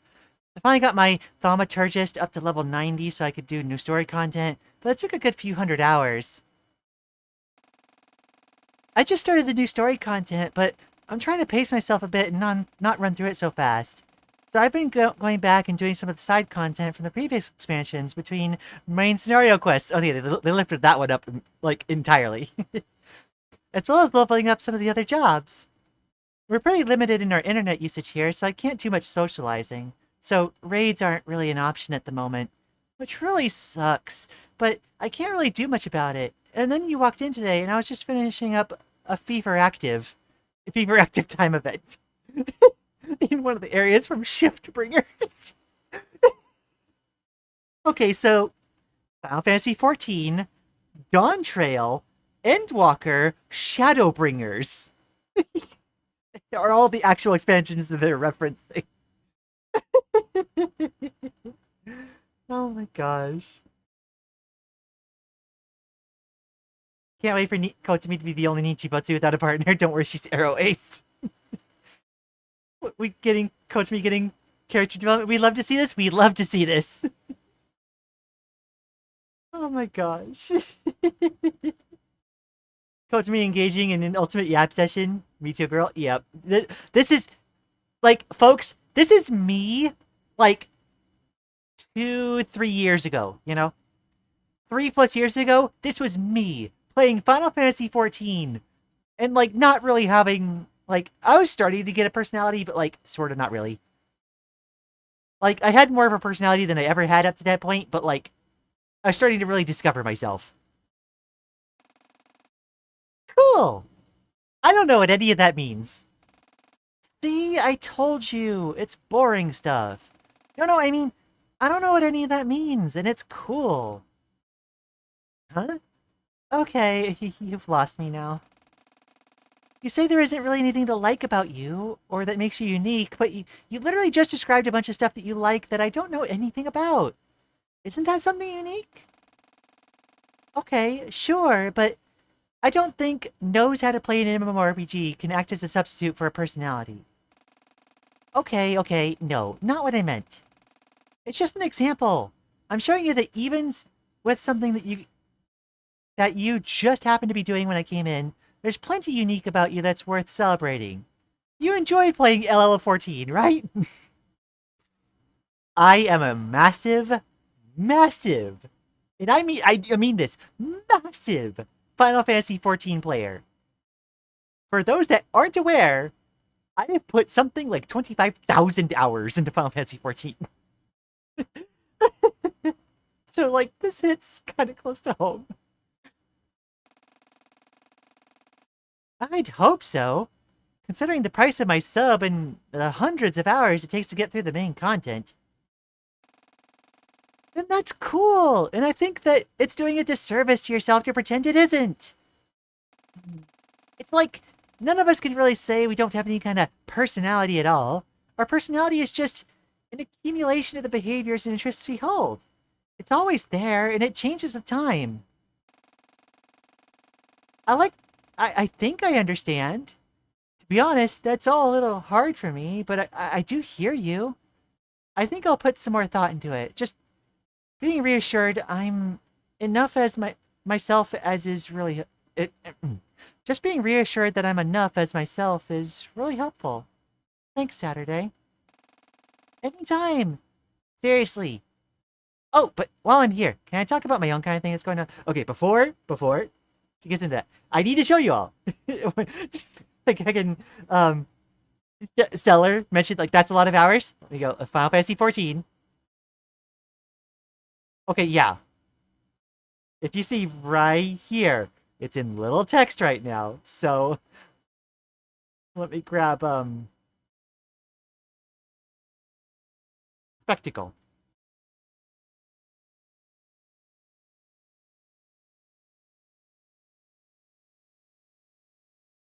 Yeah. 24,505.7 hours. Yeah.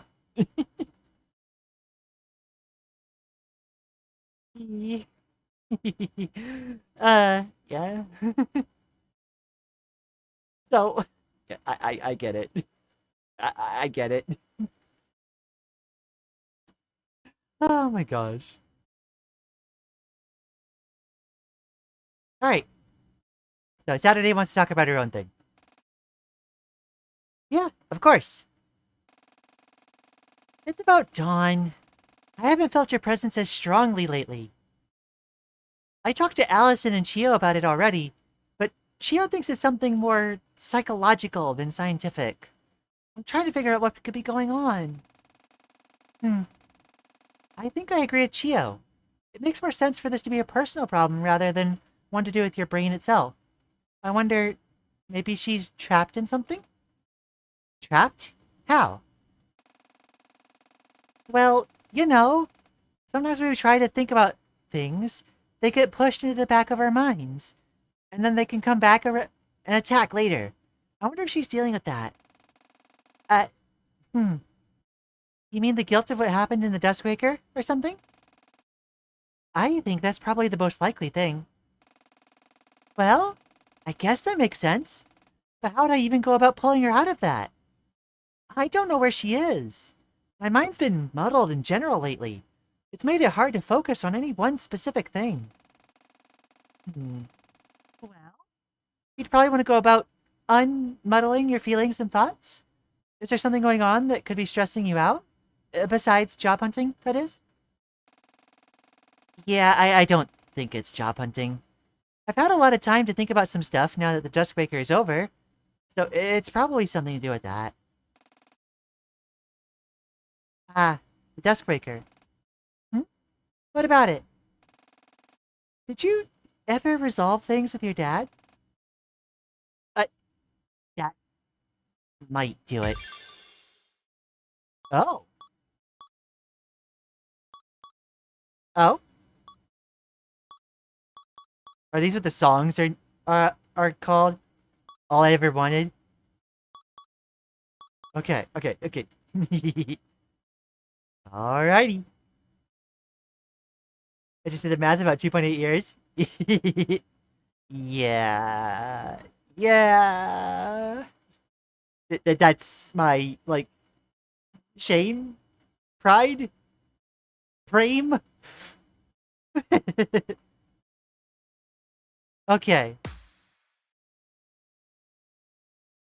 Fun fact, episodes 46 through 49 all start with B? Really? B. Absolute binima. The next story section is wonderful. Oh my gosh.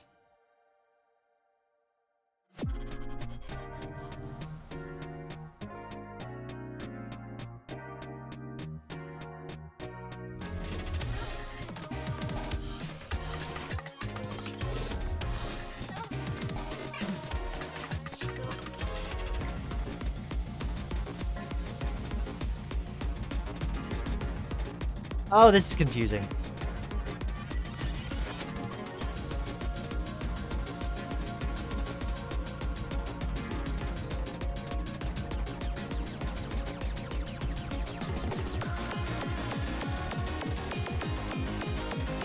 Ooh, I like this one.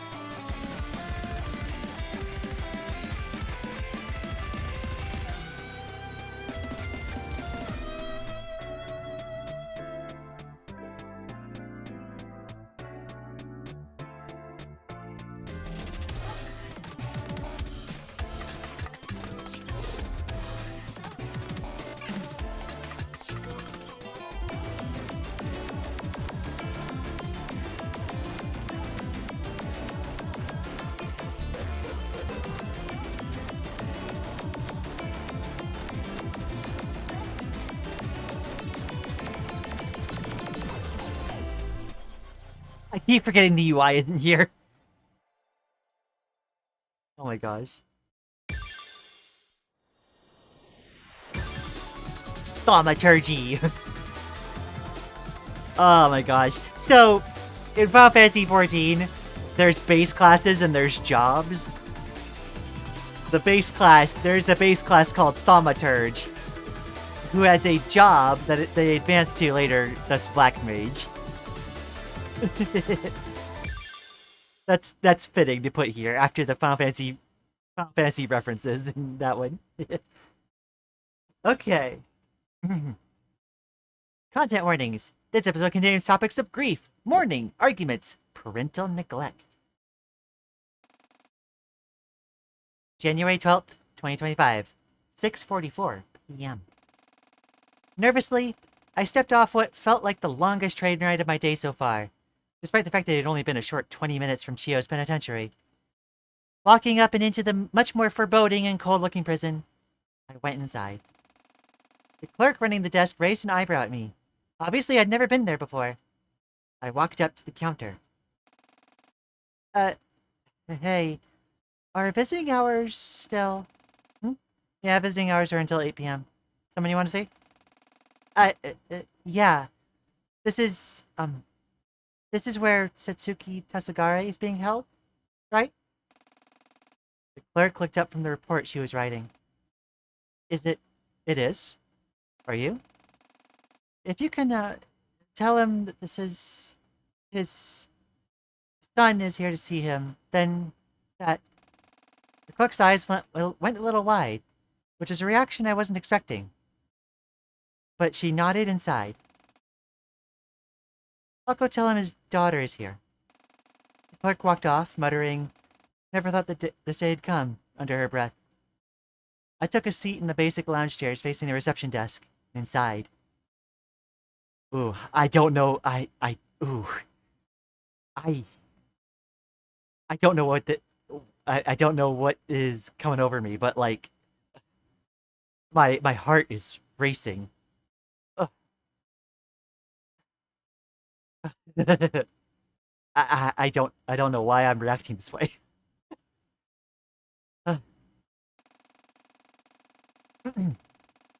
I hadn't seen my father since before the Duskbreaker incident happened, but even by that time, it felt like I'd barely known him. He had become so engrossed in his work at the Sunrise Foundation in the 5 years between his founding and the Severance of Emotion that I barely saw him. That made me uncomfortable for some reason. Right? Right, Maddie? You felt it. You felt it.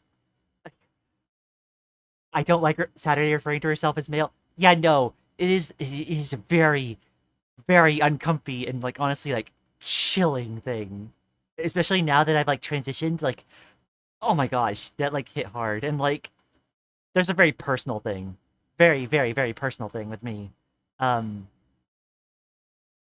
with with it being the dad here. Oh boy. uh okay. If I if I need to stop, I will. I'll definitely be taking the opportunity to do that because I don't know what's coming over me. Oh boy.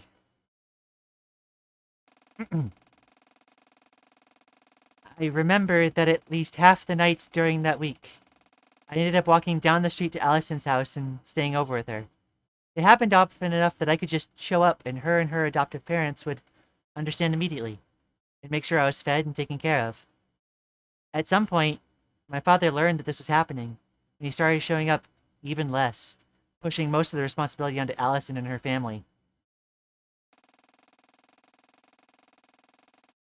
What was I even going to say to him?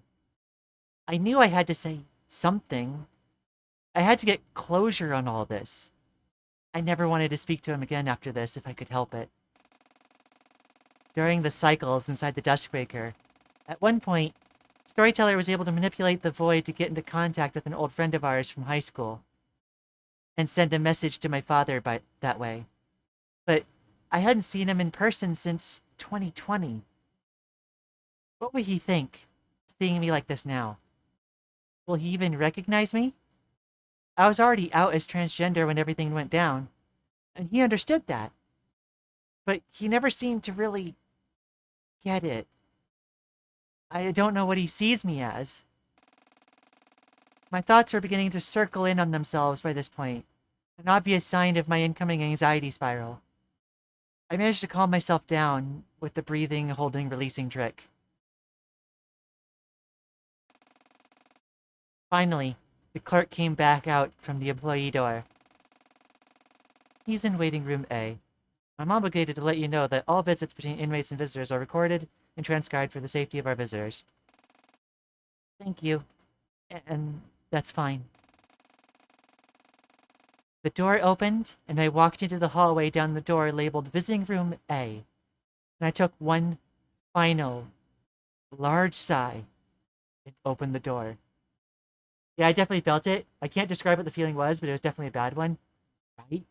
Oh my gosh. I'm not quite sure I understand what I'm feeling right now. The room was much colder and drab feeling than the visiting room at Chio's Penitentiary.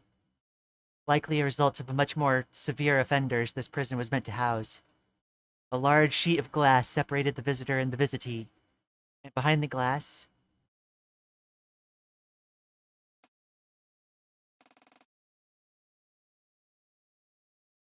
I'm not ready for this. A long silence permeated the room. 10 minutes went by without any words.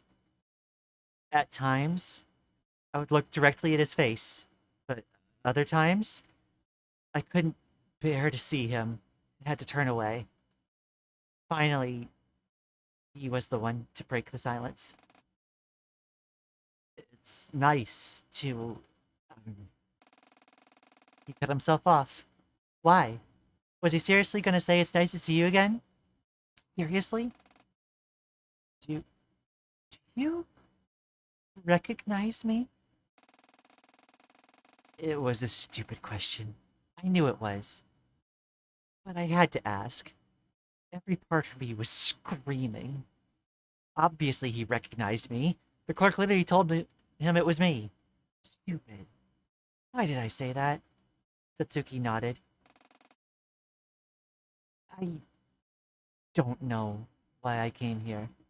Satsuki looked down and sighed. It's okay. I understand. As if on cue of his voice, tears started streaming down my face. There were no chairs in the cold room, so I fell to my knees on the cold, concrete floor. What the heck do you mean? You understand? How could you understand? You don't know what...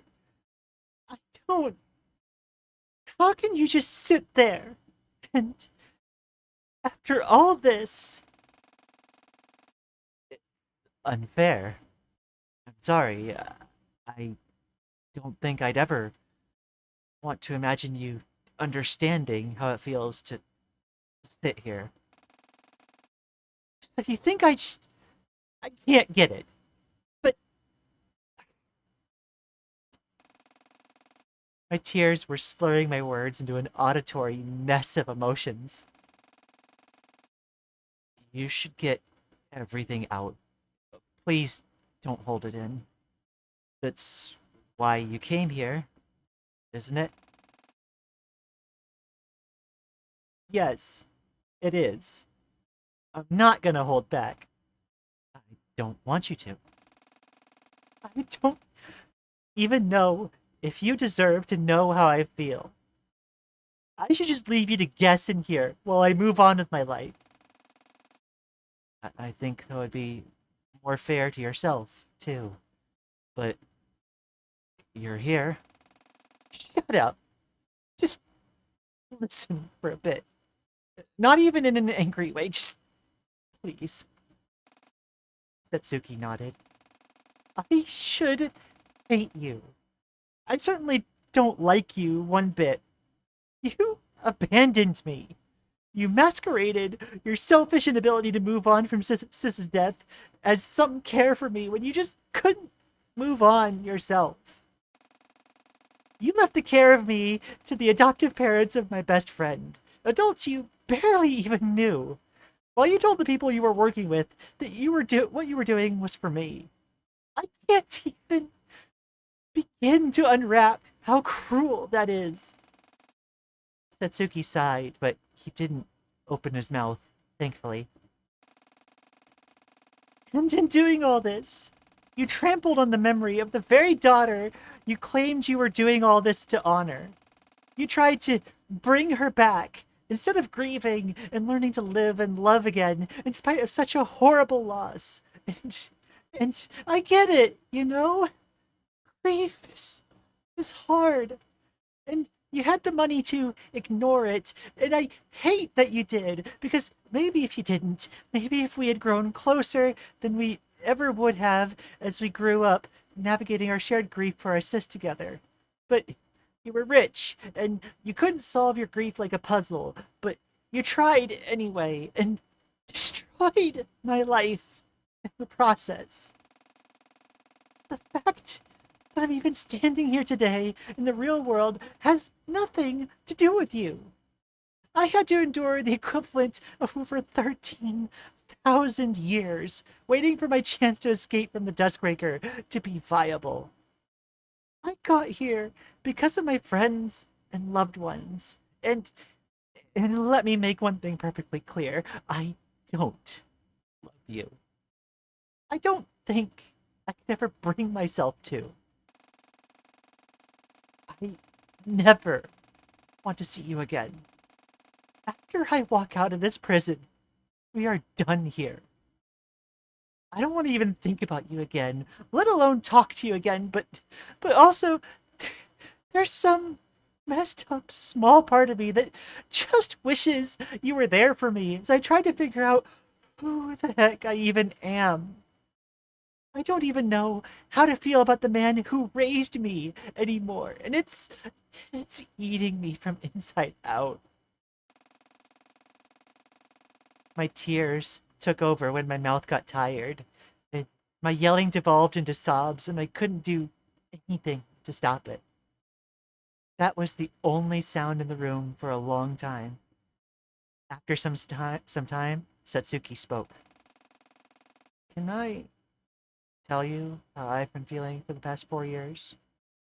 Only if you're okay with it. I looked up. If you feel it would do you better, you can walk away and never see me again.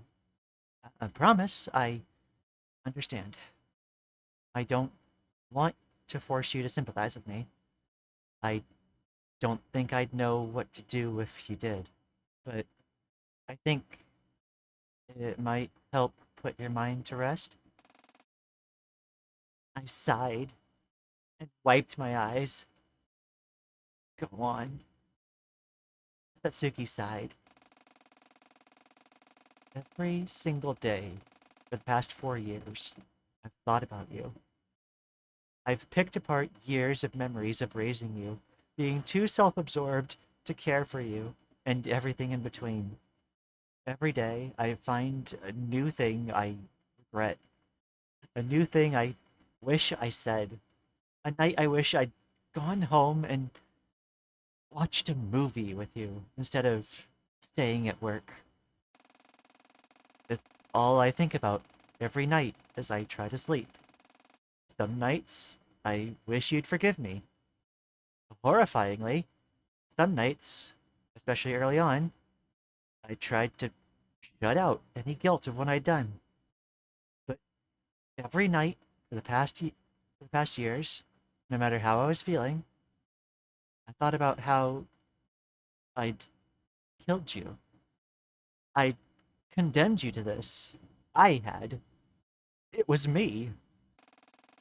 It's become it's become my whole life Saturday. I had no choice but to change from the kind of person who would do anything to avoid confronting the unavoidable. Pouring hour after hour, dollar after dollar, into science to fix all of my problems. I had to become someone who spent every waking moment facing what I'd done, the life I'd condemned my own daughter to. It nearly killed me. But something kept me going. It's kept me going for 4 years, and it'll keep me going until something else kills me. What is it? Satsuki looked at me. It's this. The only thing that drives me in this world anymore is this moment. The chance that one day I might finally get to see my daughter bloom past the horrible things I did, to find her own way in the world. Not because I want her to forgive me, but because I wanted her to be happy without having to deal with the things I brought upon her. Did you just want to know that you hadn't killed me? Is that it? Satsuki shook his head. No, that isn't it at all, and it never was. The only thing that brings me hope at this point is the knowledge that somewhere out there, far away from me, my daughter is, you are, happy. I don't plan to die. I'll live my life, atoning for what I did, wishing for every second along the way that you're safe and happy wherever you are, whatever you're doing. You were always meant for better places than where I sent you. It's why, more than anything else, the only thing I knew I needed to try to say to you was, please, you have to keep living.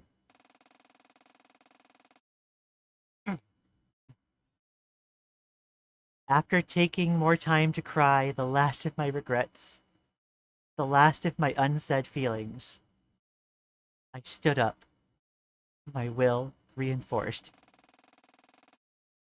Of course, I'm going to keep living. But not for your sake. Not because you asked me to. Satsuki nodded. Of course. I wouldn't want you to live for my sake in a million years. I turned away from him and opened the door. Light streamed through the hallway from the world I choose to live in without my dad. I'll likely never see you again. Of course, but thank you. I hope you can forgive yourself for the things I can't. Those were the last words I ever said to my father. I closed the door, and he was gone from my vision. I was gone from his. Our paths would never cross again, and yet I felt reinvigorated, revived. I walked out into the lobby. All done in there? Everything good? Yeah. Yeah. Everything's okay. Oh my gosh.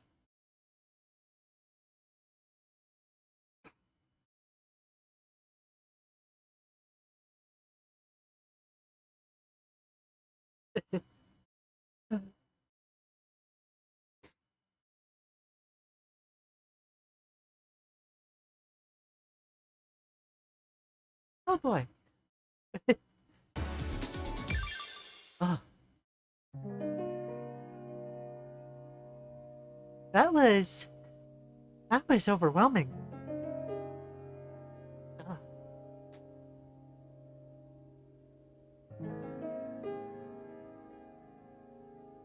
Thank you, Lily, darling.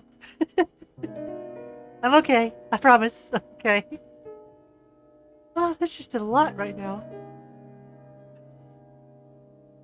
Oh.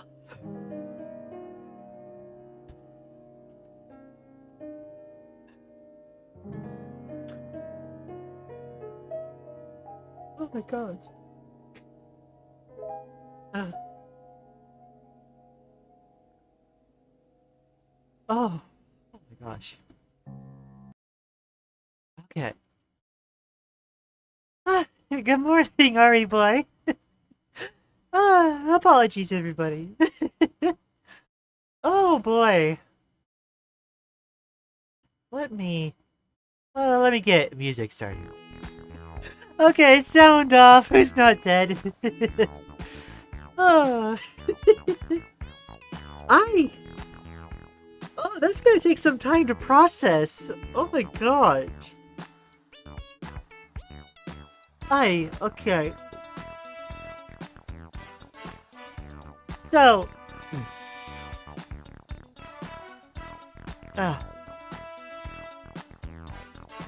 small warning, I'm gonna share something really, like, personal to me for a moment. And so, like, you know, you don't have to worry about, like, if you're not here to listen to, like, a trans girl, like, trauma dump, like, that's okay. But, like, that hit hard. Because one thing that is very, very, very personal to me is, I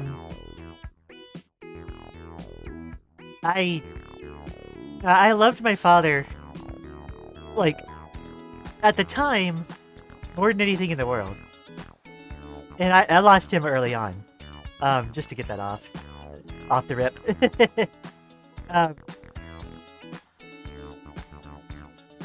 I was 14 when he passed.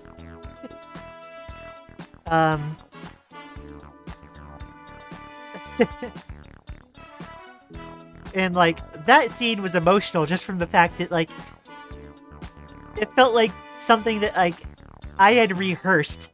Like, what if I was able to talk to him again for like the past like fucking 20 years? Oh my gosh. And like all that came like running back, and like also layer on top the heckin' like very, very personal like conflict between those two. I didn't have such a conflict with my dad, but like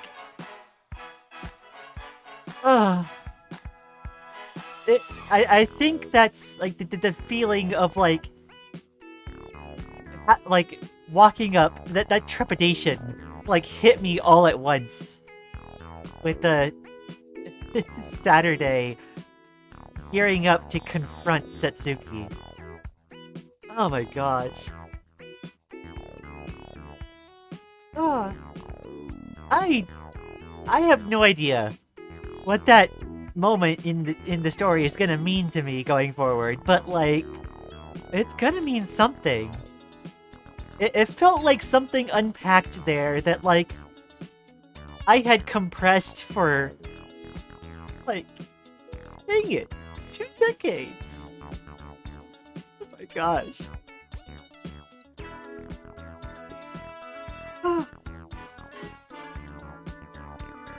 Pat, thank you so much, Laika. Oh my gosh. Oh boy.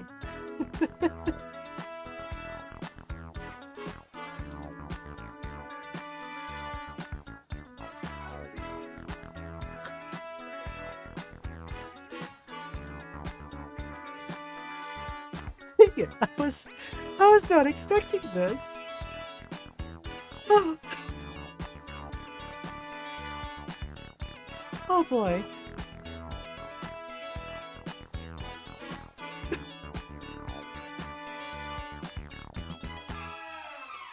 Thank you, babe.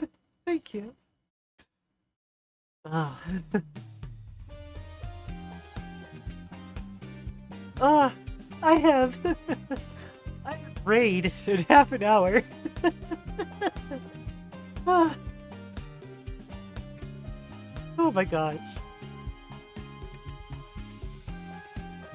Oh. Thank you, everyone. Thank you. I know it's a lot. It's silly trans girl trauma dumping. Oh. But I appreciate you. I appreciate everybody. Oh man. That pulled up a floorboard that's been sitting there for like 20 years. Oh my gosh.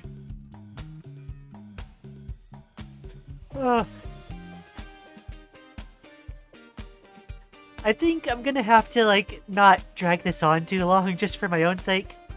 But I want to thank everybody sincerely for every time they come in and join me and watch, every time they share a vulnerable moment, and every time we get to connect and like figure out more about ourselves. And it's a journey every single time. It really is. I learn more about myself every single day, and like I feel blessed that like so many folks decide to join me every time. Oh my gosh, I just Thank you. Thank you, everybody. So, I want everybody to know that I appreciate you so much coming by and joining me. Every time. I'm gonna be back again next time.